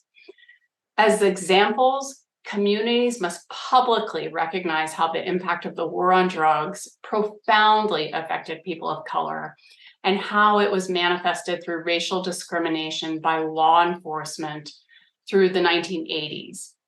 A culturally responsive system of care requires not only the shared decision-making, but the results of those shared decisions that relate to lifting up community-based providers operated by and for communities of color to serve Black, Brown, and Indigenous individuals in culturally relevant programming, hiring practices that increase the availability of Black, Brown, and Indigenous employed in leadership and direct service provider roles, onboarding and ongoing training practices that hold accountable all those interfacing with marginalized clients and tenants, program participants, to deliver culturally responsive care. I understand that Measure 110 really was a vision for how to operationalize some of those culturally responsive practices, and commend Oregon for really putting money towards funding culturally responsive care. Next slide, please. Okay. So we know that as a foundation, we have to have a culturally responsive system. Next, we need to ensure that harm reduction is a core element in this effort. Most of you know this, right? Harm reduction employs a non-judgmental and non-coercive approach to authentically engage people with SUDS, substance use disorders, in services they desire, and positions them as the primary agents, both in their own care and ultimately in the design of the substance use disorder programs and policies. This is done by meeting people where they are and on their own terms, and incorporating a spectrum of strategies that may serve as a pathway to additional treatment and recovery supports, including housing. I want to emphasize that last statement. That may serve as a pathway to additional treatment recovery supports, including housing, right? So often in my experience over the last 20 years, I'm familiar with housing first programs, identifying that they use harm reduction, that they are placing people into housing, that they are helping people to access safer use kits. What I don't hear a lot of is the assisting people to move, to engage in treatment and recovery supports.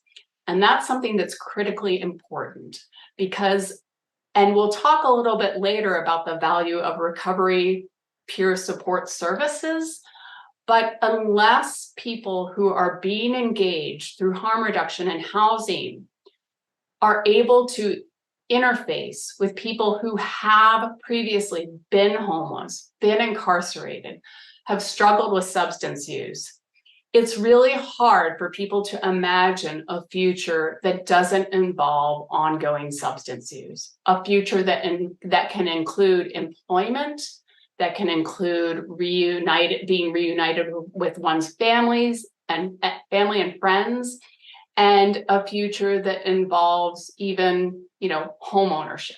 So I really want to emphasize that point about the value of harm reduction, that it's not just stopping when we place someone in housing, but it's ongoing to move individuals towards an interest in treatment and recovery.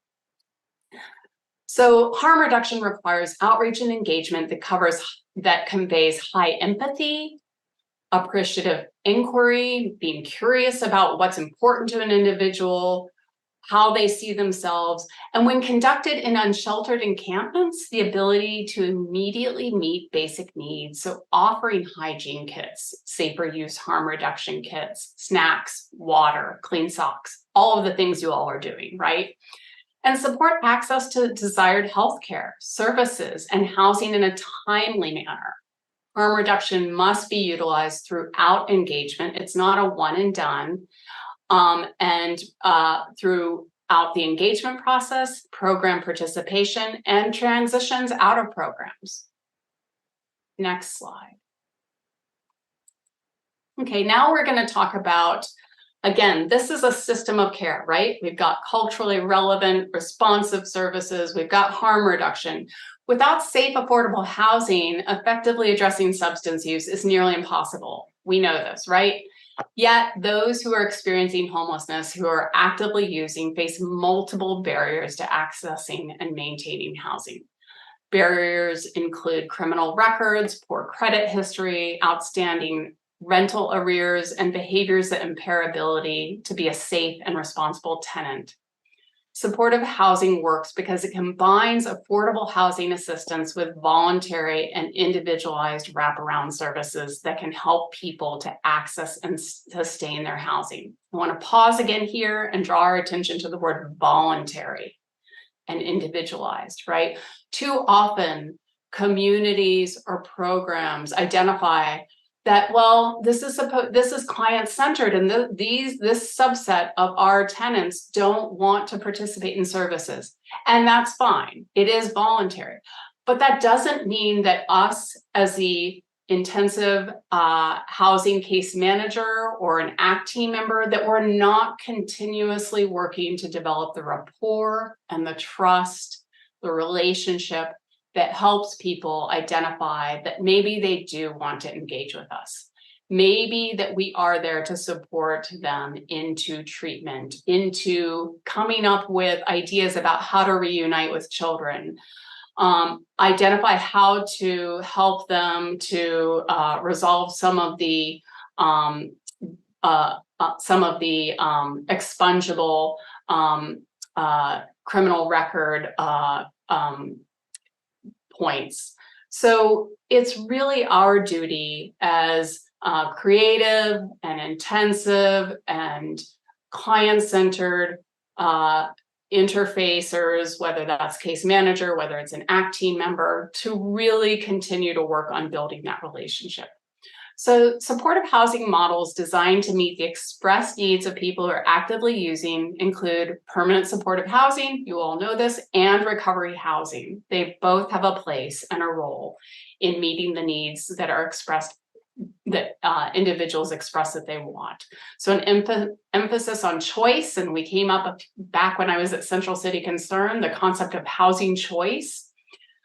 So emphasis on choice is highly recommended in order to align with the stated needs and desire of people who are using substances.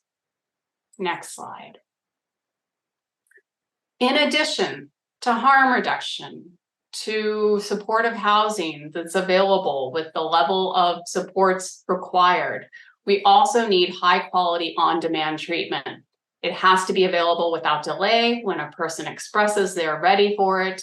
You all know this. You all have seen the implications of not having the availability of on-demand treatment every day. Barriers to treatment admissions, such as lack of insurance coverage, transportation challenges, capacity limits, or ineffective admission processes result in lost opportunities and even avoidable loss of life. Low barrier treatment options seek to engage people who use drugs when they are ready by being flexible, available in convenient locations, including via mobile services, and offer medications with minimal limitations. Next slide. Finally, in this circle, this continuum, this system, recovery supports are offered by people who have lived expertise in overcoming substance use disorders and are utilized to overcome feelings of helplessness and hopelessness. Again, that helplessness and hopelessness. If I am living on the streets and I am struggling with polysubstance use, unless I'm seeing somebody else who has struggled with that, who perhaps I was incarcerated with, who perhaps was my former dealer, who perhaps was my buddy that I used with, if I see that person now is in recovery, is employed, has been reunited with family members, that is going to make me feel more hopeful that I could envision a future myself similar to this person. Whereas if it's me, Rachel Post, person with zero experience of substance use or homelessness, telling somebody that they should feel hopeful, that doesn't work that way. Recovery support services are often available through mutual aid groups such as Narcotics Anonymous, Smart Recovery, through recovery community organizations, and or through peer recovery coaches and mentors. Some of my best mentors when I was working in Denver and in Portland were people who were formerly homeless, who were in recovery. I learned far more from them than I ever learned in social work school. Recovery supports can be used to foster wellness by facilitating linkages to and coordination among health, behavioral health, and social service agencies, legal systems, and housing operators. Also, supportive employment services are integral to addressing the health-related social needs of individuals who are or have experienced homelessness and who are impacted by adverse substance use. Next slide. All of these interventions must be working in coordination to treat substance use as a chronic disease that is relapsing in order to optimally promote improved health, wellness, and connection for the long term. Without any one or more of these that is available to meet the need, we can't honestly say that any one of these interventions doesn't work. We can't write off treatment. We can't write off harm reduction or recovery support services. We can't write off housing first or recovery housing. We need them all to be available to scale before we can really know what other challenges the folks in our community are facing where they can't access all of those services in a coordinated, seamless manner.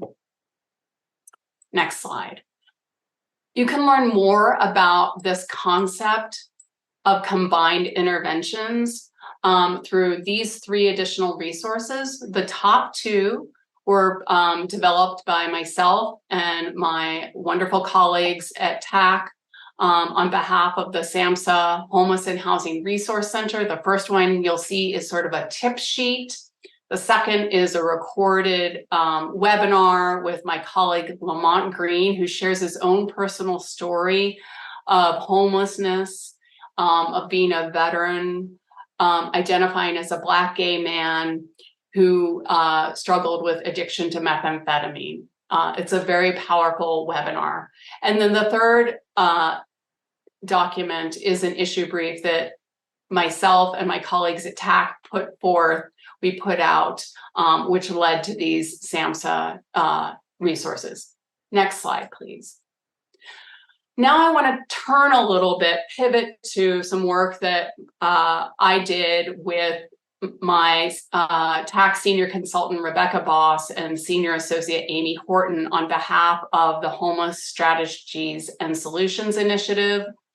So TAC developed this report utilizing key informant interviews. We were engaged in September of 2022 and issued the report in December of 2022. And what we did was we utilized key informant interviews, available data, and existing reports, including the Homeless Management Information Systems Annual Progress Report and the OHSU PSU gaps analysis. And I'm not going to read to you the overview of what's in the report. You can find a link to that later. Next slide, please.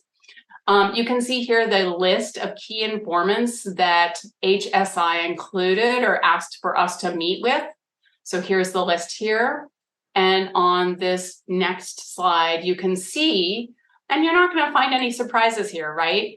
That these were the immediate challenges and the number of key informants who endorsed this as an immediate challenge and the percentage. So there's no subsystem of care. Insufficient capacity of residential and or outpatient treatment, insufficient funding, workforce shortage, turnover is huge, unable to engage and treat high acuity populations, and insufficient housing to discharge clients to. Next slide. So with the findings from this report, TAC made 5 recommendations to HSI in order to address the critical need for a substance use disorder system of care. So number 1, as the entity that covers 385,000 Medicaid enrollees in the Portland metro area, Health Share of Oregon should play a central role in convening key stakeholders to create a substance use disorder system of care executive body. In this recommendation, we identify that it will be important to engage the governor's office, the Oregon Health Authority, the CCOs, and county behavioral health authorities in a conversation that identifies the needs for a payer-driven substance use disorder system of care executive body that will work to align federal, state, and local funding for the continuum of harm reduction services, treatment, supportive housing, and recovery support services required to address the multifaceted population health needs of those experiencing homelessness with active substance use. And this will require advanced data exchange that coordinates multiple federal, state, and local information systems. Number 2, engage major payer organizations to back the planning and engagement of key partners in the and launch the executive body. So here, further, we talk about the importance of securing buy-in also from people with lived expertise and communities of color, and how critically important that will be to the entire process of planning, building, and implementing a substance use disorder system of care, as well as advocating for additional funds to close the gaps identified in this report. In our 3rd recommendation, we identify that it will be important to engage an academic partner and other subject matter experts to evaluate the implementation and efficacy of the subsystem of care, utilizing clear metrics and qualitative analyses. Furthermore, the evaluation should include defined continuous quality improvement processes that would be reported for the first 3 to 5 years of implementation, And it may be beneficial to engage system alignment, subject matter experts, academic and/or technical assistance entities in the planning. In our fourth recommendation, we identify that it will be important to develop a process to identify barriers to increasing capacity. And here, efforts to expand capacity should include both traditional and non-traditional partners. More work needs to be done to understand the challenges to current provider networks in expanding beyond existing capacity, as well as engaging non-traditional providers to expand beyond their existing capacity. An evaluator can document the efficacy of engaging faith-based organizations, BIPOC organizations, and those with lived expertise in the planning and oversight of a substance use disorder system of care. Our final recommendation, won't surprise you, is to create a data infrastructure system. So here, we recognize that across system data infrastructure to support a substance use disorder system of care needs to include housing status and homeless service involvement, and would provide actionable data in a timely fashion, guide decision makers in evaluating impact of efforts, provide real-time resources, and establish a system for tracking referral outcomes. We support current efforts being led by a CCO all claims analysis of key cohorts at risk of homelessness that will help to understand system capacity and gaps. In closing, in order for a subsystems of care to be fully successful, we want to emphasize that both the workforce and treatment capacity issues must be resolved. Without adequate capacity, client flow across the system won't occur, and the workforce supporting the continuum experiences the moral injury of coordinating care of the most vulnerable clients to nowhere, often to return to homelessness, relapse, and harm rather than the potential for recovery, health, and wellness. Next slide. Thank you very much.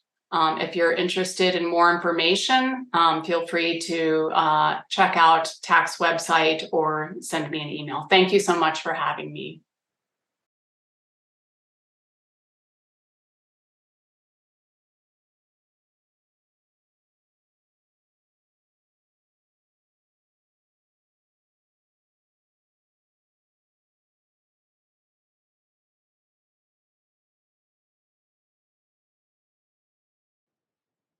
Hi, everybody. I'm Eric Martin with the Mental Health and Addiction Certification Board of Oregon, MACBO.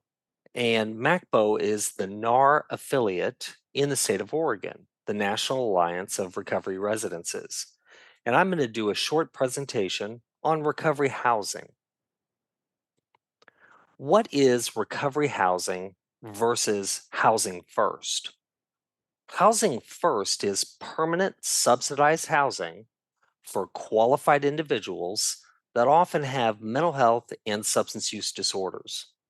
Housing First is an evidence-based model that helps to ameliorate the harms of mental illness and substance use that is exacerbated by homelessness. This is sometimes referred to as low barrier housing, and some people even call it wet housing. They refer to it as wet housing because there are no prohibitions on alcohol or drug use. So individuals do not have to be abstinent in order to participate in Housing First. Sometimes they also call this SROs, single residency occupancy units. Recovery housing is a little bit different. It tends to be more transitional. It is transitional or semi-permanent housing for individuals who are stabilized or have completed withdrawal through a withdrawal management program. They've completed or are in the process of completing substance use disorder treatment services. Recovery housing is also an evidence-based model with a greater focus on substance use disorders versus mental health. Recovery housing offers communal shared housing with peer support, natural peer support within the residents of the house. This is sometimes called the social model of recovery. Communal shared housing has rules regarding behavior and substance use to create safety for everyone in the social communal living environment. Recovery housing is sometimes referred to as abstinence-based housing or treatment-first housing.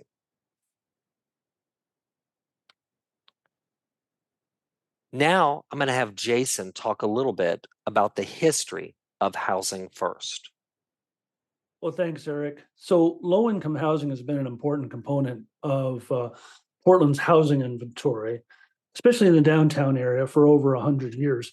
From the 1880s until the onset of the Great Depression in the late 1920s, private developers built dozens of 2 to 5 story cast iron, brick-faced, single room occupancy hotels. And by hotels, I mean residential hotels falling under the Tenant Landlord Act and not the hotel law.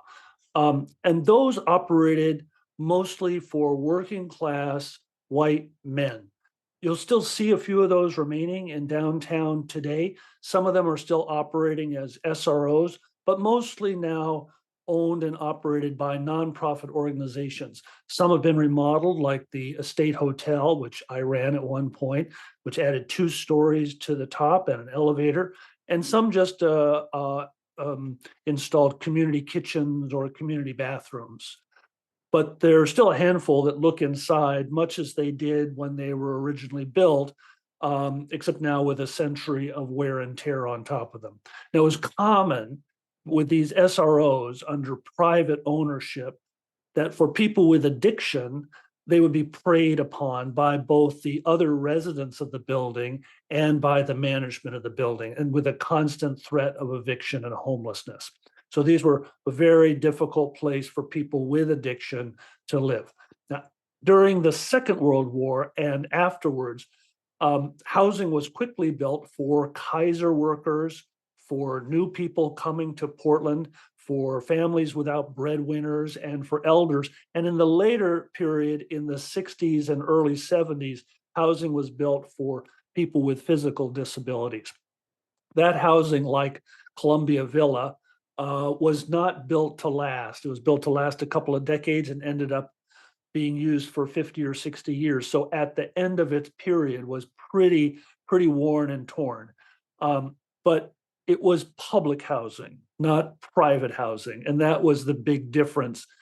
With public housing, usually operated by something like a housing authority or Housing Authority of Portland, you would have predictable maintenance, you would have modest rents, you would have accountable management, you would have a minimum of exploitation. And the idea was in part to reduce the involvement of these predatory and sometimes also religious private owners in low income housing.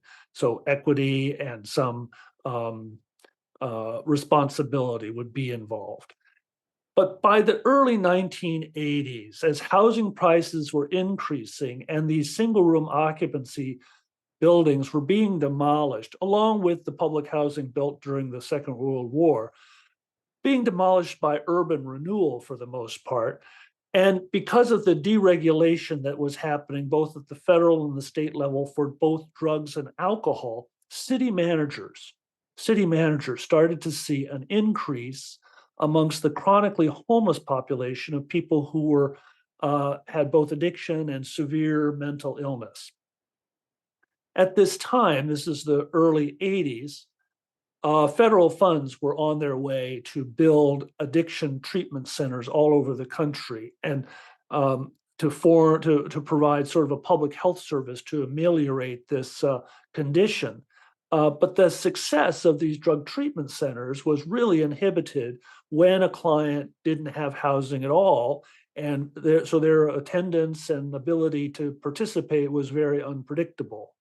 So the relationship this is in the early 80s, began to be understood that people who have these problems, also addiction problems, also often have corresponding consequential housing problems, and both needed to have equal repair. Central City Concern here in Portland really led both Oregon and the nation in thinking about this. And they took advantage of those old SROs in the downtown area. They purchased or leased several of these and then occupied them with people in early recovery. And to manage these, they created something called, passed it through the Oregon State Legislature, called the Alcohol and Drug-Free Law, Alcohol and Drug-Free Communities Law. And this has been used in the Estate Hotel, the Sally McCracken, the Shoreline, the Barbara Mayer, all these buildings, the 8x8, they are managed through, their legal processes managed through this Alcohol and Drug-Free Communities Law. Very innovative at the time. The goal was to create a community that could be sustained in sobriety, and to look at the building as a community and not look through the lens of each individual. If individuals drank or used, they would have to leave the program. That was very successful for a long time. Now, housing first was a term first coined in the early 2000s by housing advocates, housing development advocates, and it was really a criticism of this sober housing, essentially saying that recovery was a secondary issue, not an equal issue to housing, and that the two things cannot be accomplished at the same time and cannot be connected. Housing can't or should not be used as an incentive for a person getting into treatment. And so one, housing was more important than the other, recovery. From the perspective of persons in recovery, housing first, or wet housing, as Eric calls it, that's the term we used up until very recently, or where housing management plays no responsibility, takes no responsibility for the alcohol or drug use of the persons in the building. This sort of wet housing presents a substantial threat to people who are in recovery or just starting their sobriety. Housing first is an evidence-based model. There have been numerous studies showing the effectiveness of housing first. One of the largest studies was a study of 5,000 people. They looked at participants in housing first, and these participants rapidly obtained housing and retained their housing at a much higher rate than the treatment as usual group. So we're talking about treatment first group. After 2 years, 62% of the housing first participants were housed the whole time, compared to 31% of those who were required to participate in treatment prior to the receipt of housing. The economic analysis found that some cost savings and cost offsets. Every $10 invested in housing first services resulted in an average savings of $9.60 for high needs participants and $3.42 for moderate needs participants. Recovery housing is also an evidence-based model. There are nearly 100 quality research studies revealing the effectiveness of recovery housing. So, as previously mentioned, not as many people stay in recovery housing compared to housing first, but oftentimes they move on and obtain their own housing. Here's just a little of the research demonstrating the effectiveness of recovery housing from Dr. Douglas Polson. And Dr. Polson is America's foremost researcher on recovery housing. We're not going to go through all of these different studies, but just to let you know that recovery housing is also an evidence-based model. Now I'd like you to think about this idea of housing choice. So housing first is low barrier housing. There are no rules regarding substance use. Recovery is encouraged and supported in housing first, but there are no prohibitions on substance use, and it's not abstinence-based. Recovery housing, some people might refer to as higher barrier because there are rules and prohibitions on substance use. Recovery is encouraged, supported, and monitored in the communal peer support model. Housing choice is where people can move back and forth between housing first and recovery housing. So you might have a person in housing first that wants to abstain from alcohol and drugs. They want to move forward in their recovery. But in the housing first building where they live, there might be a lot of substance use, and they feel like it's not a good environment for them to try and abstain from alcohol and drugs. That individual may want to transition to recovery housing. These are two models that can actually work together.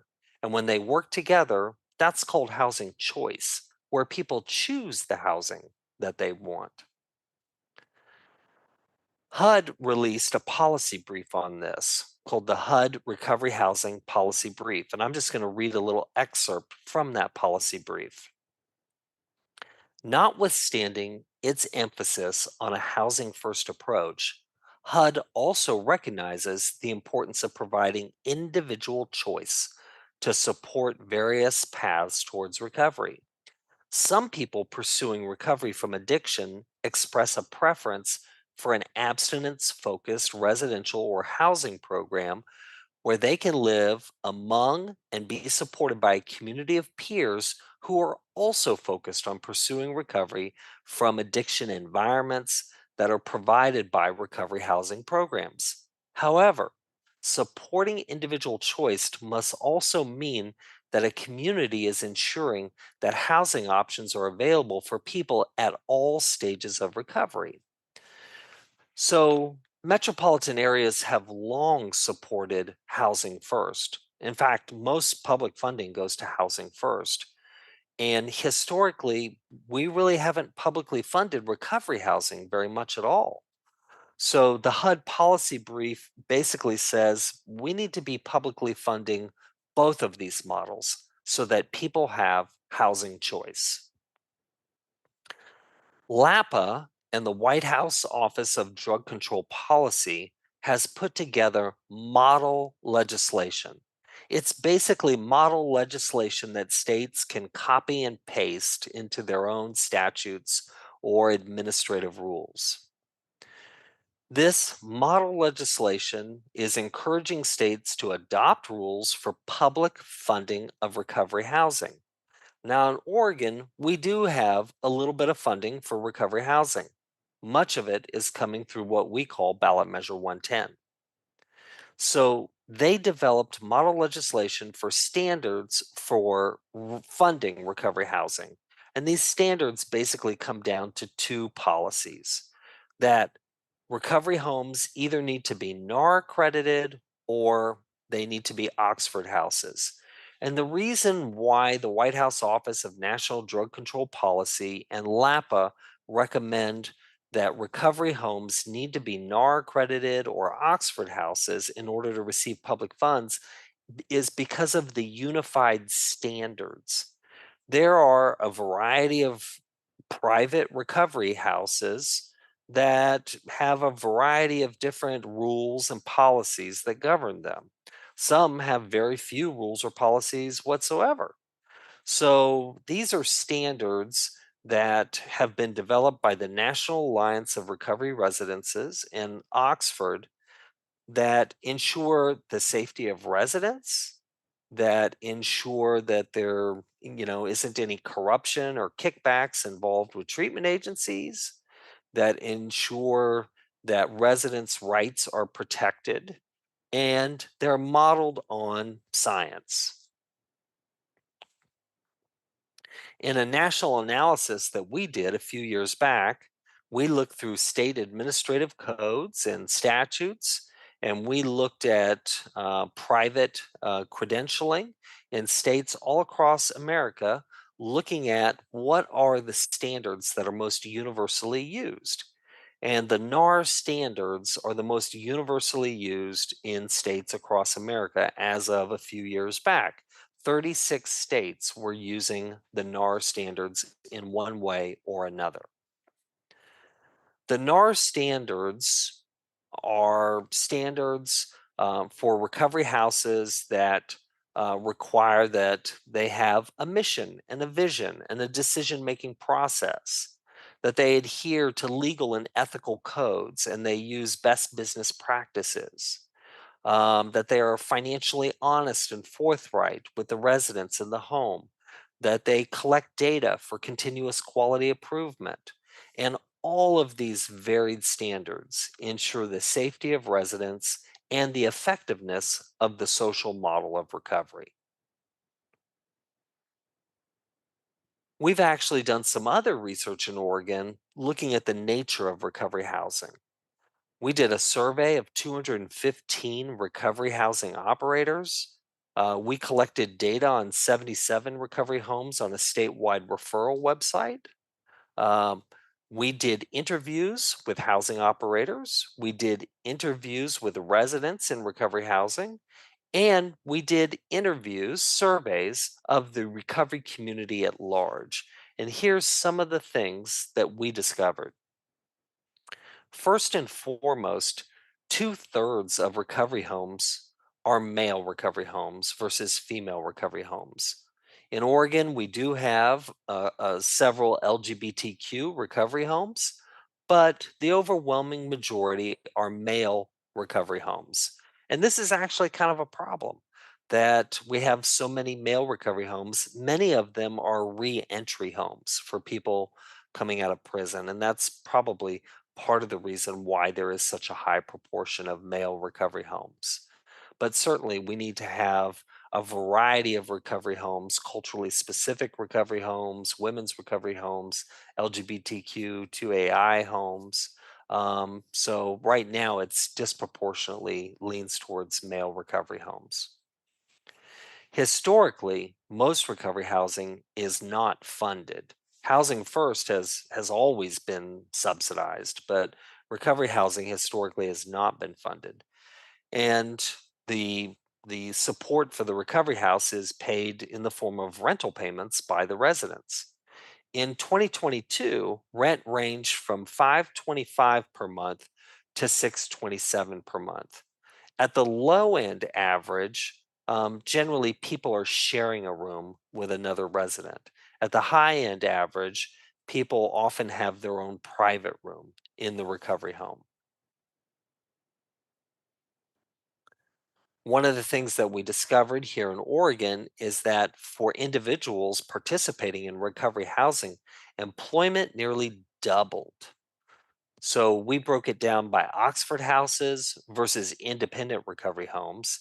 And many of these independent recovery homes that were in the survey were NAR accredited recovery homes.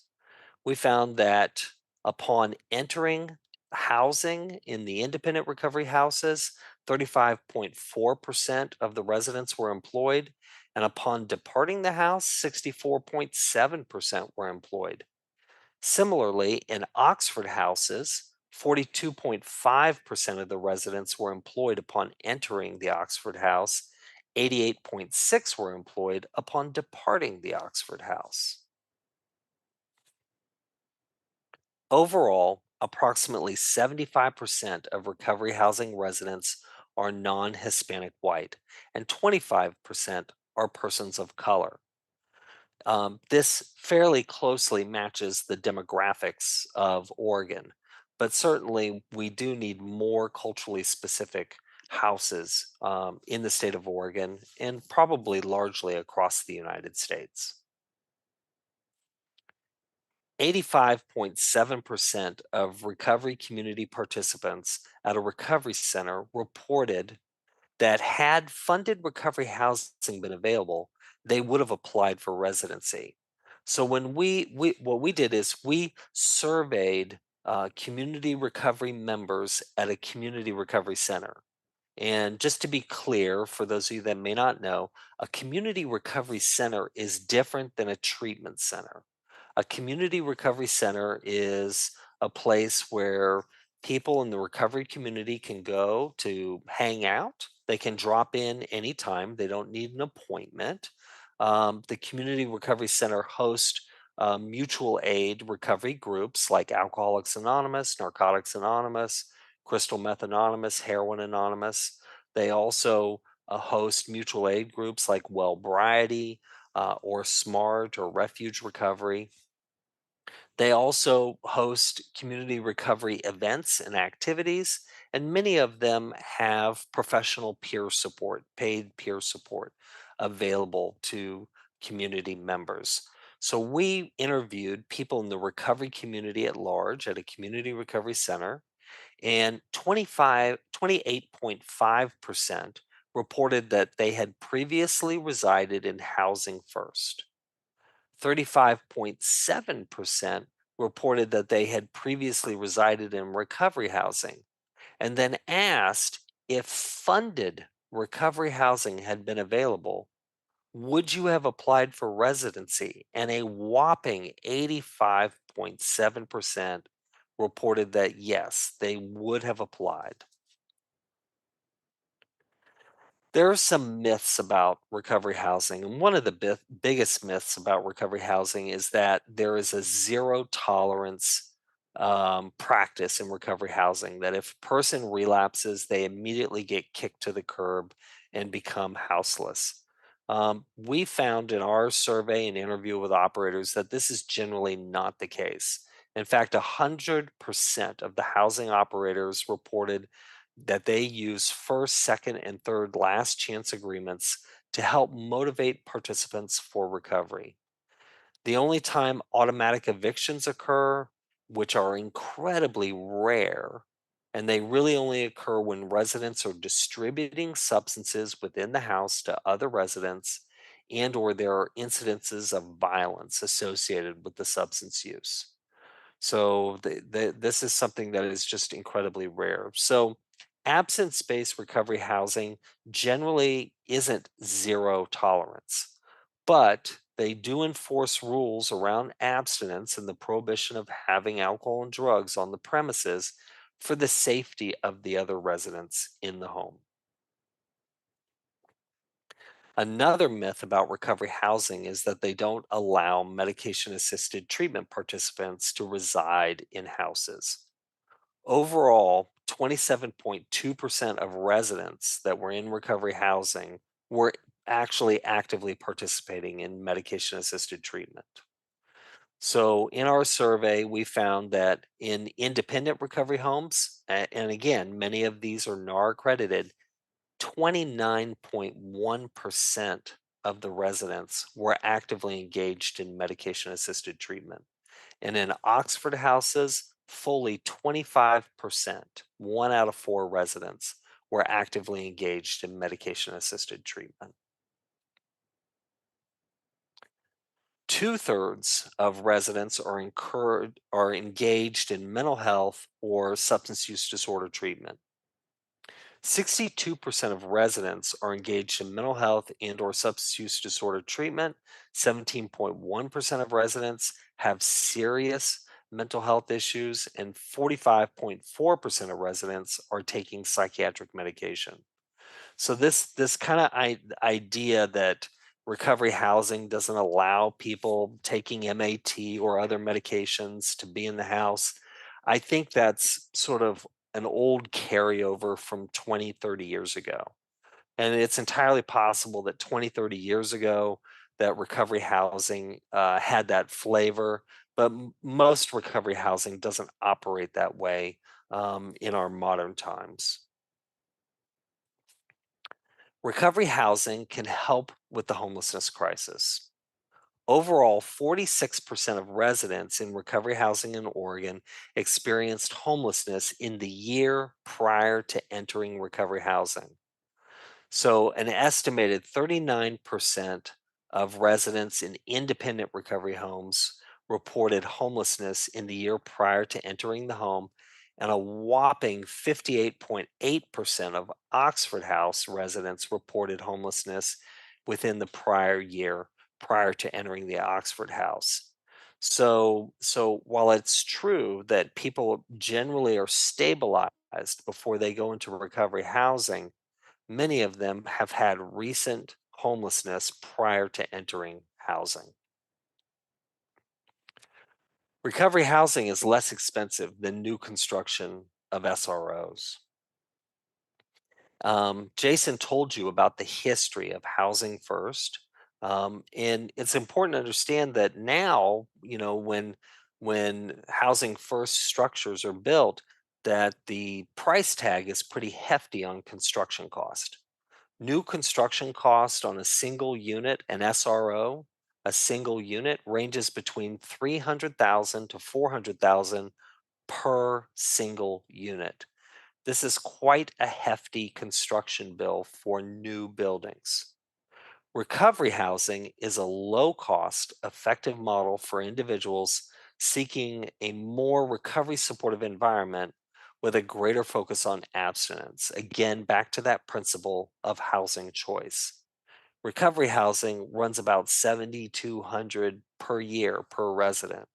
So this is quite a stark difference from $300,000 to $400,000 for a new unit. Recovery housing can be used effectively to help ameliorate the homeless crisis. Individuals who are seeking a more abstinence-based recovery supportive environment, who are leaving housing first, can transition to recovery housing. And this will open up new opportunities for individuals to participate in housing first. So we think that people should consider funding recovery housing. The federal government, the new Biden Appropriations Act talks about recovery housing. SAMHSA has new best practices out regarding recovery housing. So the federal government, HUD, and the Biden administration are now encouraging states to take a stronger look at recovery housing as helping to ameliorate the homeless crisis in the United States. So I want to thank you for letting me share some of this information with you. And I hope the rest of the conference is a great experience for you. Thank you.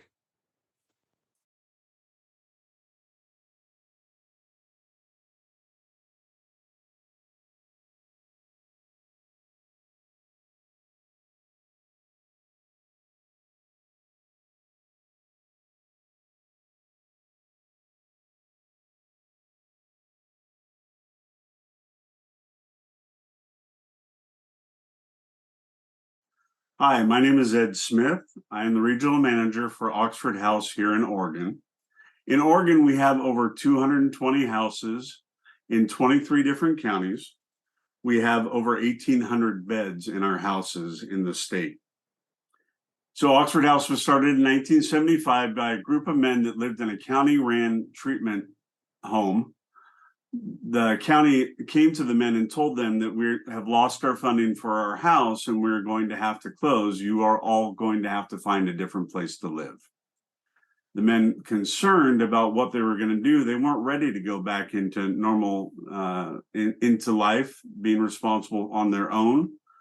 So they discussed as a group. They later that evening went to an Alcoholics Anonymous meeting. At that meeting, in their processing with others during the meeting and after meeting, a group of people at the meeting told them, well, why don't you do it yourself? They actually also gave them money to be able to have them start on their own. The men then arranged to rent the house themselves. They quickly developed a system to where each person in the house had equal say to everybody else. They came up with positions to run the meetings and started Oxford House.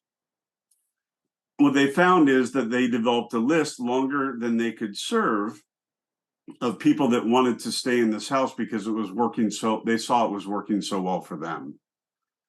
Because of this list, they decided that it was time to open another house. So what the men of that house did was they decided that they would pay more so that they could save money to open another house. Eventually, they were able to open another house and fill it immediately, and then another, and so on and so on. Oxford House currently has 3,600 houses nationwide, serving over 60,000 people in the nation, also houses internationally. So I want to tell you a little bit about myself and how Oxford House helped me. I was an addict at an early age. At the age of 8, I began using marijuana. It became a lifestyle, not only for the use, but it was just a lifestyle that made me feel empowered, included, part of. And I stayed in that lifestyle for years. Started using methamphetamine at the age of 12 years old. what I found in drugs was something that I had never found before. I had found a purpose. I had found power. I had found a life, but a life that was false and crumbled. I used drugs and alcohol for many years. At about the age of 28, after being in trouble with the law several times, the age of 28, 29, I entered into a treatment program thanks to a county sheriff and the judge of Clackamas County. I entered into a treatment program that at that time, in order to leave the treatment program, the only way you could leave was to live in a sober living house. And at that time, the only options that were available were Oxford houses.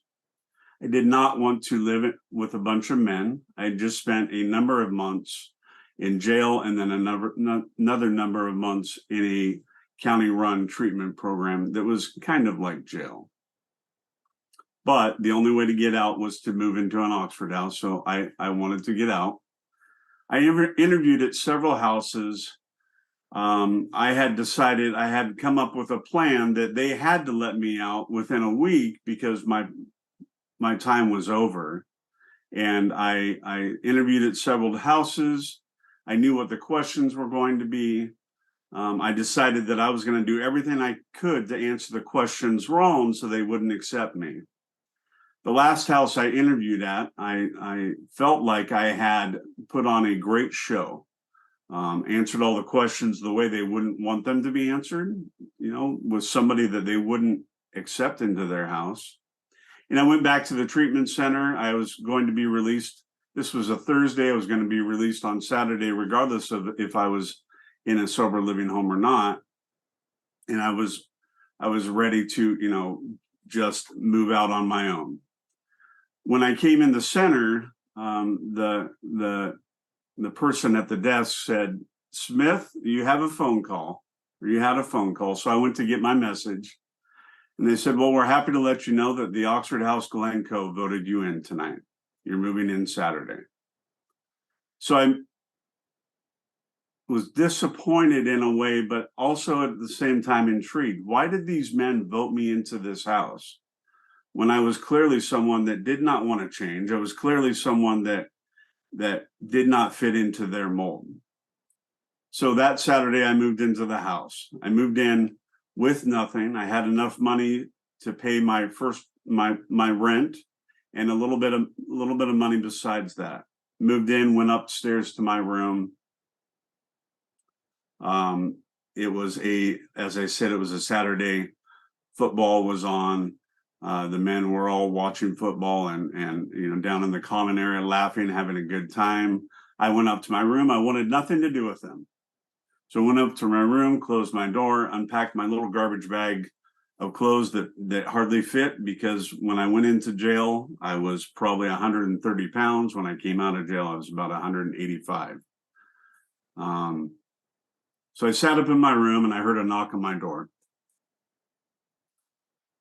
I went to the door and answered, and it was a gentleman named W. W said, "What are you doing?" And I said, "Well, I'm in my room. I'm unpacking my stuff." And he laughed because he saw my, 5 or 6 items of clothing on the bed. Said, "It looks like you're unpacked." I said, "Well, I'm just getting settled, and I paid my rent. The meeting isn't till Thursday. I don't work till Monday. I'm just gonna sit here and relax." And he said, "Okay, well, you go ahead." 5 minutes later, I said, "Who is it?" And he said, "It's W." And I said, "Well, I'm still up here. Is there something I need to do?" And he goes, "Yeah, I'm going grocery shopping. Was wondering if you might want to go." And I thought to myself at that point, yes, I do. I need groceries. This is something that I can gain from you. So I said, "Yes, please." And so I went downstairs. We got in the car, went to the grocery store. He said, "Okay, well, I'll meet you here in 30 minutes, meet you back at the car." We went our separate ways. Like I said, I had very little money. I I had bought cigarettes because I was a smoker at that time, and left me with about $10 to last me for 2 weeks. So I got 3 cases of top ramen, some lunch meat, and some frozen vegetables. Went through the checkout stand, and within about 10 minutes I was done. I was outside. W comes out, sees what I'm holding in my hands, and laughs. And we get back in the car, put the stuff away.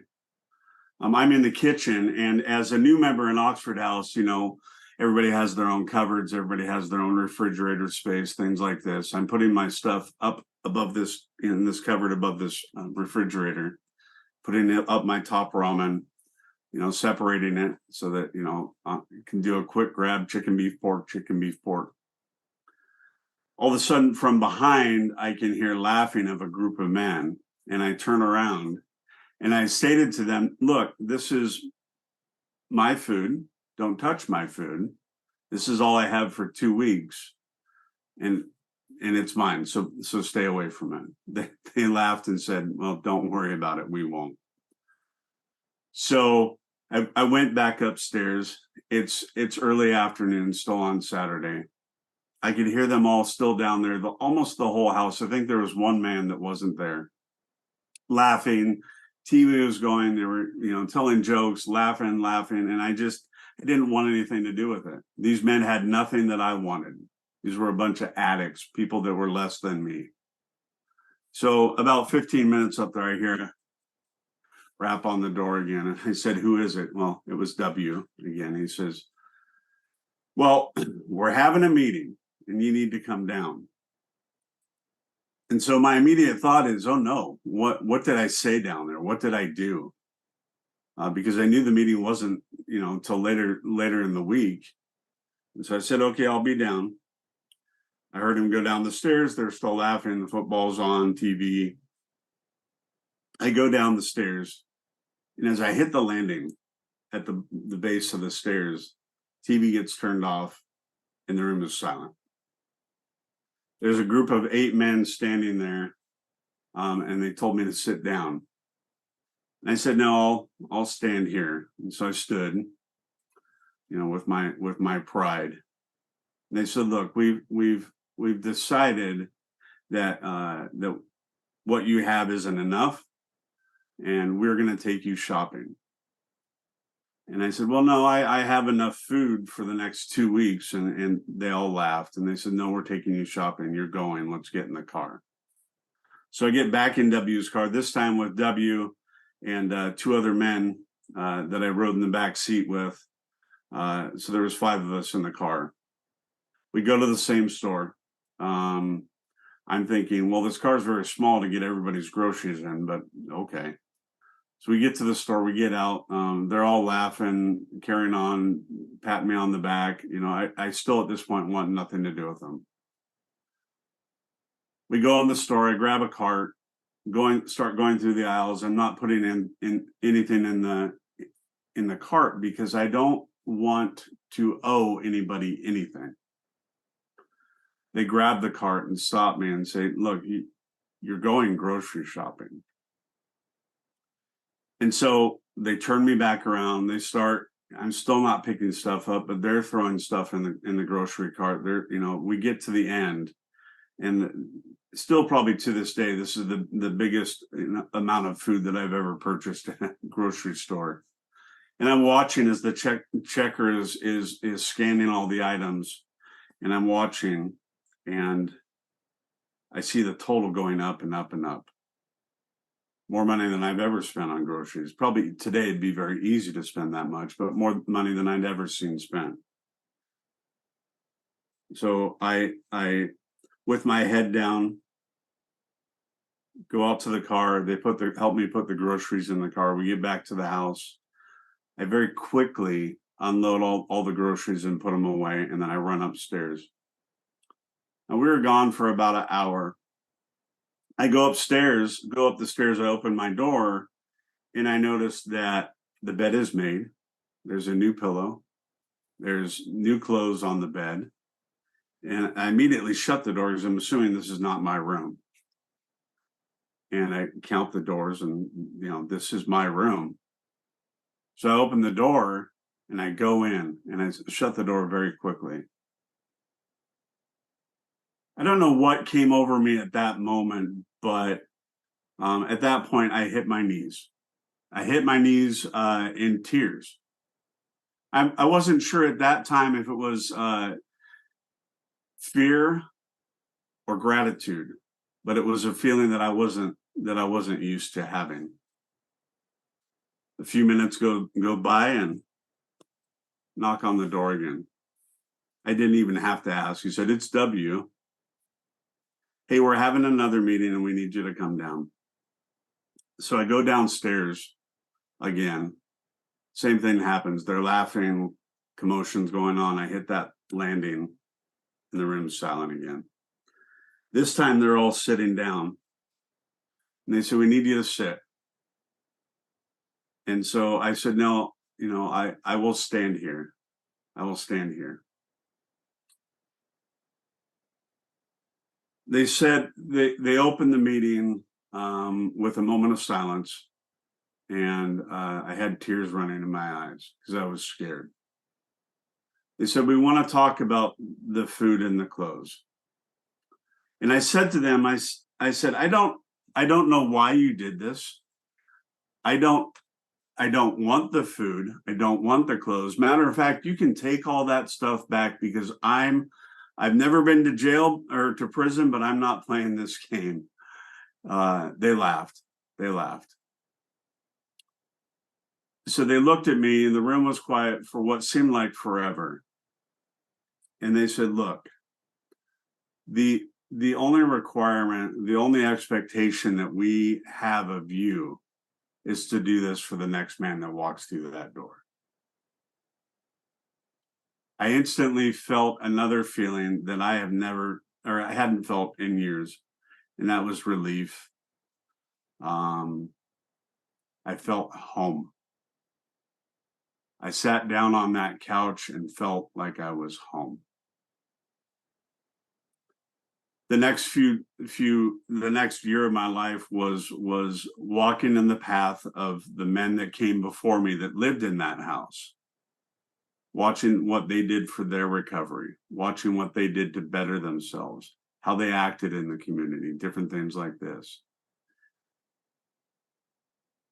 October 2nd, 2003 is my recovery date. So I'm happy to say that because of the men in that house who could love me before I could love myself, because of the rooms of the 12-step community, I will have 20 years, October 2nd. Oxford House had a big piece to do with that. I was so full of gratitude that I found it opportune to be able to help other people, other houses. I went to a meeting of chapter officers and decided that, or was voted in to be a position of service at the chapter level. I found then that I could help, not just in my house, but in other houses in the chapter. And this feeling of service to others, one peer helping another, was addictive. It was amazing for me to see a person come in with a few days clean and then see them at 30 days and 60 days and so on.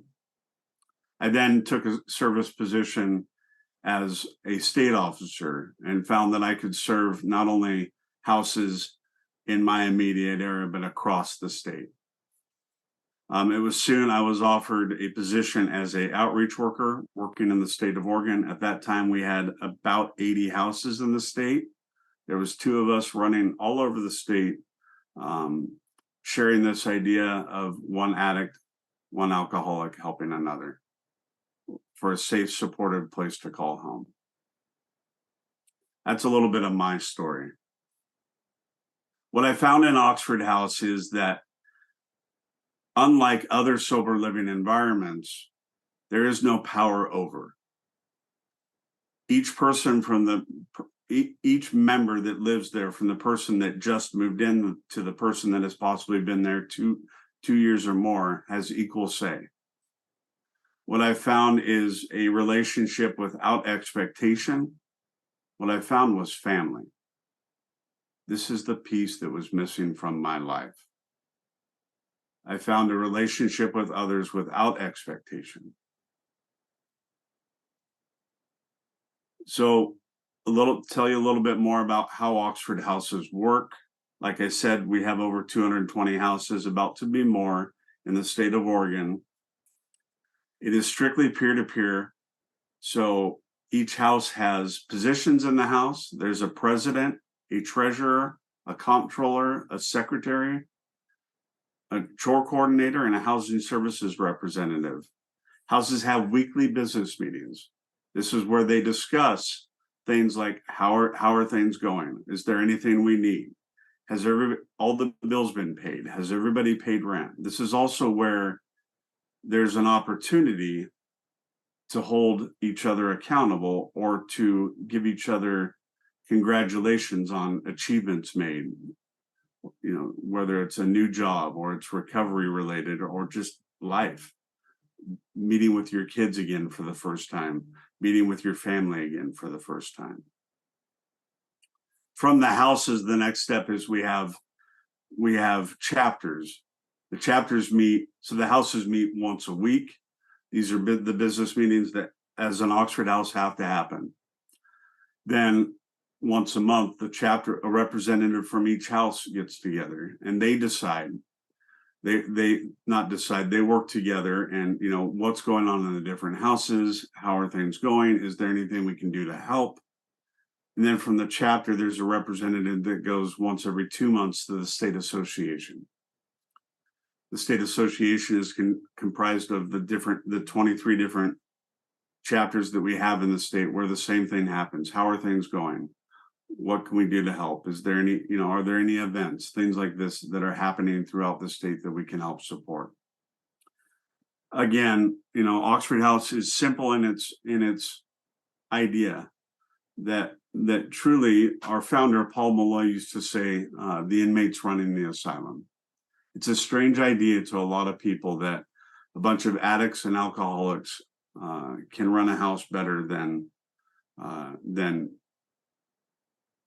they thought. So the way Oxford House works is there's three basic things. You have to remain clean and sober or not return to drugs and alcohol. The houses have to be self-supporting and the houses must run democratically. It's a simple model. One thing that I always like to point out is, unlike other, we are unique because every member has to pay what we call equal expense shared. The thing that makes it unique is that every single dime that a person pays to live in an Oxford house remains in that house. The membership has the opportunity to vote on how they're going to spend their money. That's, of course, after all bills are paid and such. But a lot of times what they do is they help other houses. One house helping another, just like one addict, one alcoholic helping another. It's one house helping another. This is how we take care of each other. One of the things that makes Oxford House unique is our structure. When a member pays what we call equal expense shared or rent to live in a house, that money stays in the house. No money goes to pay salaries. No money goes to pay anything other than what the house democratically decides to vote on. That also brings up the three charter conditions of Oxford House. Oxford houses must be democratic. Oxford houses must be self-supporting. And upon return to drug or alcohol use, to keep the houses safe, people must be voted out. That seems like a harsh reality to some, but we have the philosophy of that we need to protect the house. I also want to point out that that does not mean that just because someone relapses that they're on a blacklist or that they have to leave immediately. Our definition of immediately is that we do everything we can to make sure that they have a safe place to go. We've been in Oregon since 1988. We continue to grow. We look forward to the coming years of growing even more into more rural areas. We are proud of the fact that we were able to serve the state of Oregon as a statewide option, resource for those that want to have a safe, supportive place to call home. If you have any questions, we are more than willing to answer any. You can find our website at oxfordhouse.org, but the best place to look is Oxford Vacancies, VACANCIES.com. That website allows for people to look where our houses are, houses that have vacancies, as well as to have people apply online. Thank you very much for your time. I hope you have a great afternoon.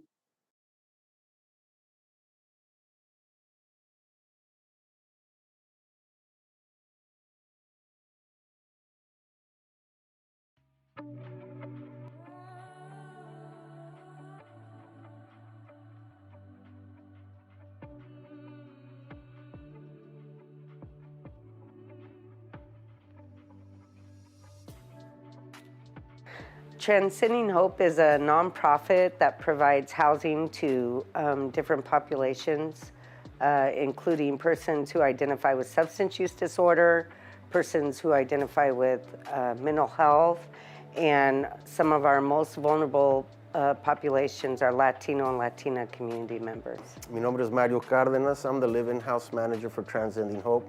And this is my daughter, Sofia. This is a family-oriented, clean and sober living environment, culturally specific for Spanish-speaking Latinos, right?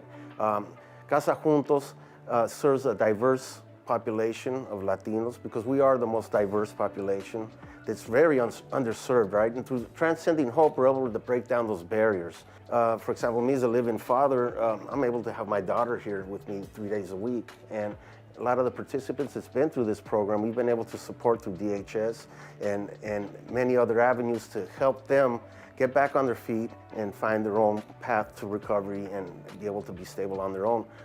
Y estuve usando droga. Esa droga me hacía alucinar, oír voces. Como oía voces,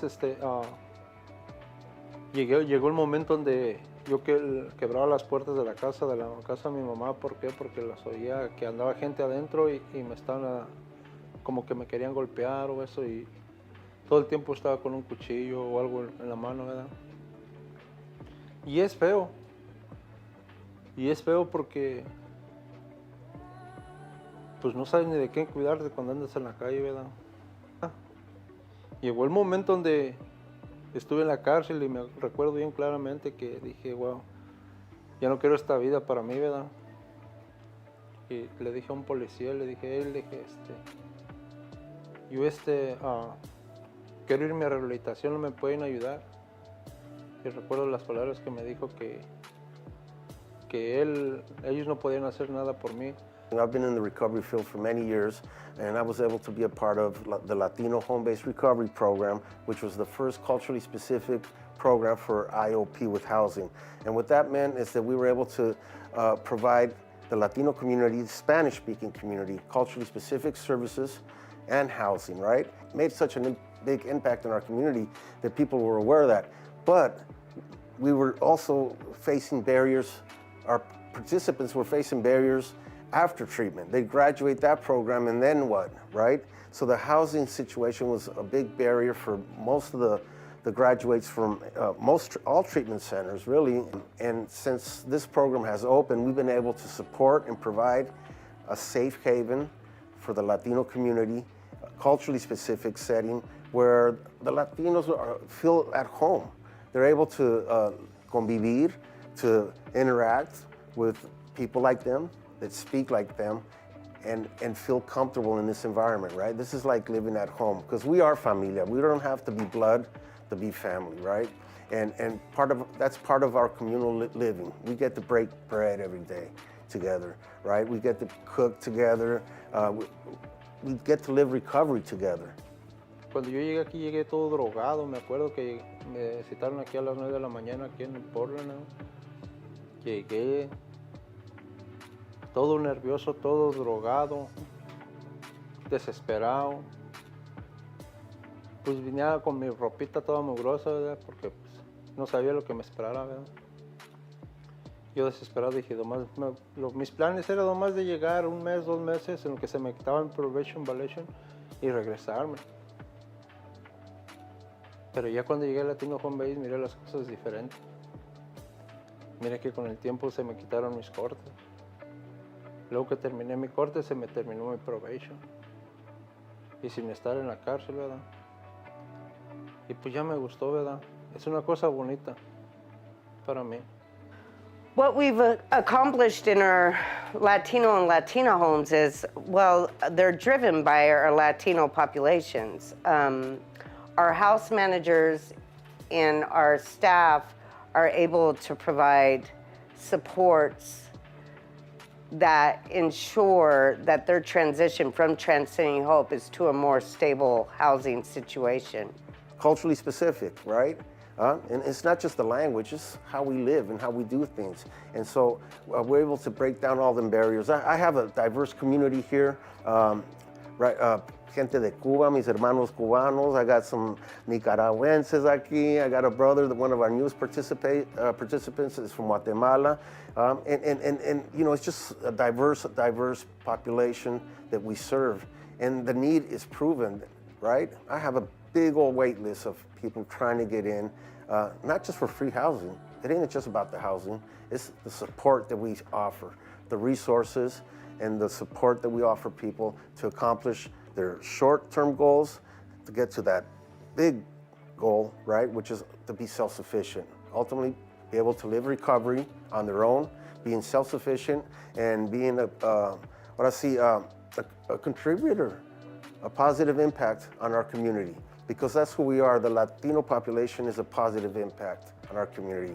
We're hard workers, and if we stay in recovery, the sky's the limit. Es una familia conociéndonos personas de diferentes estados, diferentes países, que nos encontramos en las mismas situaciones, ¿verdad? Que a veces no tenemos para dónde correr, para dónde ir, y en ese caso que no tienes a dónde un lugar estable, te deprimes y usas los vicios y aquí no, aquí es una familia unida. Hay personas que somos de diferentes países, diferentes estados, entonces es un apoyo, y más como somos latinos, entre todos nos damos ideas, nos apoyamos, crecemos, o sea, es algo muy chido. Transcending Hope is really focused on eliminating barriers for the Latino community. By having these culturally specific homes, is allowing people in recovery to really have more time to focus on themselves. Transcending Hope also allows children with single parents or single mothers, and they also have family housing. Is really taking this recovery model to the next level. Thank you to Measure 110, we have these programs now that we never had before. We have programs that are really impacting our community, programs that are really crucial for the well-being of the community, programs that are saving lives. And we need to support them. We need to continue to support these programs. This is just a small part of what we need. We need a lot more housing, culturally specific homes like this to be able to break down the barriers for the need, right? The need of our Latino community to get into recovery, whatever that looks like. Either it's housing, some people just make it here in the house. They figure it out. Some people come here, and from here, we connect them to services while they're living here. So they're able to do outpatient services while living here in a safe home, right? And they know they're gonna be held accountable in a positive way, and where they're gonna find support. So here the communication piece is everything, see? La comunicación es todo. We live together like familias. We're able to communicate and be honest about our recovery. And I think that's what works. Running an honest program and supporting each other like familia. And you know, for me, that's recovery.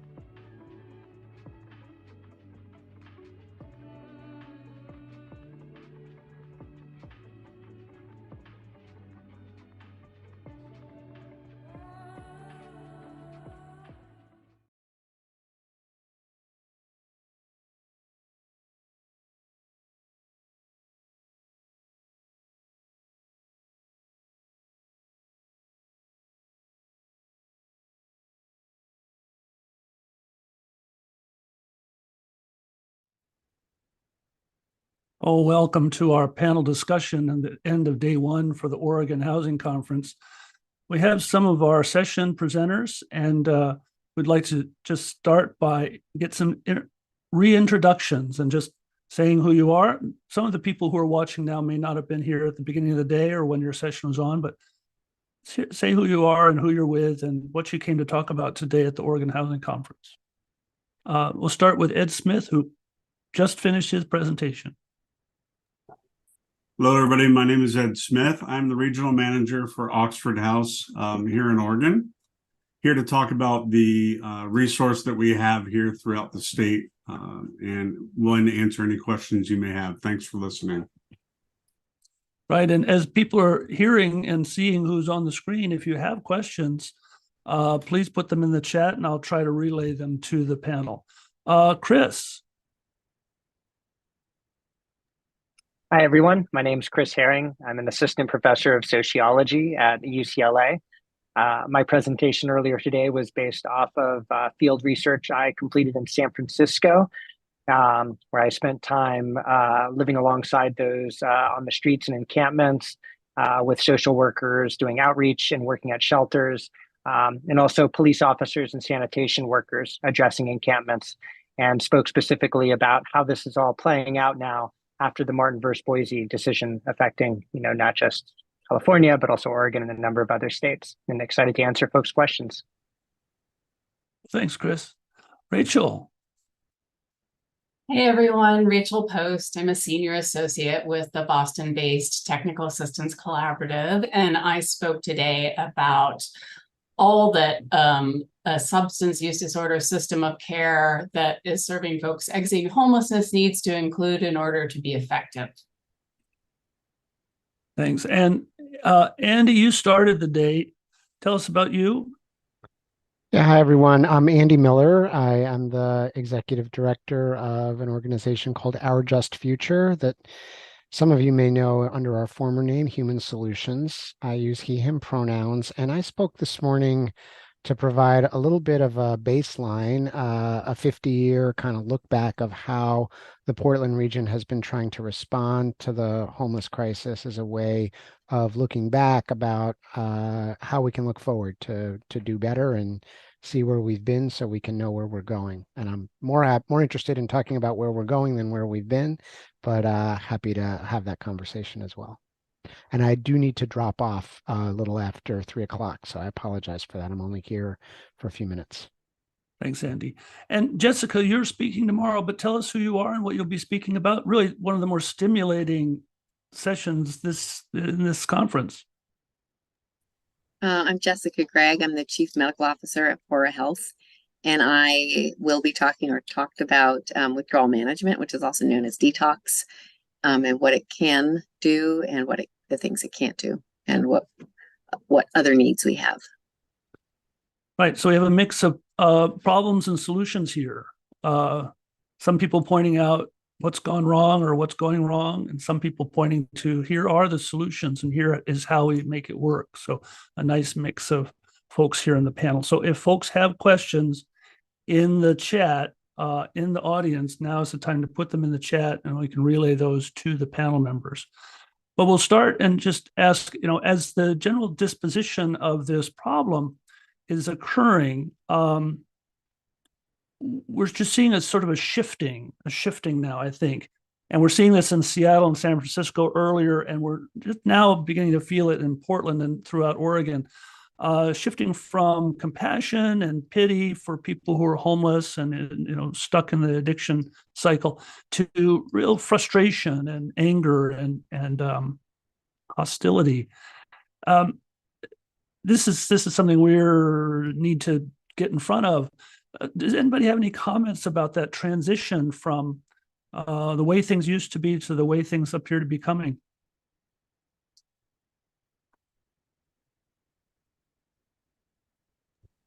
I mean, I can just offer, we see that too. We see the compassion running out.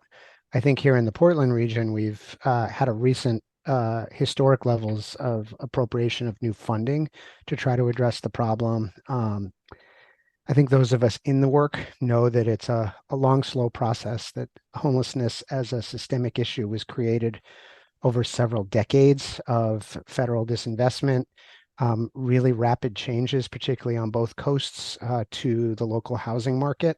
I shared in my presentation that many of the people who were experiencing addiction and other behavioral health challenges back in the 70s could rent a room for $75 a week in Portland. That's now unheard of.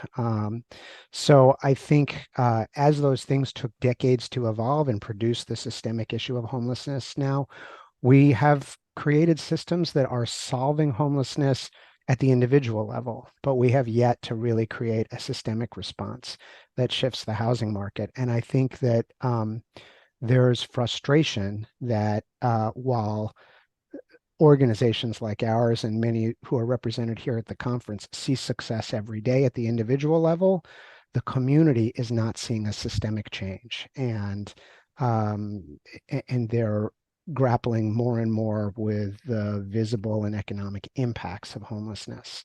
And they are looking, I would say, cynically at our sector as having not fully solved the problem, even though we are spouting what we see every day, which is lots of individual success. So there's some cognitive dissonance there, I think, for the community, and that is shifting the response from one of saying, let's invest the next set of dollars to continue to solve the issue, to let's invest the next set of dollars to manage the issue, because we're going to be stuck with it for a long time, and the solutions we've been promised are not paying dividends. And so that's, for me, a little bit of the current context. We've taken our eyes a little bit off the prize of really solving it and focused more on immediate responses to alleviate the pain that the community is feeling from the fact that we have this incredibly inequitable thing called homelessness out on our streets. Any other responses to the question or Andy's comment? I think the other side to that, though, too, is that us as providers out in the community, what I've seen in the last year or two is a lot more communication, a lot more organizations talking to each other. So where the frustration as far as community with all these issues that we have for the broader community is there. I think what we're seeing as agencies and working together is ways to bring hope. So I think frustration is bringing hope. It's just we need to continue down the path. Jessica, did you have a comment? Yeah, I think I agree with all of that, and I think generally we're a nation in distress, and on multiple fronts, we've had a pandemic, we have increasing crimes in a lot of cities, our mental health problems across the board, not just among people without housing, not just among people with substance use disorders, are increasing. And I think that we are looking for easy solutions and somewhat obvious people to blame or populations to blame. And so I think some of that frustration is just, I am frustrated and I need a place to put it. And this is just a vulnerable group that doesn't have much of a voice. I'm going to jump back to Andy and ask a question from the chat. And one of the areas of frustration is that we don't have clear outcomes. And as you look back on the history of dealing with homelessness here, have we collected outcomes at any point? And specifically, Claire asked about outcomes from the 2005 project, which is the 10-year plan to end homelessness. Yeah, great question. Thank you. And so I think, again, this is another kind of cognitive dissonance. Which layer of the question, which layer of the system are you looking at? So at the provider level, we do have outcomes, and our public contracts all require that we report on a regular basis about how many folks we are specifically moving from homelessness into permanent housing, how many folks are still in housing after 6, 9, and 12 months, several other contract-based outcomes. What I think is missing is, particularly as it relates to unsheltered homelessness, which is often what this giant puzzle of homelessness gets reduced to in the public's mind is how many folks are sleeping unsheltered outside. And again, I'll say we don't have systemic outcomes. We don't have a plan that says by this time next year, we will have reduced unsheltered homelessness by this much, because that not only takes into account the individual outcomes of all the providers that are working to, again, at this very individual level, to end the homelessness that several that participants in programs are experiencing. It accounts for those ancillary systems like foster care, health, mental health, behavioral health, to kind of turn off the inflow of folks who are being discharged from large public systems, corrections, into homelessness. Because it's not a static problem. It's a problem of inflow and outflow, and anyone who's worked in the system knows that, you know, a predictable percentage of folks, despite the best efforts of individual provider organizations and their own best efforts, will relapse into homelessness as the conditions that they struggled with that often found them on the streets will cause them to flow back in, and that new folks are becoming homeless every day as a result, again, of this sort of torturous housing market, and how that combines with you know, the unsolved behavioral health crises that we are seeing on our streets. So I think this is a long way of answering Claire's question, and I would say providers and organizations working in our various homeless systems all are accountable to contracted outcomes with public funders. The system has not created its own metrics for how we will actually bring the crisis to an end over time through a set of prevention and interdiction measures that move people from homelessness into housing. And since every agency is sort of unequal in size and mission, how do you go about comparing those in order to get a single number? I mean, it seems like almost an impossible task.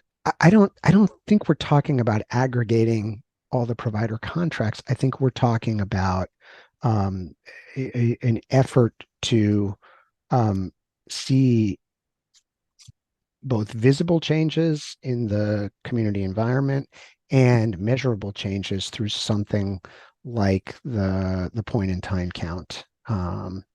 Yeah, I don't think we've begun to have the discussion about what those metrics can and should look like. Frankly, I think we've moved away from large community strategies to end the crisis and toward counting other things like how many units of housing did we produce. I see a lot of reports that tout large successes in producing housing. What we don't know is, did people move from the streets into those housing, or did people move from less secure housing into more secure housing as a result of those developments? So I think it's a matter of having these macro outcomes that through which a plan would really be measured. And I just think we've moved, you know, I showed this morning some plans that we used here and worked under here in the Portland area from the 1990s, from the 2000s, from the 2010s. As we sequenced those plans, we saw a move away from metrics and more toward a generalized ambition of just ending homelessness. And so I don't think we've had the action plan. Anyone else speak on outcomes? I bet Chris has an opinion.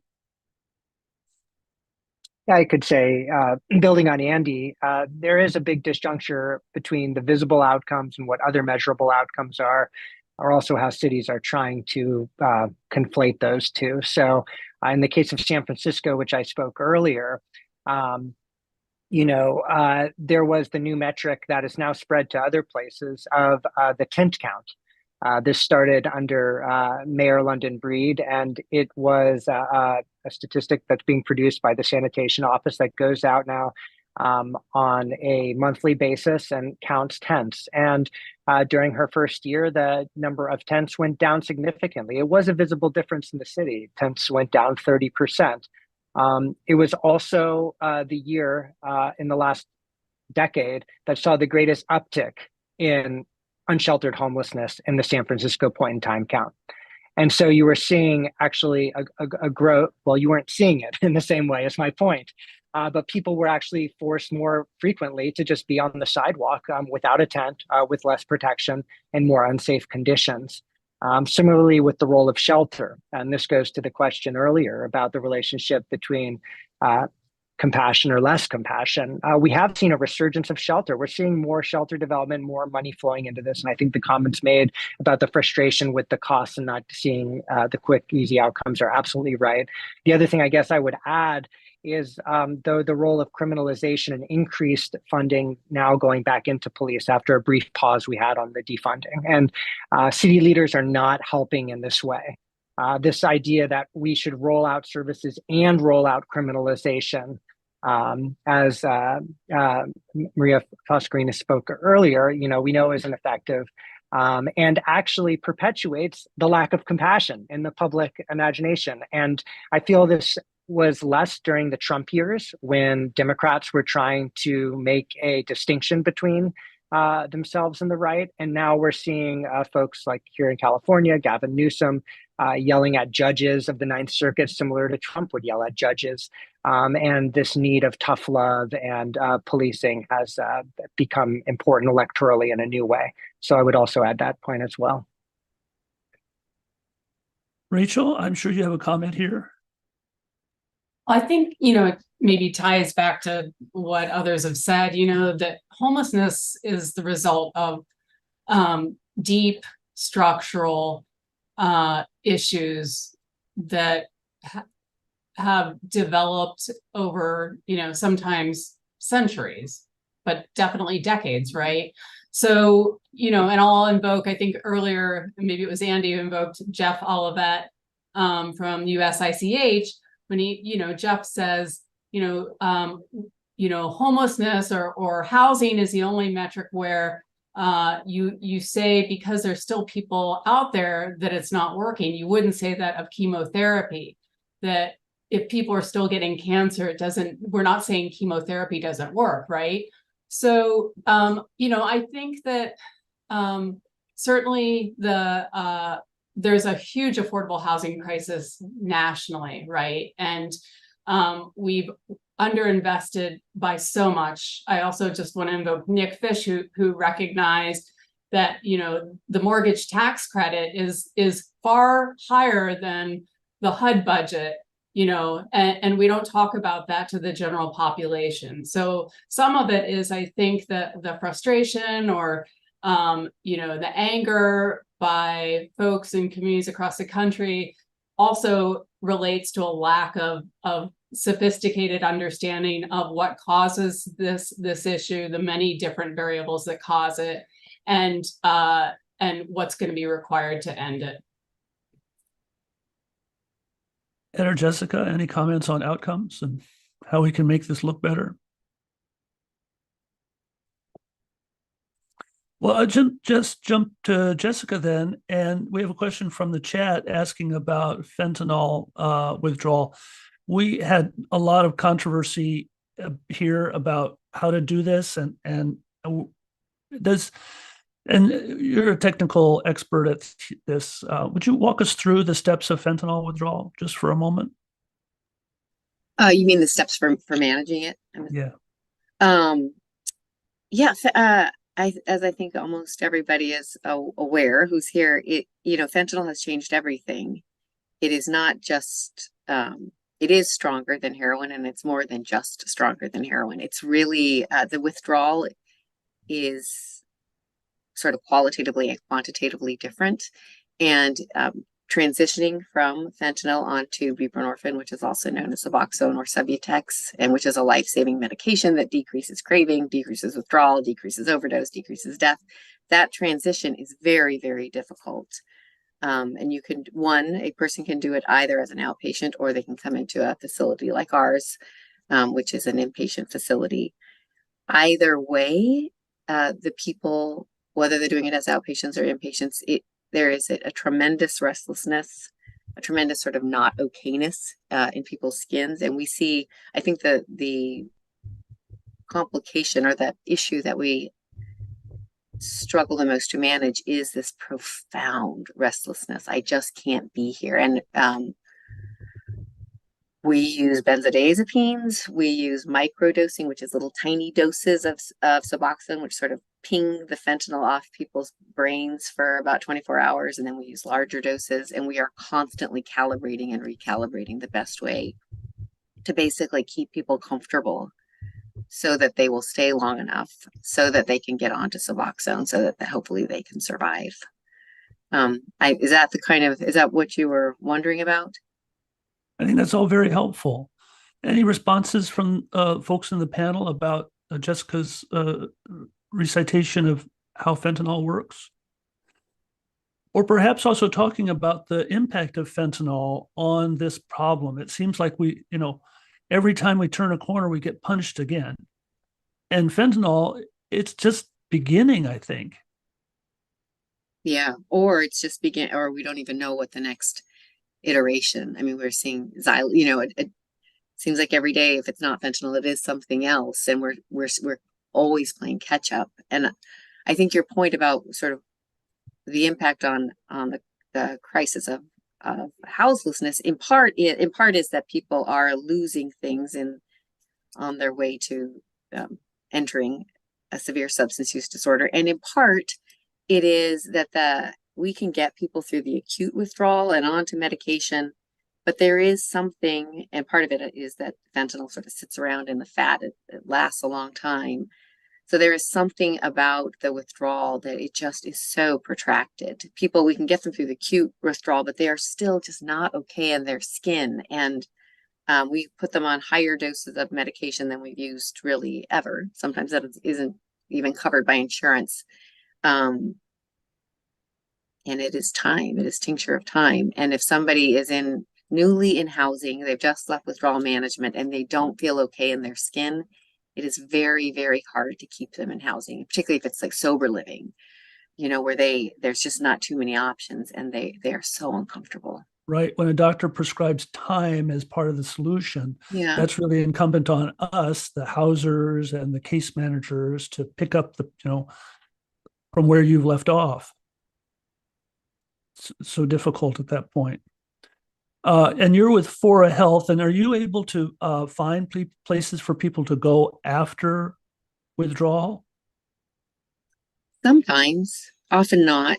And again, sometimes we'll send them to, it's like a manna from heaven when you can find sober living, if that's what someone wants, or a residential bed. And we don't set them up for success, because if they are not okay, particularly if they're going to housing with a lot of other supports, without a lot of other supports, again, if they're not feeling okay in their skin and there isn't sort of structured engagement and connection with life to sort of get people out of their heads and their discomfort, it's incredible. We've given them a place to live, but we haven't given them the resources and help to stay there, particularly in those first couple weeks. And that is, it is absolutely devastating to get someone through withdrawal management, find them one of those rare birds of a place where they can go, and then have them come right back, not because they didn't want it, not because, it's just too much, and we don't have the structures in place to support them. Ed, a few minutes ago, Eric Martin talked about some of the myths of recovery housing, and one of them was that recovery housing doesn't take MAT. Would you be able to take someone directly from Dr. Gregg's care into Oxford House with perhaps a prescription for Suboxone? Absolutely. There is that myth out there, and I think the myth is years old. We do surveys on all of our residents throughout the states. So the state of Oregon did theirs about 8 months ago. And 46% of our residents are utilize MAT or MAR. Wow. That live in our houses. What we find to work best, and I hear what Jessica is saying, it is really hard for them to come out. They go through the detoxing, they go through everything. To find, for organizations to work together to where they can do housing as well as intensive outpatient, treatment at the same time. We can help, Oxford House can help be, one of the components of that. But I think that myth is old, and that I know a lot of the recovery housing accepts it, but I know our numbers are almost 50% of our members utilize MAT or MAR services. But that's an option that a house could be a MAT house or not a MAT house. Well, I wouldn't necessarily, we can't call it a MAT house or not a MAT house. It's Oxford houses are run democratically. So it's whether the house feels outside of the MAT and MAR medication, everything about the person, if they're a fit for the house, if they get voted in or not. Let's shift gears a little bit. I want to ask Rachel about because she has the national point of view, the national perspective. She looks all over for what's good and what's new. As you're hearing what's happened here in this conference, and you've heard a lot of the solutions offered, where are you seeing this going well around the country? Are you seeing some states or some communities providing alcohol and drug-free housing, or providing this warm handoff, or any of the other solutions that have been proffered? I see pockets of it. I don't work with every state, but I think we're very interested in states that have used the Medicaid 1115 demonstration, who are further along down that road, in terms of there being more funding available to fund, whether it's housing first support services or recovery housing support services, and integration and coordination with peer recovery support specialists, alcohol and drug treatment, and supportive housing services and employment services. I do not know of a state that I think, I could say statewide, that they have figured this out. We see pockets of success, of beacons of exemplary practice, and I really think that this, some of the recommendations that we made in the homeless strategy initiative paper related to forming a governing body that brings together the payer system, the county, the city, the provider system, and individuals with lived expertise to really align across systems is really going to help propel and improve outcomes across these systems. I also do just want to say that I think another area where I think there needs to be improvement is greater funding and endorsement by the federal government of what true housing first consists of, because I think that that's become very, very, very diluted. And in some of the communities that I've worked in, where they're describing to me that they do housing first, it looks nothing like the high fidelity assertive community treatment housing first programs, like nothing you would remotely describe. And so I think that the federal government needs to kind of maybe look at how they're representing what housing first is, as well as states and local governments funding it fully to capacity. And that we also need to promote that to, all of the schools of social work and medicine and, counseling that are going to produce the workforce that's required really to work with this population. Anybody else seeing anything out there? Any beacons of light?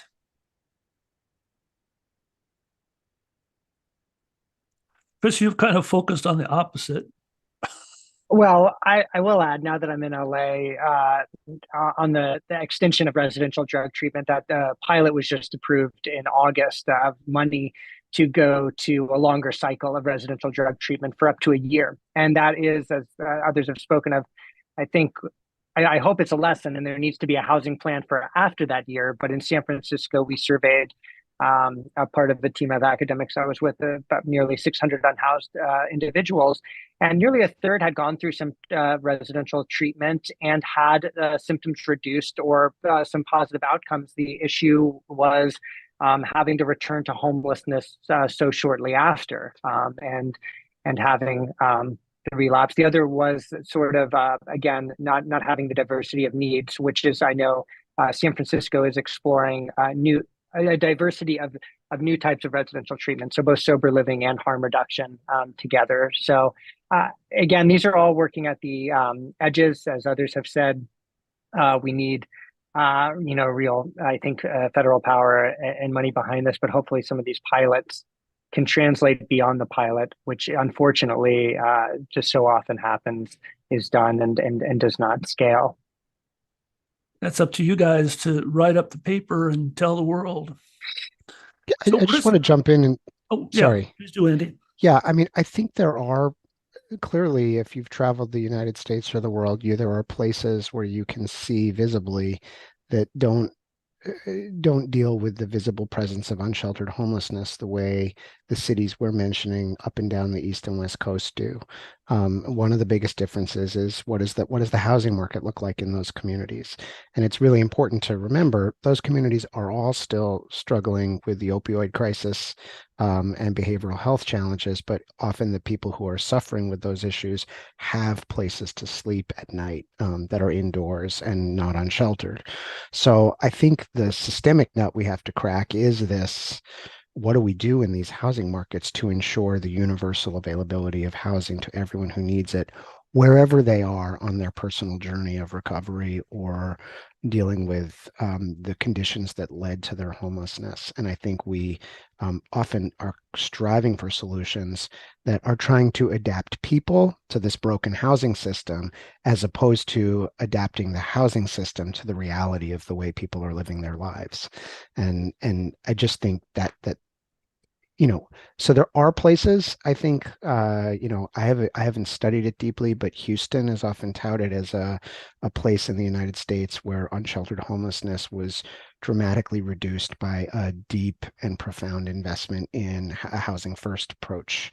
Helsinki, Finland, again, not a place I've been to or have studied deeply, but there are parts of the world where the housing system is delivering differently than it does here in the United States. And that doesn't mean that they've cracked the code on all of the underlying issues we deal with that are causing people in these high cost housing markets to fall out. So I appreciate this is a conference that's primarily focused on the intersection of addiction and homelessness. But I think it's really important to point out there are communities that haven't cracked addiction that have a better situation with respect to homelessness for the people who are living with addiction. Agreed. Anyone comment on Andy's comment? Chris, coming back to you, there are lots of good interventions that Rachel has spoken about, but there's also a lot of bad interventions that you spoke about. And one of them that came up in the chat is the one-way voucher, what we used to call the Greyhound cure, that San Francisco was the recipient of hundreds, maybe thousands of people coming from Nevada in prior years. Are you seeing the use of the vouchers, travel vouchers, as a way to remove people from San Francisco or Los Angeles? There was a great in-depth article in The Guardian by Alistair G. a few years ago that I think covered this the best. They looked at it for a year, found cities across the country are doing this.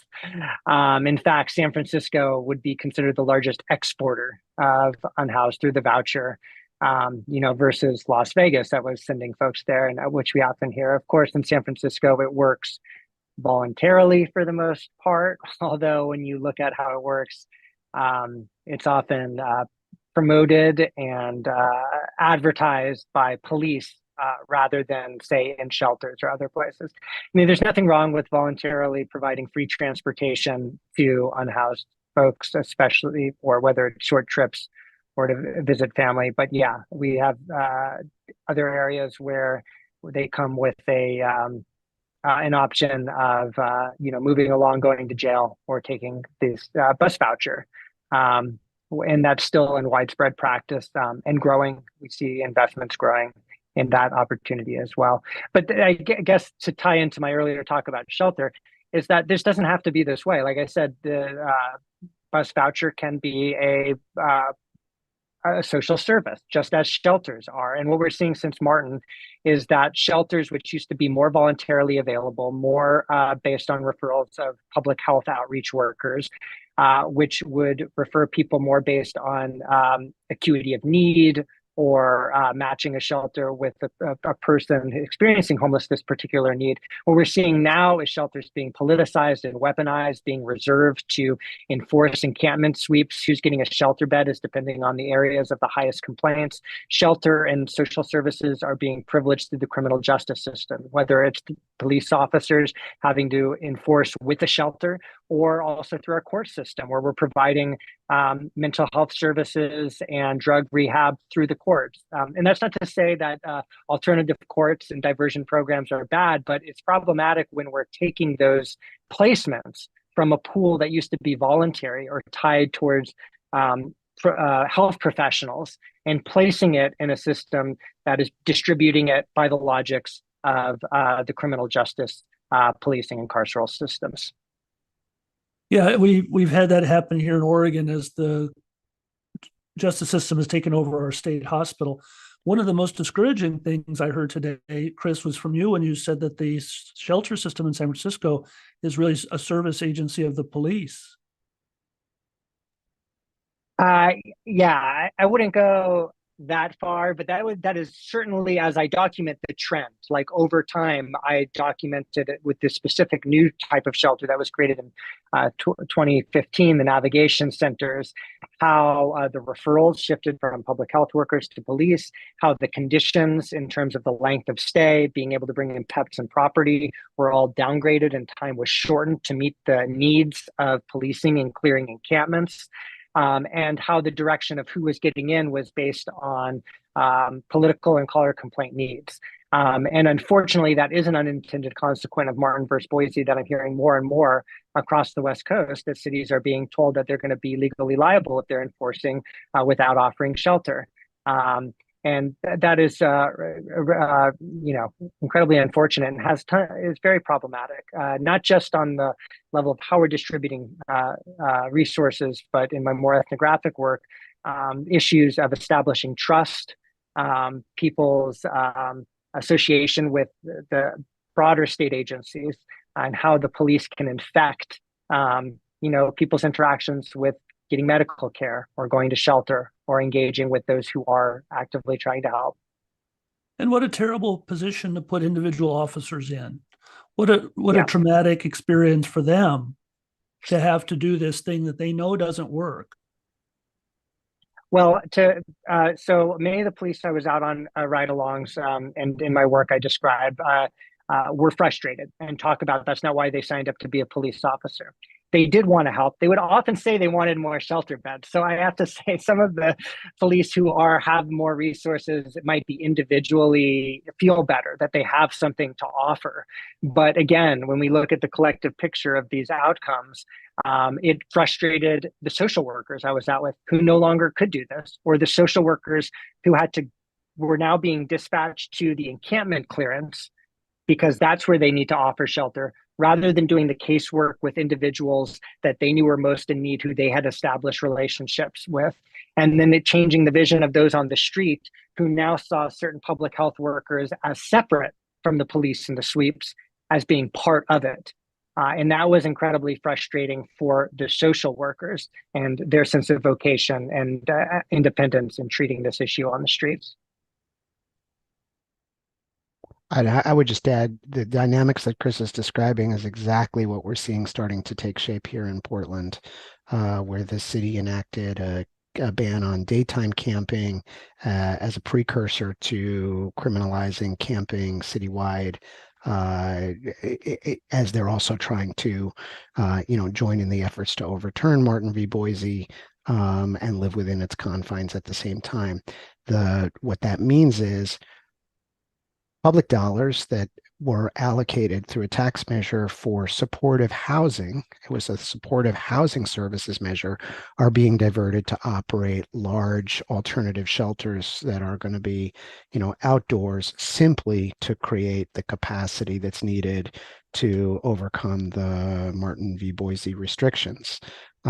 So now this is what I was mentioning before, we are no longer investing in best practices, in permanent solutions.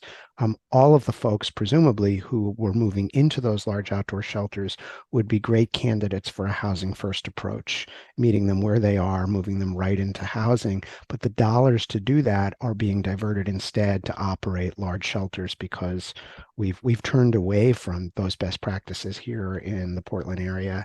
I'm not sure we ever fully turned toward them, except in a few cases. And so we're seeing exactly that. We'll talk a little bit more about encampments and have Urban Alchemy with us tomorrow to talk about the city's proposal. We were not able to get anybody from the city to come on and talk about these money issues. We have more money now, though, than we've ever had before with the Portland Housing Bond, with the Metro Housing, with money coming from Measure 110. Is that and Andy, you're already seeing that money somewhat misappropriated. Misappropriated may be a strong word. I'm not, but yes, I think I'm speaking to the spirit that I understood that that measure was passed, was to enhance our ability to create more supportive housing placements, more structured supportive housing, more housing first. Those dollars are being increasingly diverted to these, what I would call more homeless management exercises, because not only do we lack a plan, I think what we really lack at the large public sector level is a shared theory of change. We've lost touch with the discussion of how we as a community believe we are going to get from where we are to the end of the crisis. What works? What best practices upon which are we going to rely? And the evidence of this, I think, is if you look at the recent vote in the Multnomah County Commission, they appropriated, I believe, over $60 million of backlogged supportive housing services funds. I'm looking at it right now and seeing of that, again, the 60 million of supportive housing dollars, only 7 million are actually for supportive housing. The rest are for things like a stabilization center, the operations of these alternative campsites, a study to determine whether we need a sobering station. I'm not questioning the need for some of these interventions, but it's not supportive housing. It's not even housing. It is simply tied to addressing the immediate healthcare needs of people who are experiencing homelessness. And so we now have this homeless services, which are really exist because of the failure and brokenness of our housing system. We have dollars that have been allocated to it, trying to backfill the broken nature of our behavioral health systems. So we're taking the proverbial twin-size bed, a twin-size sheet, and trying to make a king-size bed of need. And anyone who's ever tried to do that knows it just doesn't work. You're just going to leave corners open, and so the system's just leaking. Other comments about all this money?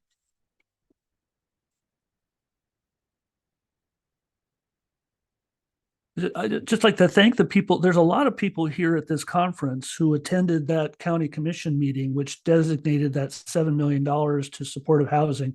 People from 4D Recovery and True Colors and Transcending Hope and a lot of other agencies came and spoke. They told their stories to those county commissioners very bravely. And that $7 million was not going to happen before that testimony occurred. So we need to keep an eye on these politicians, because they'll give it to the loudest voice that comes in last. Fortunately, we got in there last. Ed, one of the most difficult things to find in Oregon is sober housing in rural and frontier counties. How's Oxford House do with rural counties? Maybe not only in Oregon, but you work in a lot of different states. Yeah, I do. So using Oregon as an example, we are in 22 counties in the state. We have approximately 220 houses and around 2,000 beds available in the state per night. It's both a blessing and a curse, right? So the model works so well that we're able to open more houses, serve more people. But at the same time, I always want to point out that we do this on really a skeleton crew. There are 7 staff members in the state of Oregon overseeing those 220 houses.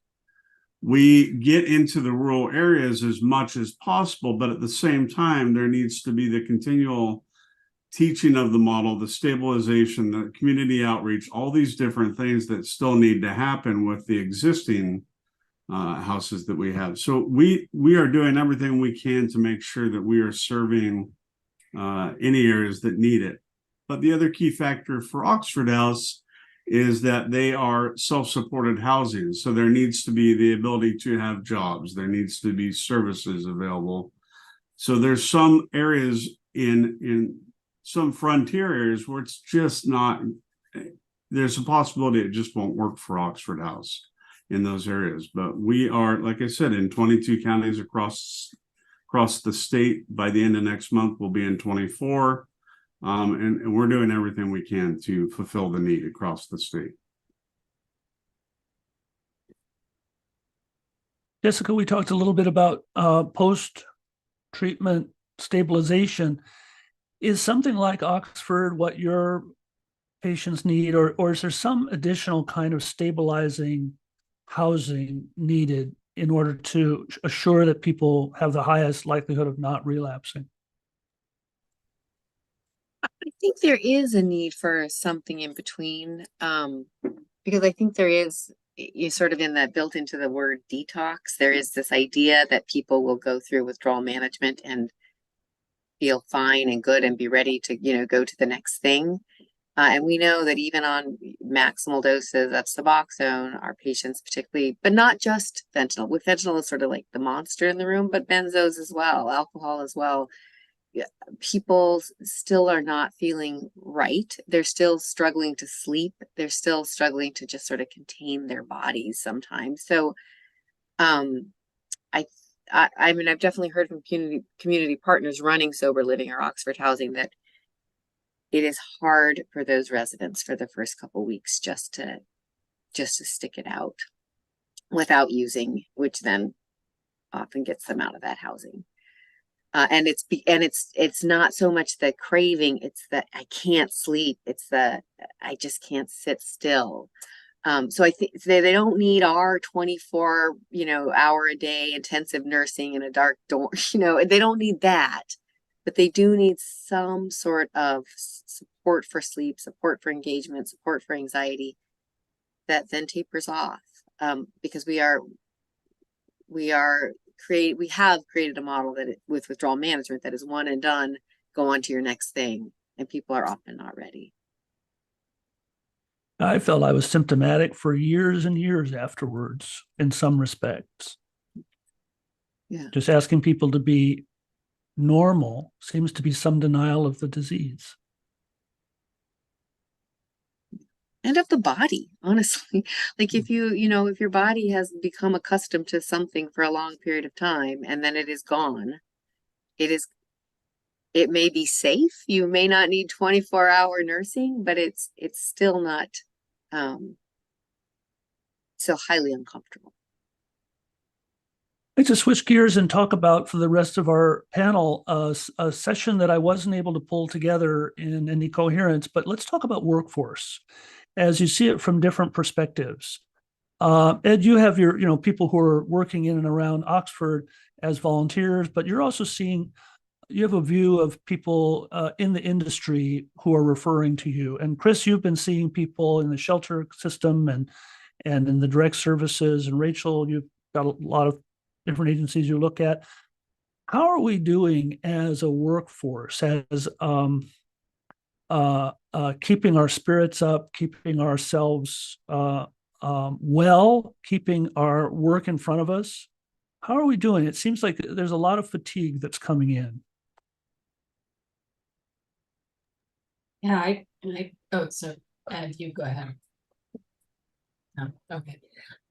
I mean, this is an issue across the country, as everyone knows. I think there's been the also Office of Drug Control Policy, which is operated out of the White House, recognition of this crisis and funding. But can we get the funding out there fast enough? I think one thing we saw nationally during the pandemic was there's so much money, but states had a really hard time deploying the money. They didn't have the infrastructure, the capacity, the staffing to be able to deploy that. So I think the same thing, potentially is at play with a lot of these new funds that are available to incentivize people getting into the medical profession, the mental health profession. And something that I read that was put out by Central City Concern just a few days ago talked about the issue of this concept of self-care, but really kind of pivoting and reframing that to community care. So this is really hard work. I personally, sustained moral injury on the job when I worked in the field on the front lines time and time again. And I think, for the amount of pay that is available for somebody working on the front lines or as a program manager, and faced with some of the most,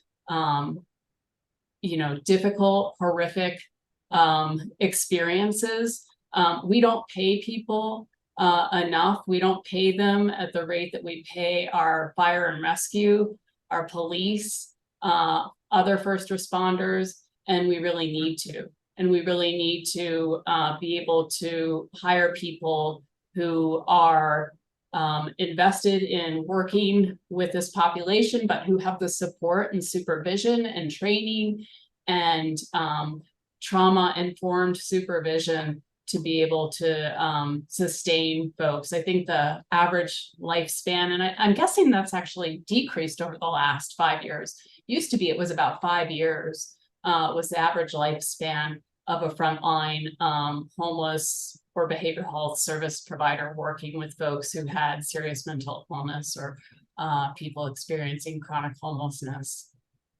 So we really need to invest at every level in order to be able to attract new people into this field and to be able to sustain them. Ed? Yeah, I would add too that I'm probably the wrong person to talk to about self-care and all that. I think that when we do this for so long, we do this with our heart, right? But the bottom line is the new people, the new front line is getting taken away by jobs that would normally pay less, right? We are not paying enough. We are not doing enough. It's an interesting dynamic because everything is so expensive. We're talking about how housing and all this stuff is so expensive. It also reciprocates to those that work in the field. And when there are several people that I know that work in this field that are just on the brink of homelessness themselves, and all to save that next man or that next woman from being houseless or off the street or from addiction, things like this. We've got to do better. Shame on us. Shame on our government for not appreciating what we do, what our frontline and management, whatever we do. Shame on them for not recognizing how this is really the people that I think that stick around, and there's a lot of here in the Oregon community, are here because of their heart. It is not because of the pay. It is because of their heart. We need to do better. We need to do better. Chris, what do you see down in California? Everything Ed and Rachel just said, and I think that's the core of the issue. I can add some other points that I think are maybe less noticed that I realized in my field research. And one is we unquestionably need more outreach workers, more social workers doing this work as opposed to other types of frontline workers who say themselves, like police officers or sanitation workers, that they don't want to be in this business. So as I mentioned earlier, there was frustration among the officers in having to deal with homelessness, that this wasn't what they signed up to do in many places, including San Francisco. It was the rookies who were assigned to the homeless outreach units and having to respond to these calls. It was demoralizing for them in terms of what they thought they were doing with their profession. Sanitation workers, it was incredibly frustrating for them. Many of them are also incredibly low paid and from the poorer neighborhoods in San Francisco, which is like Portland and parts of Oregon, very few African Americans. That was one of the largest city workforce where African Americans were hired, were in the sanitation department. We know the disproportionality of African Americans experiencing homelessness. Okay, I guess what I'm trying to say is there were poor folks being put on other poor folks in neighborhoods from the same areas. People I'd see sanitation workers run into, people they knew in high school, people they saw in other areas. This offered both moments of solidarity in some cases, of moral injury, of not wanting to do this, but having to. Not good either. And I'd be curious to hear it from Urban Alchemy tomorrow. I mean, I think it's great that another area of my research has to do with opening up the doors of employment and opportunity after incarceration, with the Urban Alchemy is at the forefront of. But it is also telling to say that this is the labor force that we're relying on to do this work. And I think that they should, in Urban Alchemy too, those workers should get being paid more. I don't want that to not be there, but that's something to point out. I've mentioned throughout my talk and in my presentation the ways in which policing gets in the way of frontline workers and the social work of doing their job. But there's also this final point, which is that a lot of cities sometimes will hire more outreach workers without the resources given to them, which is also another source of frustration. So in San Francisco, they did actually expand the number of outreach workers, but they didn't expand the number of shelter beds, permanent supportive housing placement, or treatment beds. And this actually increases the frustration of the outreach workers because they want to accomplish something. They want to bring bridges to somewhere.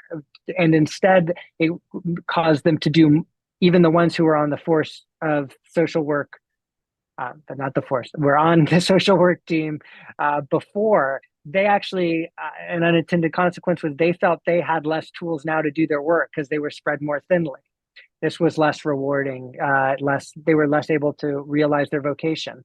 And so I also want to just stress, like, we can't think that just hiring more outreach workers or social workers is going to do it if it's not matched with the greater resources, as a final point there.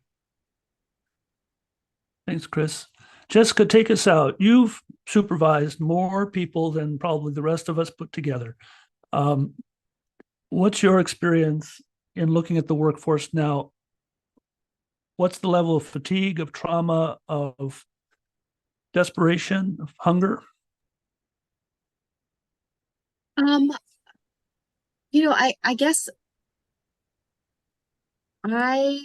we are, I feel like we're faced certainly with, retention and burnout, but mostly with no one coming in.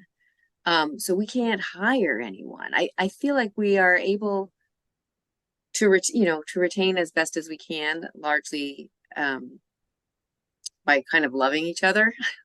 I think that really helps when you're working with people that you care a lot about. And we would like to pay more. So we need that. But what I really worry about is that when people do leave, we cannot replace them.